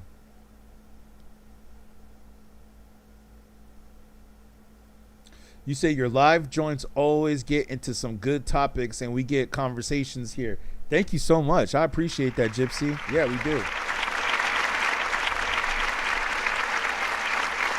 Shout out. Yeah. And it's great. That's why I love like hearing you guys comment. You guys help me go. So thank you for the comments. Thank you. I know sometimes I try to have people up here on the calls. You guys tell me, do you guys like that or not, or not? Because I notice sometimes when I have the people jump on the calls, it seems like the numbers drop, and it seems like if I just do this by myself, but you read your comments, it seems like the numbers do better. So y'all tell me, do you like it when I have people jump on, or do you prefer me to just do my thing? What do you guys like better? You know what I'm saying? I mean, there's been a couple of times where I've had people jump on and the numbers rose and the money came in pretty good. But it was like, it's like rare. It's not consistent. It's like hit or miss. But y'all tell me, do you guys prefer to have people in the comment section, or do you prefer when I let people up with calls? Because I don't know, man. Sometimes I let these people up with the calls and it's like, they don't really have anything intriguing to say. In the comments they do, but I don't know, man. Sometimes it's like, no disrespect. I appreciate the people that jump on, but it's just like, okay. So what's your thoughts? Well, I don't know. But thank you, Gypsy. I appreciate you. Yeah, man, you guys helped me to get the comments going. And by the way, shout out to everybody that's on the stream right now. Shout out to everybody. You're right, because like I jump on here and I'm like, man, I ain't gonna go that long. I'm just gonna do this for a little bit, and then here we are 4.5 hours later. You know what I'm saying?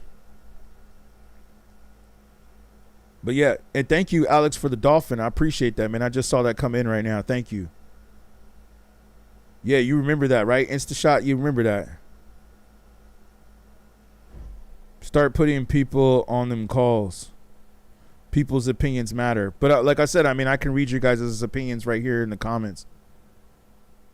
Hip-hop is the most diverse than any time in history. Brother Azil or Ozzy, are you saying all the time, or are you saying just right now? Like, are you saying that it's always been that way, or are you just saying right now it's very diverse? Possibly. And Gypsy, make sure you try to jump on the next ones when you can. Like I said, I usually do my best to go on time. I know I got to start being on time with this. But I try to jump on around, and this is for all of y'all that are in the chat. I try to jump on around 9:30 Eastern. So that's 6:30 West Coast time. Maybe 7 o'clock. I might just start doing 7 Pacific, 10 p.m. Eastern, because it seems to like just kind of work better for everybody. Works better for me, works better for you. I might start doing some testing in the daytime too, just to see. I did one in the day and it was trash, but maybe I'll just try it, maybe one more, because we might have to cover a little bit of the Tupac trial, and that's usually going to be in the daytime. I don't think I'm going to cover tomorrow, but I'll probably get the Tupac up on and pop in Wednesday, so we might have an earlier stream on Wednesday. But for the most part, let's just say 10 p.m. Eastern, Monday through Friday. Occasional weekends, but I'm going to say I can at least, for the most part, promise you guys I'll do my best to do Monday through Friday, 10 p.m. Eastern. So we can all, be right here at the same time and grow this community together. Same bat time, same bat channel. Thank y'all too, man. I'll be up here for a few more minutes though before I get up out of here. I know it's been like 4.5 hours. I'm glad for those of you that are rocking with me on the East Coast and the Midwest, because it's like almost 5 o'clock in the morning where y'all are at. So I really appreciate y'all. Thank you for rocking with me. I hope I'm doing a good job of keeping you guys up late at night if they have to go to work tomorrow morning or go to school. Damn, Tony says hip-hop has gone to hell. It's watered down now. You're right. I see we got some new people coming in here. I guess TikTok must be pushing me out again. I guess that's the way you got to do it, man. You got to just keep doing these, and then they start pushing you out there. Because now it's like, TikTok's getting me out there, huh? You getting me out there now, TikTok. Yeah, we'll see what happens with the talk too. We'll see. Thank you guys though for the donations and everything, man. So far, I've made a few dollars on this stream, so thank you guys. Yeah, it helps me, man. I can go buy some coffee. I don't really drink coffee. I drink tea, as you see, more so, but it helps me buy some water. You know? Hip hop Insta shot, you said hip hop was after Lil Wayne and Nicki Minaj, 50 Cent. I definitely agree with you after 50 Cent. Zach says favorite Tribe Called Quest album. It's kind of a tie between Low End Theory and Midnight Marauders. Beats, Rhymes, and Life is kind of in there too. But maybe Low End Theory and Midnight Marauders. I'd probably say Midnight Marauders. Even though I know a lot of people will say Low End Theory, but Midnight Marauders is probably the best. Keywash, you said you be at work around this time. Well, shout out, man. Yeah, shout out. And then my beautiful Linda, she's in the chat. Yes, I hope you guys are doing well at work today. I know some of y'all work late at work, so shout out to all y'all. I hope you guys are having a good day at work and everything. Yeah, unpopular opinion. Griselda has a deeper catalog than Wu-Tang. That is an unpopular opinion. How so?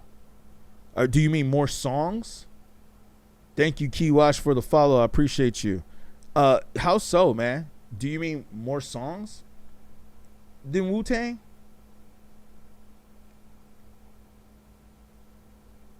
Because, you know what I'm saying? Yeah. I'll say this. They may have more. I don't even know if they have more songs than Wu-Tang, because I just looked up Wu-Tang's catalog on the last Wednesday. We did Wu-Tang Wednesday. I might do like Wu-Tang Wednesdays every other Wednesday. I don't want to do it every Wednesday, so I'll probably do it like every other Wednesday. But yeah, man, I just went through Wu-Tang's catalog, man, and I gotta say, like, they got a lot of songs. And I'll say this: I think Wu-Tang has more classics than Griselda. Like, Griselda does not have a cream. Stop it. You're right. Griselda does not have cream.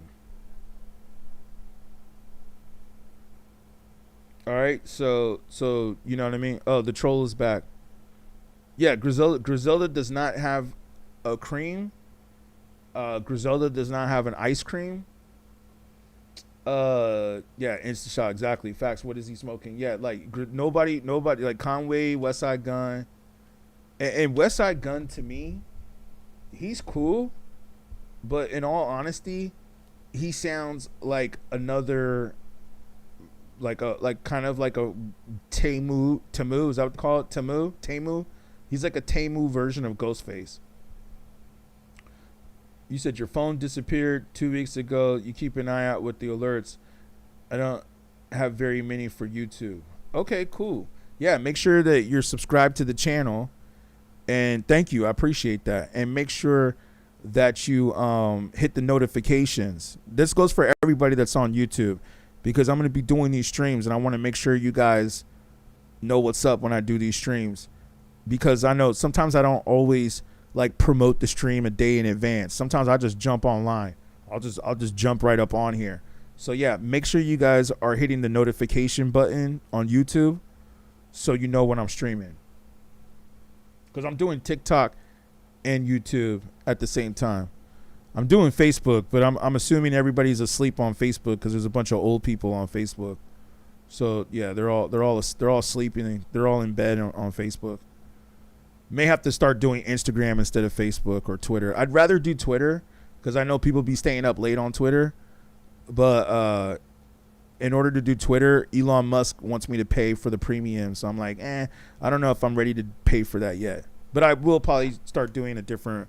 I don't know, if Facebook doesn't start getting popping by the end of this month, I'm gonna probably do a different platform like Instagram Snapchat or something. But yeah, definitely TikTok and YouTube. Thank you guys, man. You guys keep it lit. Brother over here, you said sober-minded over here, fellas. Yeah, I feel you. Same here, man. I'm actually fasting right now, so maybe that's why I have so much energy right now, because I'm fasting. When I fast, I get more energy. Like I've been fasting now for about a day and a half. My goal is to do two to 3 days. So I'm about to be fasting right here with you guys on the stream. Well, I mean, I'm drinking water, so I'm doing that. But yeah, doing a water fast. I felt like it was time. Like I had to, every now and then I feel like I got to clean out my system. You know what I'm saying? And not only that, but I feel like when I fast, it really like gets me focused. I get razor sharp focused. Speaking of Wu-Tang, one of the Wu Camp who has the best solo album. Out of the Wu Camp, who has the best solo album? Yeah, we definitely talked about that on Wu-Tang Wednesdays. You must have just jumped in because we definitely talked about that earlier. But I would say all of them that came out in 95. I would say Raekwon, Built for Cuban Links. GZA, Liquid Swords. ODB. Who else? Method Man. Ghostface, Supreme Clientele. Although I do like Iron Man too. I kind of go back and forth between Iron Man and Supreme Clientele. I know a lot of people say Supreme Clientele from Ghostface, but I'm almost willing to say that I think Iron Man is a better album. Well, you know what I think? I think Supreme Clientele, Ghostface has better lyrics. Like you could tell like he elevated on that album, but I feel like RZA's beats on Iron Man were better. Honorable mention, Inspector Deck. His solo album was really dope, and I think he just dropped an album too. I haven't checked it yet, but Inspector Deck, one of the most underrated Wu-Tang artists.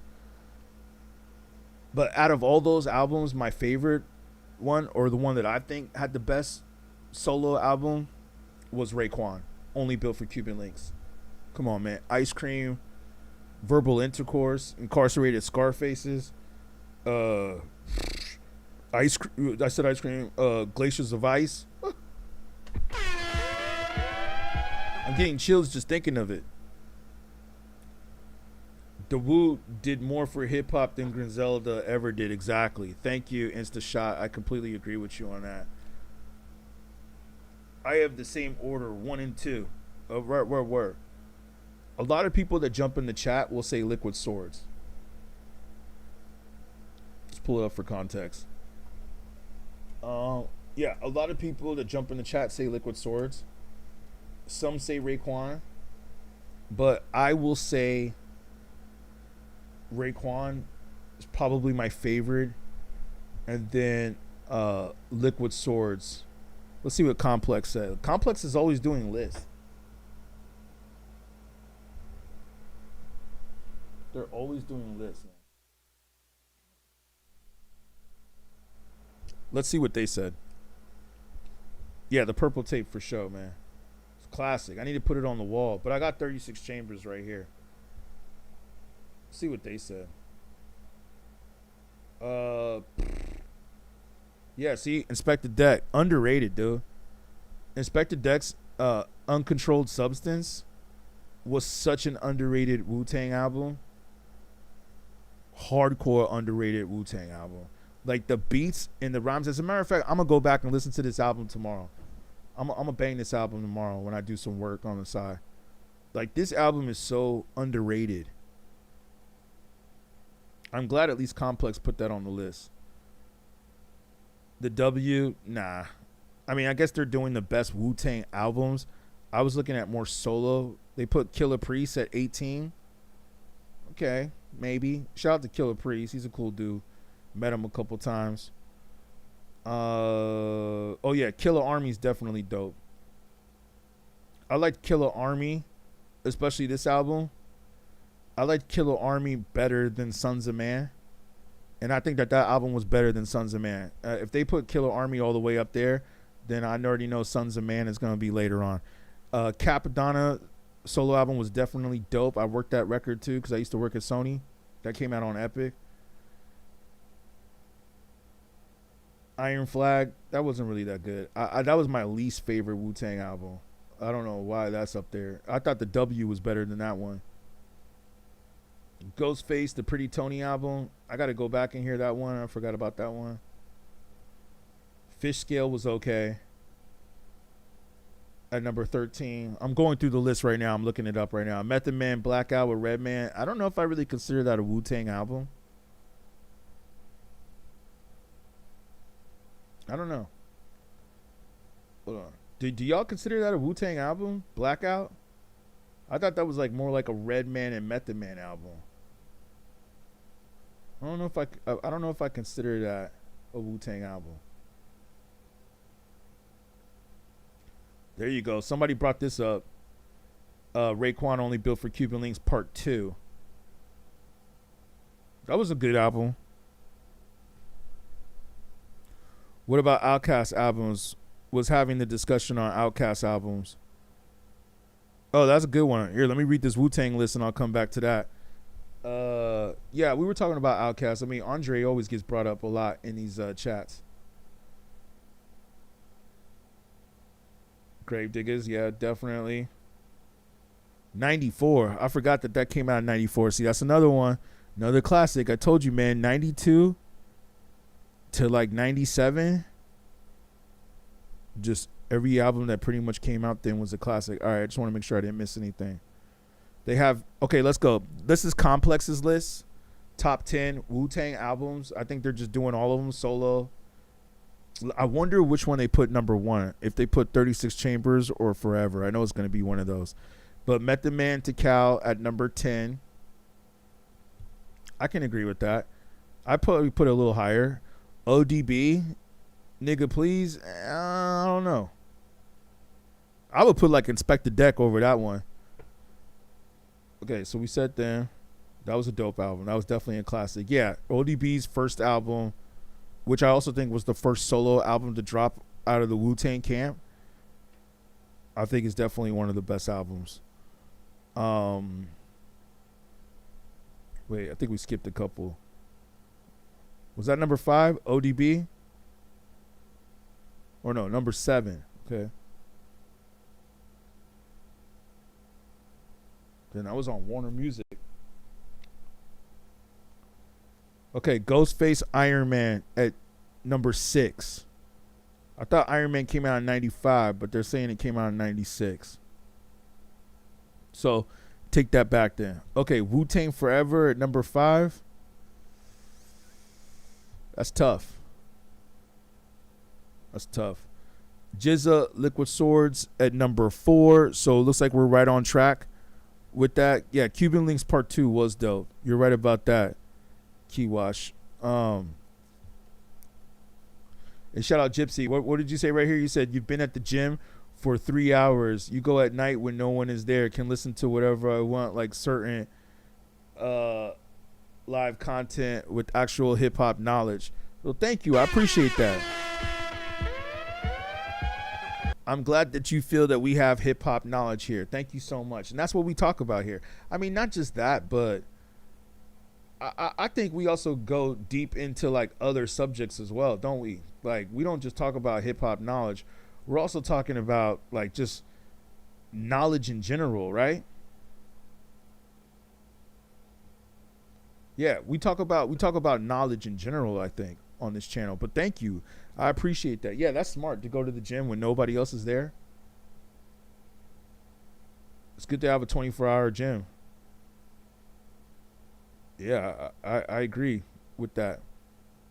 But thank you. I appreciate that you feeling like this is real hip hop knowledge. Well, you know, it's also, like I said, because I come from that 90s era. You know what I'm saying? So it's like I grew up in this. Like I said, I'm a student of the game when the game was like really competitive. Like today, I don't think the game is competitive. I mean, you just heard these podcasters that are beefing with each other. They basically just went up and said, like, it's all fake now. It's not about the truth. It's about who's got the numbers. That's what people are like. The whole Complex list, speaking of Complex, was not really about who's speaking the knowledge or who's speaking the truth on hip hop. It's more so about who has the numbers. And like I said, they put a couple people on their list who just repost what other people post. And it's just like, that ain't really journalism. Liquid Swords at number 4, shaking my head. No way. Yeah, I feel you on that. I feel you on that. Ghostface, Supreme Clientele at number 3. Yeah, I don't agree with that. I don't agree. Like I said, man, I don't know who does these lists. And I know lists are always going to be subjective, but it's like, come on. Now, you see, we did get this one right. They put Raekwon, and they're saying the best Wu-Tang albums. So they're saying just all the Wu-Tang albums, whether it be solo or the group. They put Raekwon number 2 out of all of the best Wu-Tang albums of all time. I told you, this is definitely one of the greatest rap albums of all time. Not just for Wu-Tang, but period. Period. This is one of the greatest albums of all time. Anybody who's a rapper, who wants to be a rapper, should go back and listen to this album. As a matter of fact, can we make a new rule? Let's make a new rule. If you never listen, I mean, I'm pretty sure people heard of Wu-Tang. They're pretty famous, right? There was even a TV show about them, right? So I'm sure people have heard of Wu-Tang, but if they've never listened as a rapper, if they've never listened to Raekwon Only Built for Cuban Links, then I don't even know if I can even consider you hip-hop. I don't know. What do y'all think? That could be a new rule. And yes, you guessed it. You guessed it. You were right, Key Wash. Yep, 36 Chambers, which I have right here on the wall, is number 1. Which I agree. I think Raekwon Only Built for Cuban Links is the best solo album, which according to Complex List, it looks like we agree. Enter the Wu-Tang at number 1. But I will say this. I will say that Wu-Tang Forever is like right there. That's like a close second. They put it in the top 5. If you're going to go Wu-Tang albums, I could say number 3 almost. But Supreme Clientele is dope. Because I've heard so many of y'all say Supreme Clientele, you know, appreciate you, fam. Appreciate you, Key Wash. Yeah, the fact that I've heard so many people mention Supreme Clientele, I said to myself, I have to go back and listen to the album, which I did. I did it last week when I was getting ready for my Wu-Tang Wednesdays, Wu Wednesdays. And I was like, this is a dope album. Like, there were some tracks on there that I forgot about. I was like, yeah, this is pretty dope. Like, Ghost is just like, he's on another level on this album, just lyrically. Scientific, you probably missed it. Pachipistic, Gotapistic, it's optimistic, Havikistic, Gravitistic. I was like, yo, man, his cadence on that was just like, woo. What's Toxic Junk?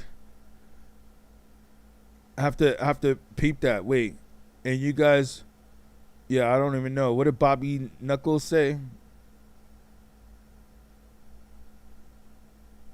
Well, you know, Bobby is a guy. Let me see. I can't really see his profile picture, but he looks like a white guy, which is okay. But you see, Bobby's a guy who looks like a white guy, probably in the suburbs of Kansas or North Dakota. So he probably doesn't really understand why the rap music sounds the way it does. And you probably only listen to the surface level of hip hop. No, I said you probably are a white guy. I didn't say you are a white guy. I said you might be a white guy. I can't really see your profile picture from here because it doesn't let me click on the profile.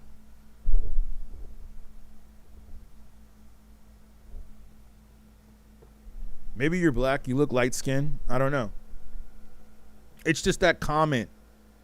That comment. No, I just can't see your profile picture. It's like that. It's like that small when I'm on the stream. You know what I'm saying? So it's like, you know, I can't really see the picture. Maybe somebody else in here can go to his profile and check him out. What city and state? City and state, please. Because, yeah, I think I understand what you mean by toxic junk. I think he's saying that the rap music that's coming out right now is toxic junk. But what he has to understand, okay, so you coming out of Philly. All right, he has to understand that the rap music that you see in the mainstream is rap music that's being controlled and manipulated by the industry. It's not real hip hop. Just like we have said multiple times on these chats, there's a difference between hip hop and there's a difference between rap. You're probably being infiltrated and influenced by what you see in the mainstream. And that's why, again, that's why I say in this topic right here, hip hop, is it good or did it fall off? We're not talking about what the real is. I think a lot of us can agree that a lot of underground music is real. What is being promoted in the industry is the fake degeneracy, and that's not real hip hop. Let's remember, hip hop is a culture. Hip hop is the culture of breaking, graffiti, MCing, and DJing. None of those elements are portrayed in hip hop today, unfortunately, or not in the mainstream. Just like how Homeboy, who the troll was, and I'm sure he'll be in the chat tomorrow. He jumps in the chat every single day that I stream. He's a Playboy Cardi fan. Every day I see the same Playboy Cardi dude up in here, and that's cool. I'm glad that he's up in here because I can see that he understands the stream. Every day he jumps in here. I seen him jump in and out of here. He jumped in here like 5-10 minutes ago.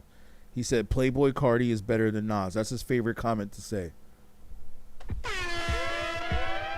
Now I know he's trolling, but I think that he does believe that in some ways. Playboy Cardi does not portray any elements of hip hop or hip hop culture in his music. Yeah, exactly, right? It's hilarious. It's hilarious that this dude says this. The dude says it so much that I feel like I got to make a video about this.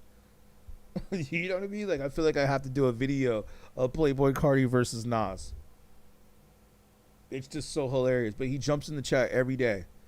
Every day he jumps in and says Playboy Cardi is the GOAT, is the best.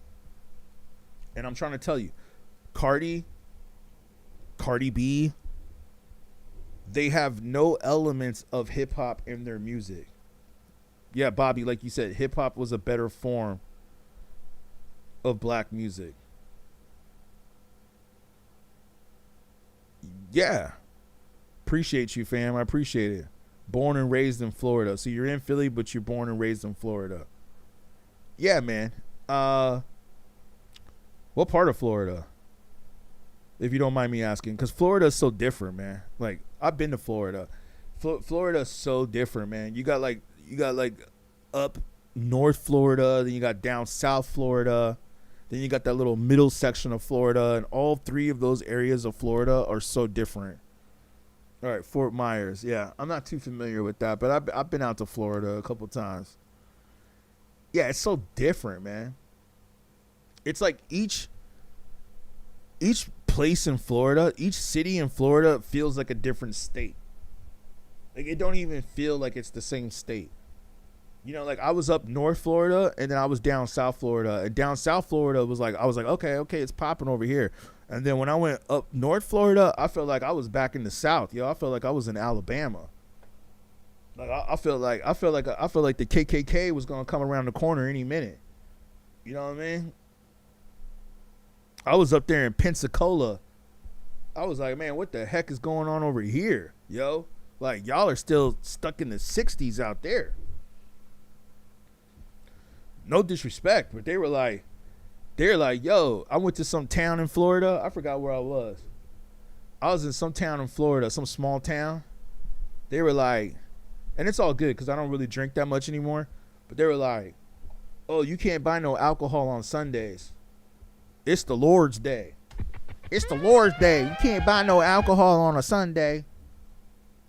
I was like, yo, get me up out of here. I was like, I looked at my friends. I was like, yo, where are we, dude?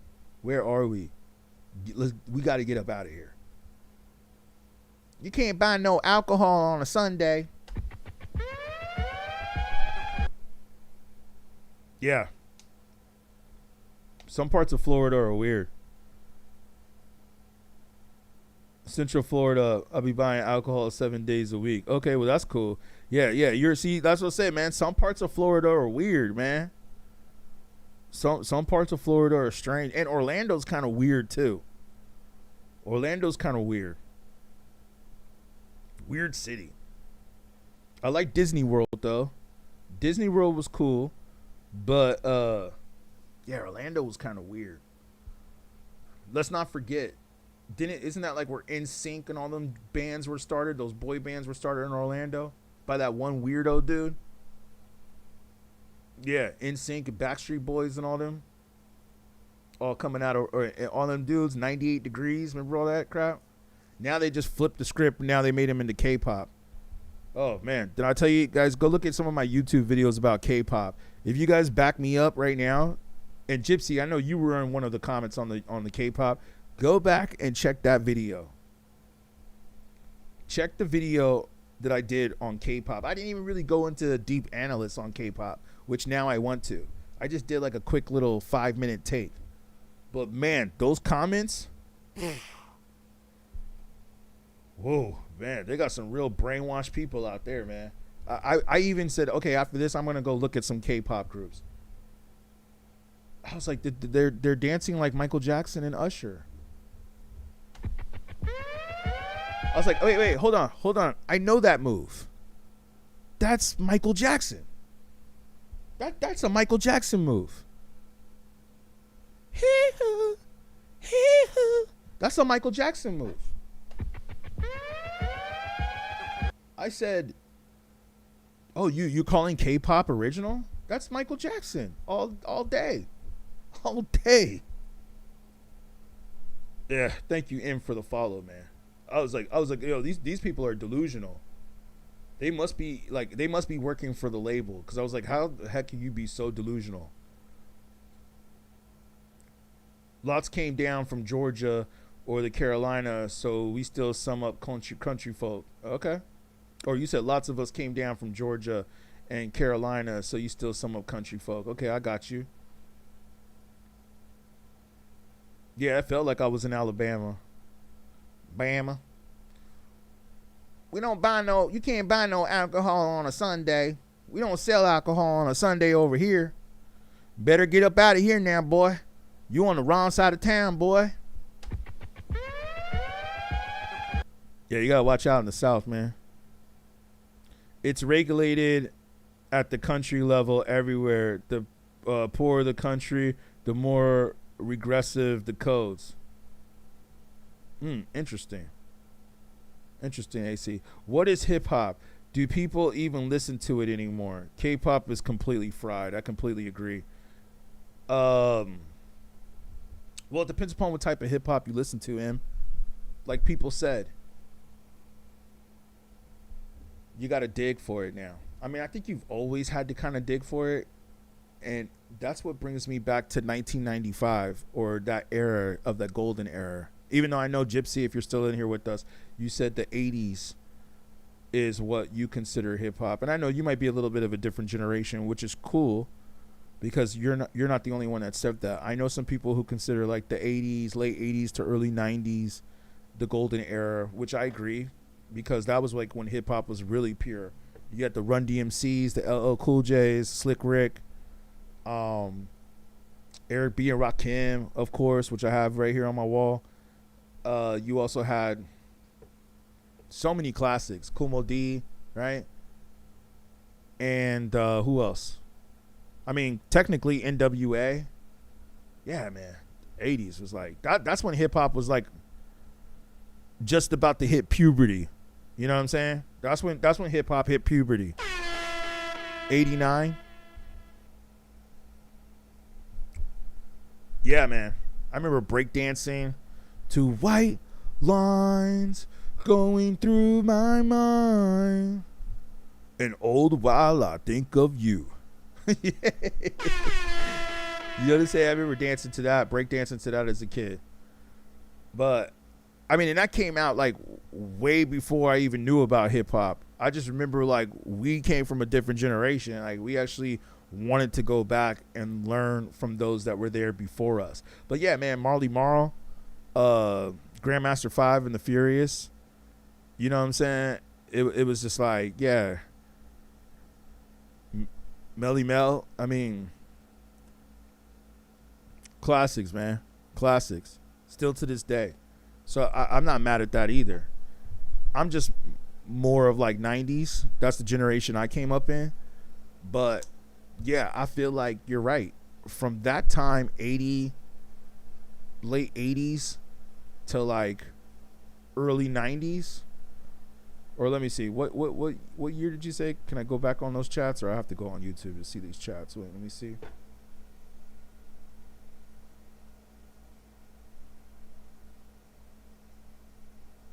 I wanted to see. Oh yeah, you said 87 to 97. That was a good time though. That's a good span right there. That's a good span right there. 87 to 97. I mean, I was just looking like at a 5-year period, but like, yeah, 92, 97, that's me. So we're both right up in there. 92 to 97, but yeah. Other than Rakim, the 80s was a little early for me. When did Cool G Rap drop? Cool G Rap debut. Was he late 80s? You had Big Daddy Kane though, too, though, right? Damn, Juice was such a dope soundtrack. Let me just see. I just want to look something up. Oh, yeah. Cool G Rap was 86. Yeah. I may have to go back and do some research on the Cool G Rap. Cold Chillin' Records. Let's not forget MC Search, Third Base, too. Yeah, there was a lot of classics that came out then. So, yeah, man. We might do that on tomorrow's stream. I appreciate y'all that have been up in here. I think I'm about to get up out of here. But thank you guys so much for tuning in. I can see we're still rocking on YouTube, man. Appreciate you, man. Appreciate the 10 people that are up in here. All the other podcasters are asleep right now. So, like, I'm creeping in while they're sleeping. But you know what I'm thinking? We got the Breakfast Club coming up in about an hour. So I think I might get up out of here because I want to get ready for that. And we might have to cover a little bit of that tomorrow. So yeah, man, we got a big week ahead. We got the Tupac trial. We got the beef with these media journalists. These so-called, hey yo, tell you the truth, I think they're all fake. That's why I say, man, I'm glad that you guys are here rocking with me. So thank y'all. I think a lot of these dudes are fake. Charlamagne, in a way. Akademiks. Even Joe Budden is starting to do some questionable stuff. I mean, I like Joe Budden. Don't get me wrong. I respect him. But it's just like, yo, man, come on, man. Like, y'all, like they said, y'all didn't even go to the J. Cole concert. How you not going to go to the J. Cole concert and you have the access to? I can understand if you don't have the access. But if you have the access, you should be going to the J. Cole concert. No, what did they talk about? They talked about dating and relationships instead of J. Cole. So I feel like a lot of these dudes are like falling off or ain't really about the culture anymore. Or just about making the money and just putting out whatever content that they could put out. Oh, did you see Drake barked at this girl? So yeah, man, but we got a lot to cover this week. So I want to make sure that you guys are with me. I thank y'all for being up in here. Like I said, I'm gonna jump up on here in the afternoons in the morning. I think I'm gonna go a little bit longer on YouTube. Let's see if we can get a few more likes on YouTube. TikTok. Thank you for everybody that tuned in on TikTok. I really appreciate y'all. Shout out for all y'all that gave me the coins on TikTok. This was a good stream. I think we made a lot of noise on this one. Shout out to those of you on YouTube as well. I think we got it going. I think I'll go a little bit longer on YouTube, but TikTok, I'm about to be up out of here. So signing off on TikTok. Make sure you guys check me out tomorrow, though. I'm going to try to jump in here 10 p.m. Eastern time. That goes for YouTube as well. May do a surprise pop-up in the afternoon. But thank you, TikTok. I appreciate y'all.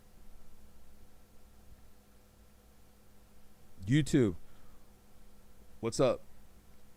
Can we get a few more likes coming in on YouTube before we get up out of here? This helps the algorithm. This helps us get more people going, gets more people coming in. Also helps for the rebroadcast, because I also do a rebroadcast as well. So this is an important one. But like I said, man, I think I might get up out of here just because I want to be ready for the Breakfast Club. I think Charlamagne is going to have to address what just happened here. He's going to have to address it. There's no way that he can let this slide. And if he lets this slide, I'm going to be very disappointed with him, because I'm going to feel like, look, man, the culture's talking about this. Everybody's up on this. I think a lot of y'all are fake anyways. To repeat your bullshit long enough till it becomes the truth, till it appears to be the truth. That's really the name of the game. It's him saying, look at how much of a victim I am. Rock Nation is out to get me, y'all. Little old me who never bothers anybody. Rob's speaking some truth right here, though. He's speaking some truth right there. Yeah, we got a beef. We got a beef of the podcasters. So he's throwing some shots at Akademiks. Akademiks throw some shots back at him, and then Akademiks went back and threw some shots at Charlamagne and all the people in the Breakfast Club. So y'all can go back and watch this. It's on my stream. I'll probably leave it up at least for a few hours. I might turn this one into a members only, because I want to shout out my members. They're the ones that like really support the channel. And those of you that are here, man, I hope you guys are subscribed. And if you're not subscribed, please do. Make sure you like what I'm doing here, because like I said, it helps push the algorithm. But not only that, shout out to my members, man. It only costs you $5 a month, and the membership really helps me to be able to do this stream. It helps me to be able to pay for the Wi-Fi, get the equipment that's needed, and pay the rent. So shout out to those of you that are on my membership. It only costs $5 per month, not per week, not a day, only a month. All right. So it's like you're just buying me a sandwich once a month so I can eat and be able to do this. So thank you. Also, thank you guys that put in the super chats and that put in the coins. Shout out. I really appreciate it.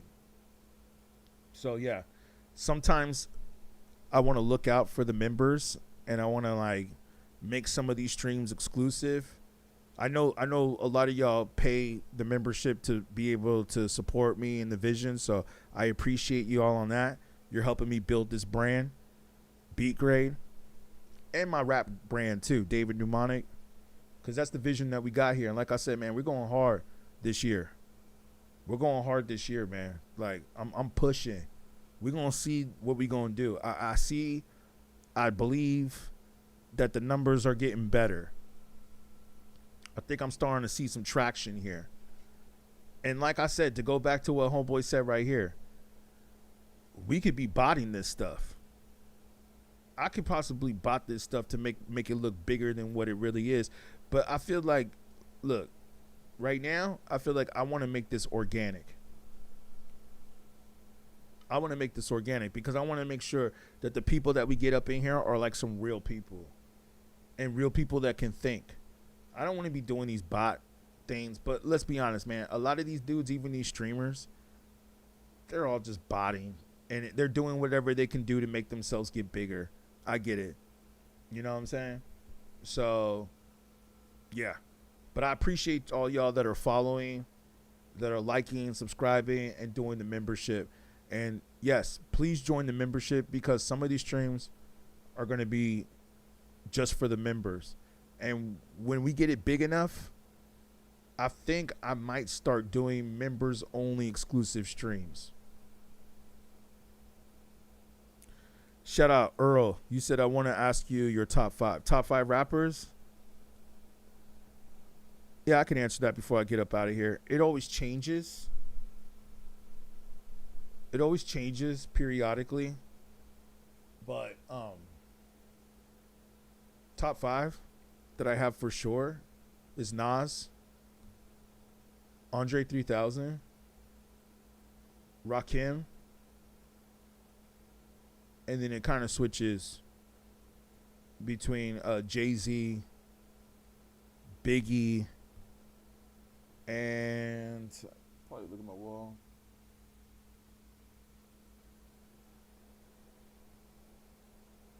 Maybe like Big L.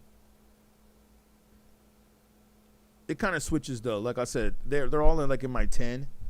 I could like swap out the 5th one with some other rappers too, like Black Thought.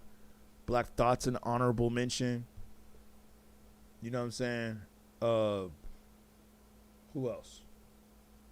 Like rappers that I just listen to where I'm like, man, just like everything they pretty much say is dope. And they got classic albums. That's what I look at. I don't just look at who's a dope rapper. I also look at who put out classic albums.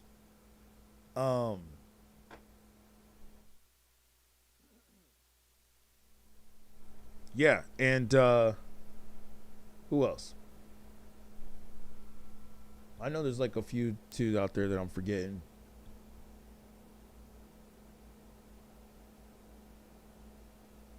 Yeah, man. Like I said, it's a tough one. I have to go back and forth. With it. I mean, we could just look up real quick, like, and Google gets this wrong, man. I remember back in the days, like Google was much better with this. Oh yeah, Prodigy's another one. Speaking of Mobb Deep, they just voted Mobb Deep Shook One's Part 2 best rap beat of all time. Could be one of the best songs. Well, it is one of the best songs, but could be the best rap song of all time as well. It's definitely in the top 10, I think. If we talking about the best rap songs of all time, I think Mobb Deep Infamous, well, that's one of the best albums for world, but I think Shook One's could be one of the best rap songs. If not the best, it's definitely in the top 10. And it's funny I'm thinking about this because I actually was thinking of doing a video of this a while back, and maybe I got to bring this back, but I'll do it on a stream instead. Seems like you guys like the streams better than the videos now, or at least that's where YouTube is pushing me more. But I'll say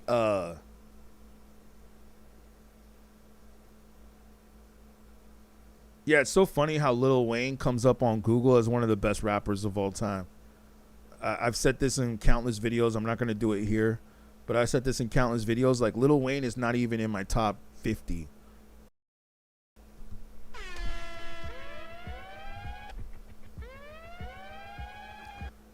Yeah, hell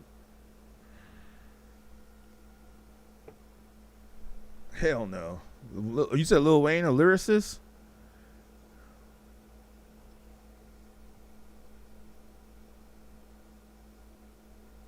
Yeah, there's somebody I'm forgetting.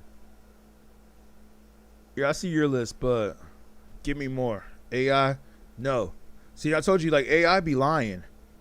They put Lil Wayne in the top 10. They're tripping.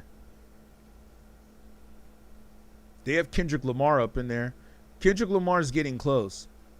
Even though I know some of y'all said you don't like Kendrick Lamar.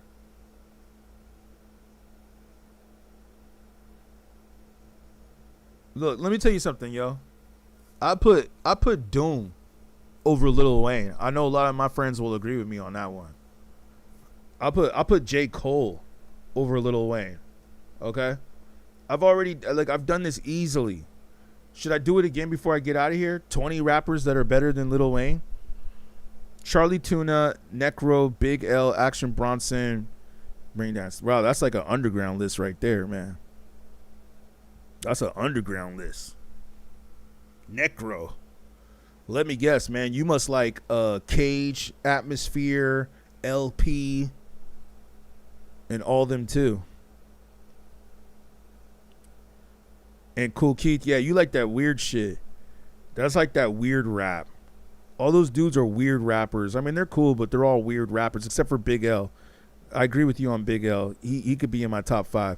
Action Bronson, I respect Action Bronson, but he just sounds too much like Ghostface to me.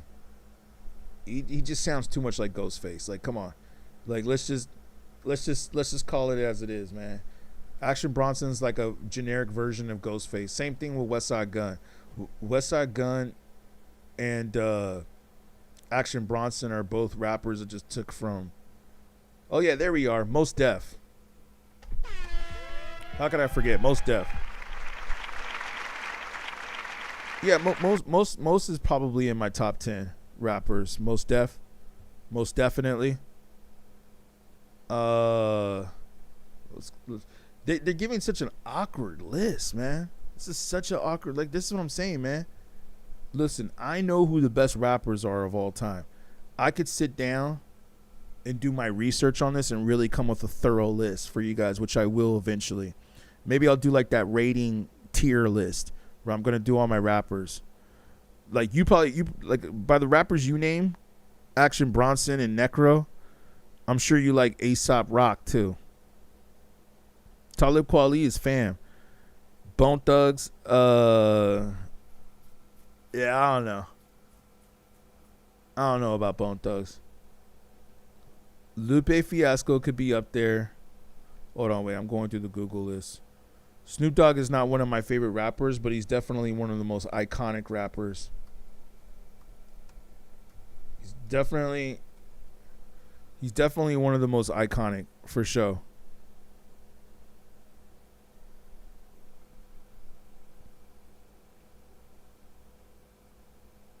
Oh yeah, Corrupt is dope. Yeah, Q-Tip is up there. Shout out Chuck D, he follows me. Q-Tip is definitely up there. They say Tech 9, he's alright. LP, alright. Jadakiss, yes, but we're talking about my favorite of the favorites.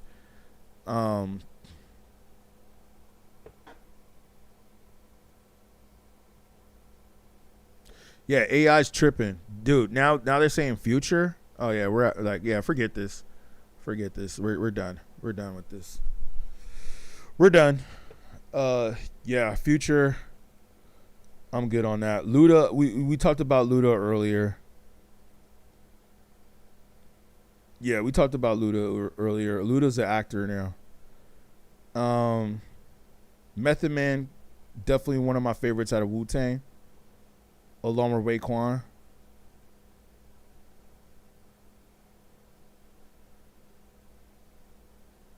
Yeah, man. Future should not be on this list at all. And I've already done this in other shows, but Future is probably, yeah, they brought him up too.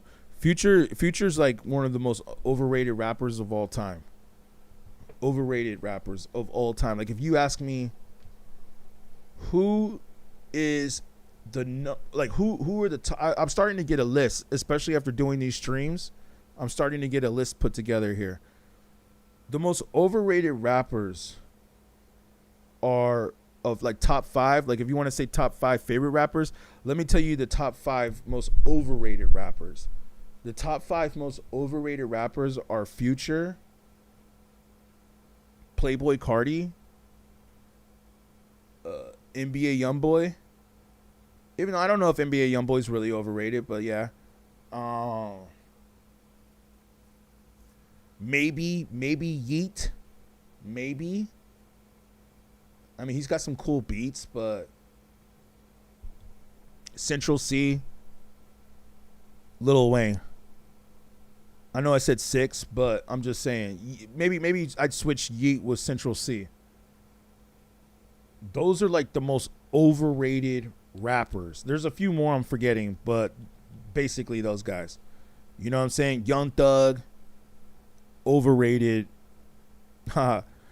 Racket Ralph says Eminem. Future's a producer. Okay, I didn't know he's a producer. He's a good producer, better than Dre for me. Okay, I didn't know Future. If Future's producing, that's cool. Eminem isn't overrated. He's perfectly rated. He's just mid. Well, if you can't say that he's perfectly rated because people consider Eminem like the greatest rapper or like one of the greatest rappers of all time. So I don't know if we could say that he's perfectly rated. But it's funny, I was reading comments earlier today, and I keep telling AI, give me more, give me more, give me more, give me more rappers. That's not enough. I need more rappers. You're not giving me a solid enough list. Like, I could think of like a bunch of rappers right now that they're missing. Like, let me go pull up my VHS tapes. That's what I got to do one of these days and put them on YouTube, because I know people were asking about it. Let me go pull up my old school VHS tapes of all my Rap City and rappers that I've covered. Like, there's a gang of rappers in here that y'all are missing, man. Like, look, it took us this long to get to Redman. It took us this long to get to Guru. You know what I mean? Like, come on, man. It took us this long to get to Pharoah Monch and Raekwon. Like, what are you doing? That's why I said, man, we can't always trust AI. Corrupt, Quick, Exhibit,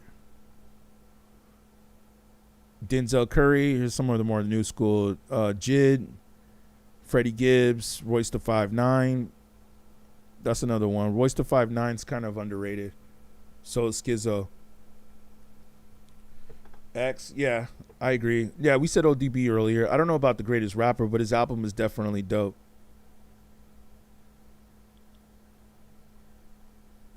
I guess M just doesn't have the chill rap vibe for me. Nah, yeah, Eminem is like more like the person you listen to when you're like by yourself. He's not really the person that you listen to when you're with a bunch of people.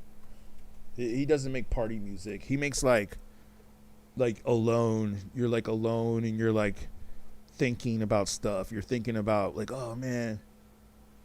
You know, and it's also for like, unfortunately, it's like probably for like people that are depressed. Like that's what Eminem's music's for. You know what I mean? Eminem's music is like for depressed people.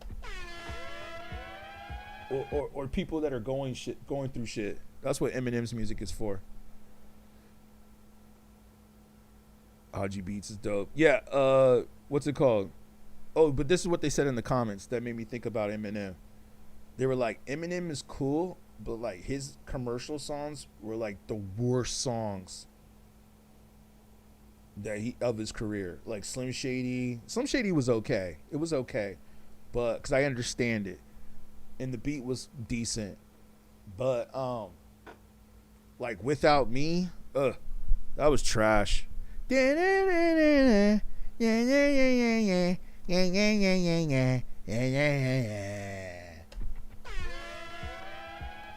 was trash. Cause it feels so lonely without me. MTV can't bring back me because they're so lonely without me. Yeah, Cannabis is another one we're forgetting. Look how far I had to dig through AI to get them to start naming some decent rappers. Like all these rappers that are on like the 5th page or 6th page of AI, I think are better than Lil Wayne. I think Conway the Machine is better than Lil Wayne. I think Rock Marciano is better than Lil Wayne. I think Cannabis is better than Lil Wayne. I know Prodigy is better than Lil Wayne. AZ is better than Lil Wayne. Big Daddy Kane is better than Lil Wayne. Cool G Rap is better than Lil Wayne. Freddie Gibbs is better than Lil Wayne. Royce da 5'9" is better than Lil Wayne. Corrupt, I think we all can agree, Corrupt is better than Lil Wayne. Pharoah Monch is definitely better than Lil Wayne. Guru is definitely better than Lil Wayne. Redman is definitely better than Lil Wayne. Raekwon, better than Lil Wayne. Danny Brown, better than Lil Wayne. How is Lil Wayne in the top 10? I don't get it, man. KRS-One, definitely better than Lil Wayne. Chuck D, Public Enemy, better than Lil Wayne. Common, better. Mos Def, better. Lupe Fiasco, better. Method Man, better. Big L, definitely better. I mean, all these rappers are better than Lil Wayne. Yeah, Danny Brown, JPEG Mafia. You ever listen to King Lil G? I'm not sure if I heard King Lil G. Ill Bill's dope. Ain't some of these dudes on Ill Bill? I mean, or on TikTok? Apathy, wasn't he part of Ill Bill? I seen Apathy up in here. Carter tapes for Wayne, though. The Carter tapes are good. Yeah, the first three is what everybody always says. Listen, I'm not trying to knock his albums. His albums are cool. Some of them. He's got some cool beats. 6 foot like the hammer. I mean, that's a cool beat. But honestly, is he a better rapper? That's what we're talking about. We're not necessarily talking about the albums. We're talking more so about who's the better rapper. You know what I mean? Like, I'll give you an example. I think Jay-Z, and Jay-Z's kind of gotten better, I think, over time, which is an interesting concept. Because some rappers usually fall off. But I think Jay-Z's kind of gotten better. He kind of proved that at Yankee Stadium, too. That he could still perform. I'll say this, though. Like, Jay-Z got better albums than Big L. But I think I like Big L as a rapper better. I mean, but Jay-Z's kind of up there. You know what I'm saying? Like, Jay-Z's up there for me. You know what I mean? So like it's like I can even compare Big L to like Nas. You know what I'm saying? But I think Nas got better albums. So the point that I'm making here is not necessarily who is like got better albums. Like, oh, well, he put out this album or he put out that album. Like, yeah, that's cool. That's cool that he dropped those albums. That doesn't necessarily mean that he's a good rapper. Like, if we just take off the lyric or take off the beats, like, he got some cool beats and he's writing the beats in a good way. Yeah, Da Brat was definitely classic. Kanye's more of a producer for me. Even though Graduation is a classic, but Kanye's more of a producer. I feel that if you take off the beats from Lil Wayne's Carter albums, because a lot of people will consider that those his best albums, right? And I'll do this. I'll go back and analyze this because I know it's been a minute since I've heard those albums. So I'll go back and I'll analyze. But if we go and listen to the lyrics and just analyze the lyrics and what he's talking about, the dude ain't talking about nothing in his raps. He's talking about absolutely nothing. All he's doing is he's just taking words that rhyme and he's just putting words together that rhyme. That's all he's doing. He's not really saying anything. If you listen to his album or his songs, like the 6 foot, 7 foot, like I like that song, right? But I remember going back and listening to the lyrics and I'm like, okay, the beat, like the beat is dope and the way he's flowing over the beat is tight. Like, he's got the right cadence. He's got the vibe. He's got the energy. Okay, I could see where people are saying, like, oh, man, Lil Wayne is the GOAT. Like, because they haven't really ever, like, dug deep and, like, probably listened to, like, real rap before. You know what I mean? Because, like, I went and listened to that song. Like, I really listened to that song because that's probably like my favorite Lil Wayne song. And I'm sure a lot of people will agree with me on this because every time Lil Wayne performs, he always does that song. So I'm pretty sure that, I'll get to you in just a second, Huggy. Glad you said that comment because I was about to get up out of here. But I'll get to that where you said his impact was bigger than every rapper that I named. Not necessarily. I don't think that his impact was bigger than Wu-Tang. I don't think his impact was bigger than Wu-Tang. I don't think his impact was bigger than Snoop Dogg. But like I said again, what are we talking about? Are we talking about record sales? Are we talking about like who? Like the dude was also signed to Universal. So are we talking about like who was signed to Universal? It's a known fact by now that if you're signed to Universal, you're gonna have some impact. Universal controls all of the mainstream artists, not just with rap, but also with pop and rock and techno and K-pop.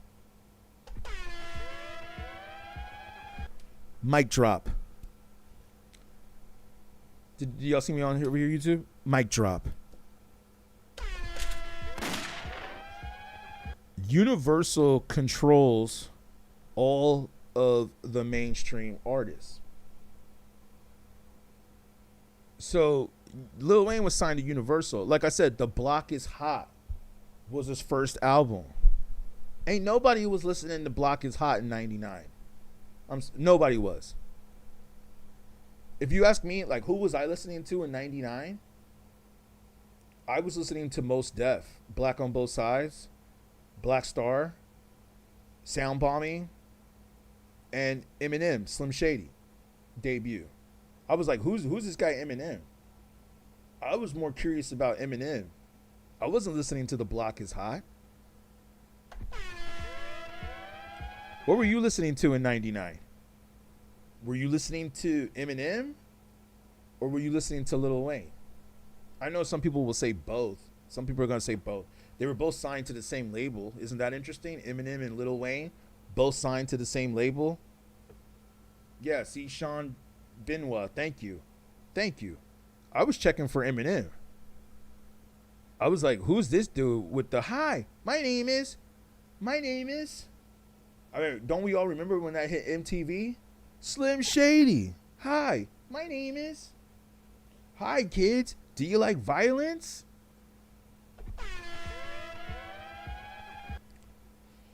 Right? Hi, my name is. Hi. Because he knew he was a white guy. He knew he was a white guy. And he knew that people were going to be like, who is this? Like, what the heck? Genius. It was brilliant. Hi, my name is. Who? Slim Shady. Thank you for the follow, Sean. I appreciate you, man. Thank you. Yeah, man. I wasn't listening to Lil Wayne, The Block Is Hot. Get out of here, man. I don't even remember any of my friends telling me that. Did we forget that Lil Wayne and Eminem dropped before the internet? Yeah. It's like that's who I was checking for. Well, we've had to talk on Eminem. I mean, I did like the last Shady album that he did, but M did have some. If you're talking about Eminem, he did have some ups and downs. Like Relapse was, Recovery was. You know, come on. I love the way you lie. I'm not afraid to take a stand. Everybody. No, get out of here. That was. Hey, but I wouldn't be mad. Like that one dude, I know I kind of talked trash on the one pod about homeboy Stat not doing the hook that Eminem wrote for him. I can't front. If Eminem would have came in this, like if Eminem signed me to Shady and he came in the studio and he was like, okay, this is the hook. The hook is going to go like this. I'm not afraid to take a stand. Everybody. I probably would look at Eminem too and be like, yo, you want me to sing that shit? I probably would say the same thing. Like, yeah, I think it'd be better if you just did that. So I kind of understand what Homeboy was saying when Eminem was writing hooks for him, and he was just like, man, I don't want to do that. But looking back, it's Eminem, and you're signed to his label. So technically, he was the boss. And if he told you to rap this hook, then you better rap that hook. I would rap the hook. I wouldn't be that. My ego wouldn't be like, nah, I ain't rapping that. That's why that dude ain't got no rap career. I was wondering what happened to him too. I was like, why did he fall off? He was signing Shady. What happened? Oh, now I understand what happened. He finally came out and said it on a podcast. He finally said he crossed Eminem. Yeah, you can't do that, man. If Eminem or Dr. Dre tell you, I want you to rap on this beat and I want you to rap it like this, do it. Just do it. Get your money, get your fame, get out there, and then prove yourself, and then do what you want to do afterwards, after you prove yourself. Yeah, it's because Eminem got sober. Yeah, that's right. I know, isn't it interesting? Sobriety is a good thing, because trust me, man, I practice it too. But, man, I got to say, man, I think sometimes, I mean, well, I'm sober right here, so I think I'm doing all right here. But, you know, give me a shout out if you guys think I'm doing all right sober. But I gotta tell you, man, sometimes when you're getting high, I gotta say, you know what I mean? Or you got your vices. I gotta say, man, I be coming with some crazy ideas. No joke, man. And you're right. I think Eminem sounded better when he was, you know, unfortunately when he wasn't sober. Oh, yo, shout out to Sean, man. Congratulations for you for being sober for 4 years, man. Shout out, man. Shout out to you, man. I've yet to be on that journey. I've been sober for like 3 days. So I'm working on it. But yeah, shout out to you, man. Congratulations. It's been hard. You got this, man. Yeah, I know, man.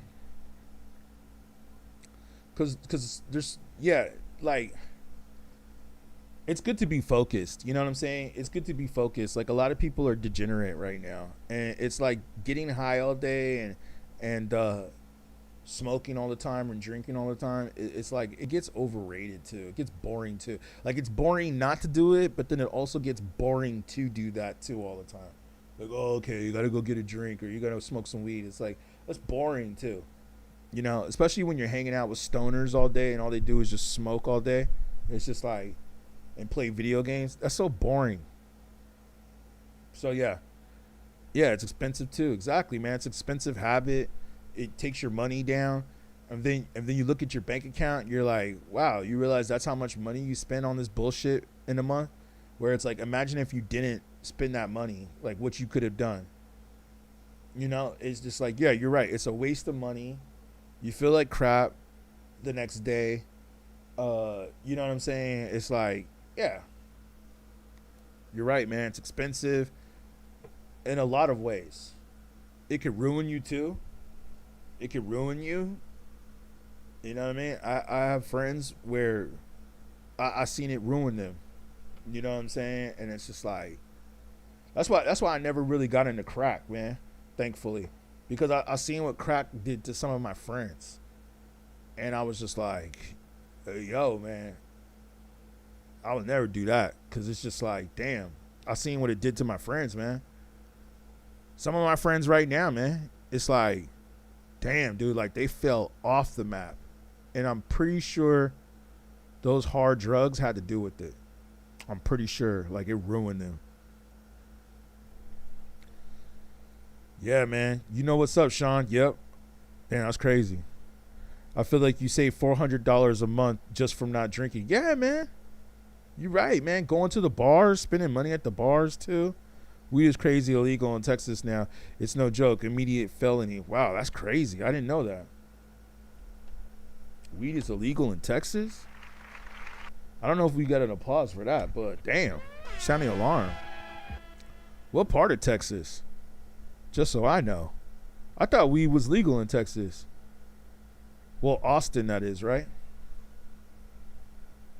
Damn, you said 1 gram. 1 gram can get you 4 months' time. Whew. I didn't know. Oh, so they making Texas like the way Vegas used to be. That's the way Vegas used to be. They're allowing it in Vegas now. What up, Ayatollah? Shout you out. Yeah, they're allowing weed in Vegas, but I remember back in the days in Vegas, if you got caught with weed, oh yeah, man, you were doing like a year for like a joint. Really? Nope, highly illegal still. In Austin, Texas? I didn't know that Austin, Texas had that, man. Well, yeah, man, like I said with the hip hop, man. Shout out. I just saw a post that said Ninth Wonder joined the chat. If Ninth Wonder's up in the chat, what up, dog? My favorite producer. One of my favorite producers of all time. Has just entered the chat. Shout out Ninth Wonder. We were just talking about you. Yeah. Yeah, man. We were just talking about Real Beats and Jay-Z. Black Album is a classic if you up in here, Ninth. Black Album is a classic. That's what I'm saying, man. We gonna go over the best beats of all time. We gonna do the best producers of all time. So, yeah, if you up in here, Ninth Wonder, shout you out. You know what I'm saying? Definitely one of the best producers of all time. Little Brother. I haven't heard enough people speak about Little Brother. Oh, you're the female, not the producer. I'm sure you get that all the time. People like, I'm not that Ninth Wonder. I'm the female, not the producer. Well, shout you out anyways, Ninth Wonder. Shout you out anyways. Thank you for joining. Thank you for joining. You never know who jumps in these chats, man. I've been having some people jump in these chats before where I'm like, I didn't even know they were listening. Like you only know when people comment, but you could have people listening and you never know who's listening. Like I said, man, I've had a few people now jump in my chats where it's like, I didn't even know that they were up in here. You know what I'm saying? Like I said to y'all before, Search was up in here, which I got to put the full video up on. I think there was a couple other people up in here. Had some people from TMZ up in here. You know what I'm saying? So it's like, yeah, man, you never know. But I also have people commenting on my stuff like Talib Kweli, Russ, a lot of them, you know what I mean? So you never know who's listening. So I didn't know. I thought it could be 9-1. But yes, exactly. Shout you out, though. I appreciate you for being up in here. Artificial Night, you said it feels like no one being pushed these days came up naturally. They're all like kids of wealthy people. Thank you, Artificial Night, or Artificer Night. You said your wife loves Busta. I can't stand Busta. I met Busta Rhymes once, and he was such an asshole. I'll never listen to his music ever again. But that's another story. As a rapper, yeah, he had a classic verse on Scenario. I can't take that away from him and some of the stuff that he does from Dilla. Dilla's one of my favorite producers, too. So the only reason I'll listen to Busta Rhymes, and it's funny because he just put out a new track with Dilla, or a Dilla beat featuring Lil Wayne, speaking of which. I thought it was an okay track, you know what I'm saying? Maybe because I'm a little biased. But, and I thought the beat sounded like a Dilla throwaway beat, of course it is. But, yeah, I was just like, yeah, whatever. LL Cool J is a legend. You said it feels, but yeah, I like how you said they're all kids of wealthy people. You're right about that, man. Shout you out, homie. Like, that's such a great comment. Because yeah, that's, you know what I call it? I have a terminology for it. Make sure you guys coin me for this. I might have to trademark this. But I call them Nepo rappers. That's what I call them, Nepo rappers. A lot of these rappers that are in the game now are all like kids of rich people. And singers too, pop singers and all of them. They're all like just kids of wealthy people. They're either Nepo babies or Nepo rappers. So it's like, and that's kind of probably the reason why a lot of the mainstream music sounds trash. It's like it's almost like it's not about like how dope you are anymore. It's just really about who you know. I mean, it's always been like that. It's always been like that. But now it seems like it's more so like that. But like, I think there was a time where you actually had to have a little bit of talent. Nowadays, it seems like it don't even matter if you have talent or not. If you're just so-and-so's kid, you get a free ride into the industry. It's straight up Nepo. Like, did you guys know this? I'll have to look this up. Let me fact check this before I say it on the stream. Let me fact check this. But I heard about this. I'm sure the person I heard it from tells the truth though, because the guy's a pretty big YouTuber. I mean, he's got like millions of people who follow him, so I'm pretty sure he's not going to put out BS. But he said this. He did a video where he talked about a lot of the pop stars today are all related to rich people. Let me fact check this though real quick. Related to Bart Simpson. Okay. Yeah, exactly. So Sabrina Carpenter, you know Sabrina Carpenter, who's like really famous, and everybody's still like, oh, well, she's really pretty. Yeah, she's pretty. There's no doubt about that. But that's why she's famous. But check this out. She's related to the person who does the voice actor for Bart Simpson on The Simpsons. Do you see that? Sabrina Carpenter is technically related to the person who voices Bart Simpson. She is the niece of the voice actress Nancy Cartwright, who provided the iconic voice for Bart Simpson of The Simpsons. So the woman who does Bart Simpson is Sabrina Carpenter's aunt. You know what I mean? Like, these are all Nepo babies that are in the industry. Music equipment just handed down instead of grinding for equipment. Exactly. It's like most of these pop stars, they're all related to somebody. Also Taylor Swift too. I don't think Taylor Swift is married well, now she's married, but I don't think she's related to anybody who's famous, but I think her parents were rich too. Like, they all come from money. That's why you got to respect Eminem's hustle, because Eminem really did come from the bottom.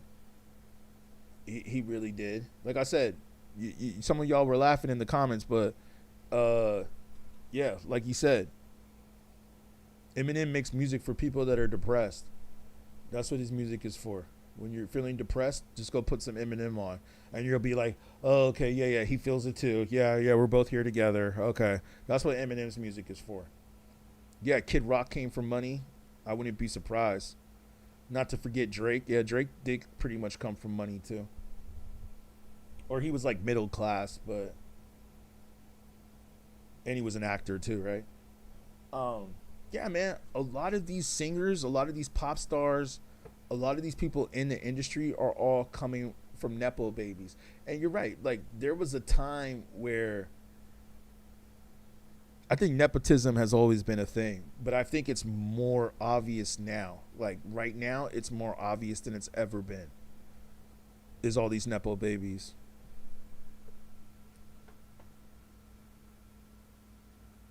Yeah. Appreciate you.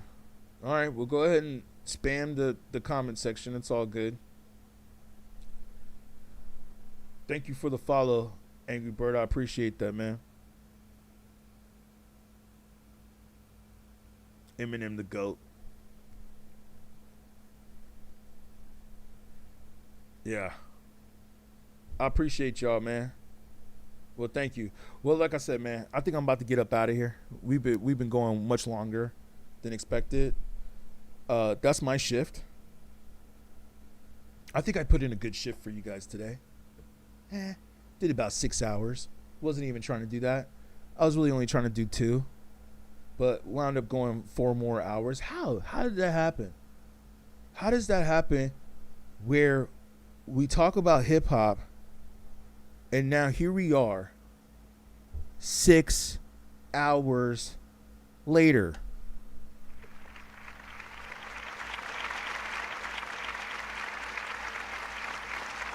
How does that happen?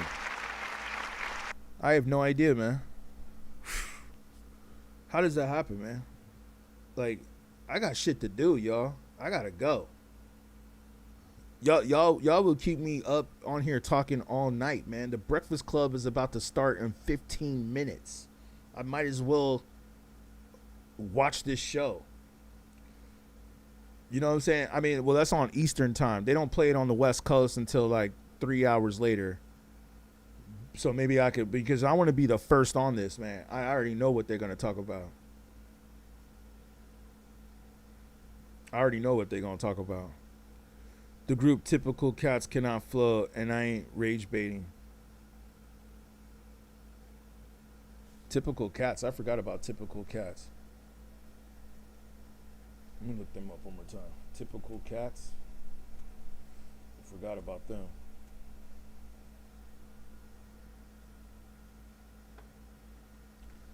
Yeah, I forgot about them. Oh, yeah, that's one of the homies. Yeah, Quasar. Yeah, I know Quasar. I know I heard about him from somewhere. Yeah, I know homeboy. They're from Chicago, but he's out here now. They're out on the West Coast. But yeah. Shout out D-Boy for the follow. Appreciate you, man. Yeah, how do we talk about this for 6 hours, man? See, y'all about to have me talk about so much stuff here today that I'm not even gonna like have anything to really talk about for tomorrow. Psych. We always got something to talk about when it comes to hip hop. Hey, thank y'all for the follows, man. I appreciate y'all, man, jumping up in here late. Y'all jumping in, y'all coming in on the 6 hour and still following. I appreciate y'all. I'm gonna catch you guys on the next one. I'm about to be out of here. I want to check out the Breakfast Club. Make sure you guys watch that because there's a beef going on right now. There's a beef, a podcast beef, and we're gonna see if Charlamagne's gonna address it. Make sure you guys like, subscribe. Make sure you guys are following the channel. Make sure you're hitting the notifications on YouTube. And please, make sure you guys can hit my membership. I really appreciate you. I'm going to be back on tomorrow. Let's just say 10 p.m. So look, even TikTok is like, are you still on here? You've been on here for so damn long. Are you still on here? TikTok is now asking me if I'm still on the stream. Yeah, I'm still here. Thank you, TikTok. I appreciate you. Make sure you guys follow me. All right? Thank you. YouTube, what up? Hold on, I got to see how much money I made on TikTok real quick. Oh, I made a whole $1.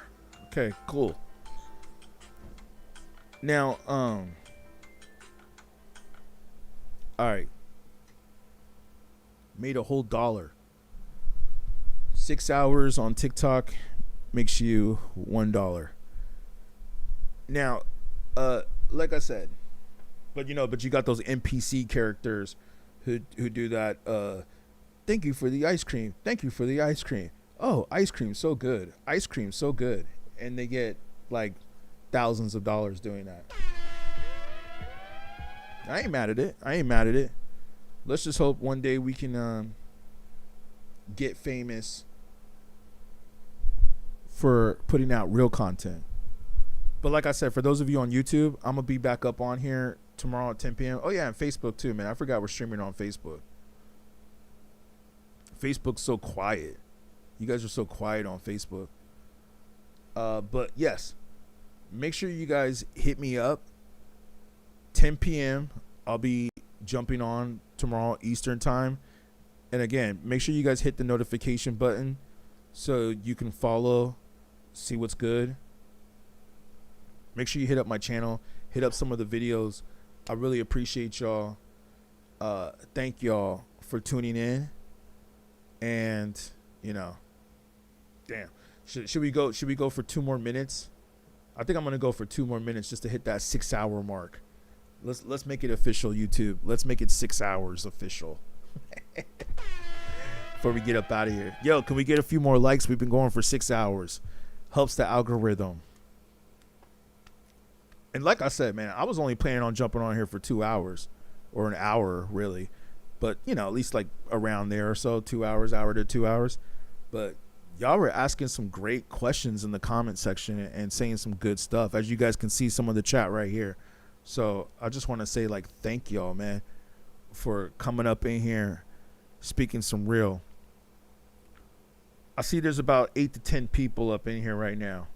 While we have this number, that's enough people. Put in the comment section if you guys can. What are some of the other topics that you guys would like for me to cover in the next stream? Or actually, you know what? Don't worry about it. Don't worry about it. Don't worry about it. We'll put it on the next one. We'll put it on the next one. I think we're gonna have some things to talk about. That's why I'm gonna tune into the Breakfast Club this morning, and I'm actually gonna go listen to it right now because I know their show starts 6 a.m. Eastern time. So that's in about 10 minutes. So I'm going to probably go and listen to it right after this. So I'm sure that they may have to address it. Even if they don't address it, we're going to address it. So I know we have that. I don't usually like talking about court cases, but I think we're going to have to cover some of what's going on in these hip-hop court cases, because it's just, some of them are just so strange and bizarre and weird. So we're going to cover some of those. So, yeah. All right, y'all. We made it to a full 6 hours. Shout out. Thank you.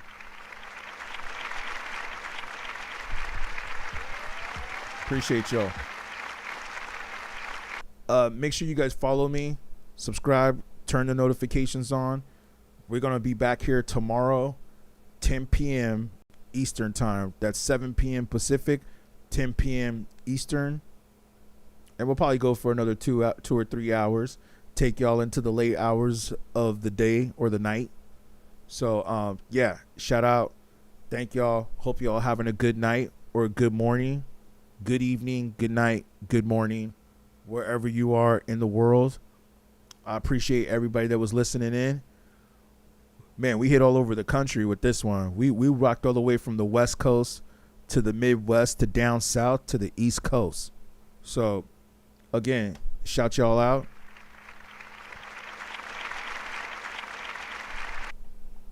Appreciate y'all. I'm going to see you guys on the next one. All right, see you tomorrow, 10 p.m. Eastern. Peace. Oh, and thank you for all the follows and the chats and the gifts and everything that you guys all contributed to. Really appreciate you.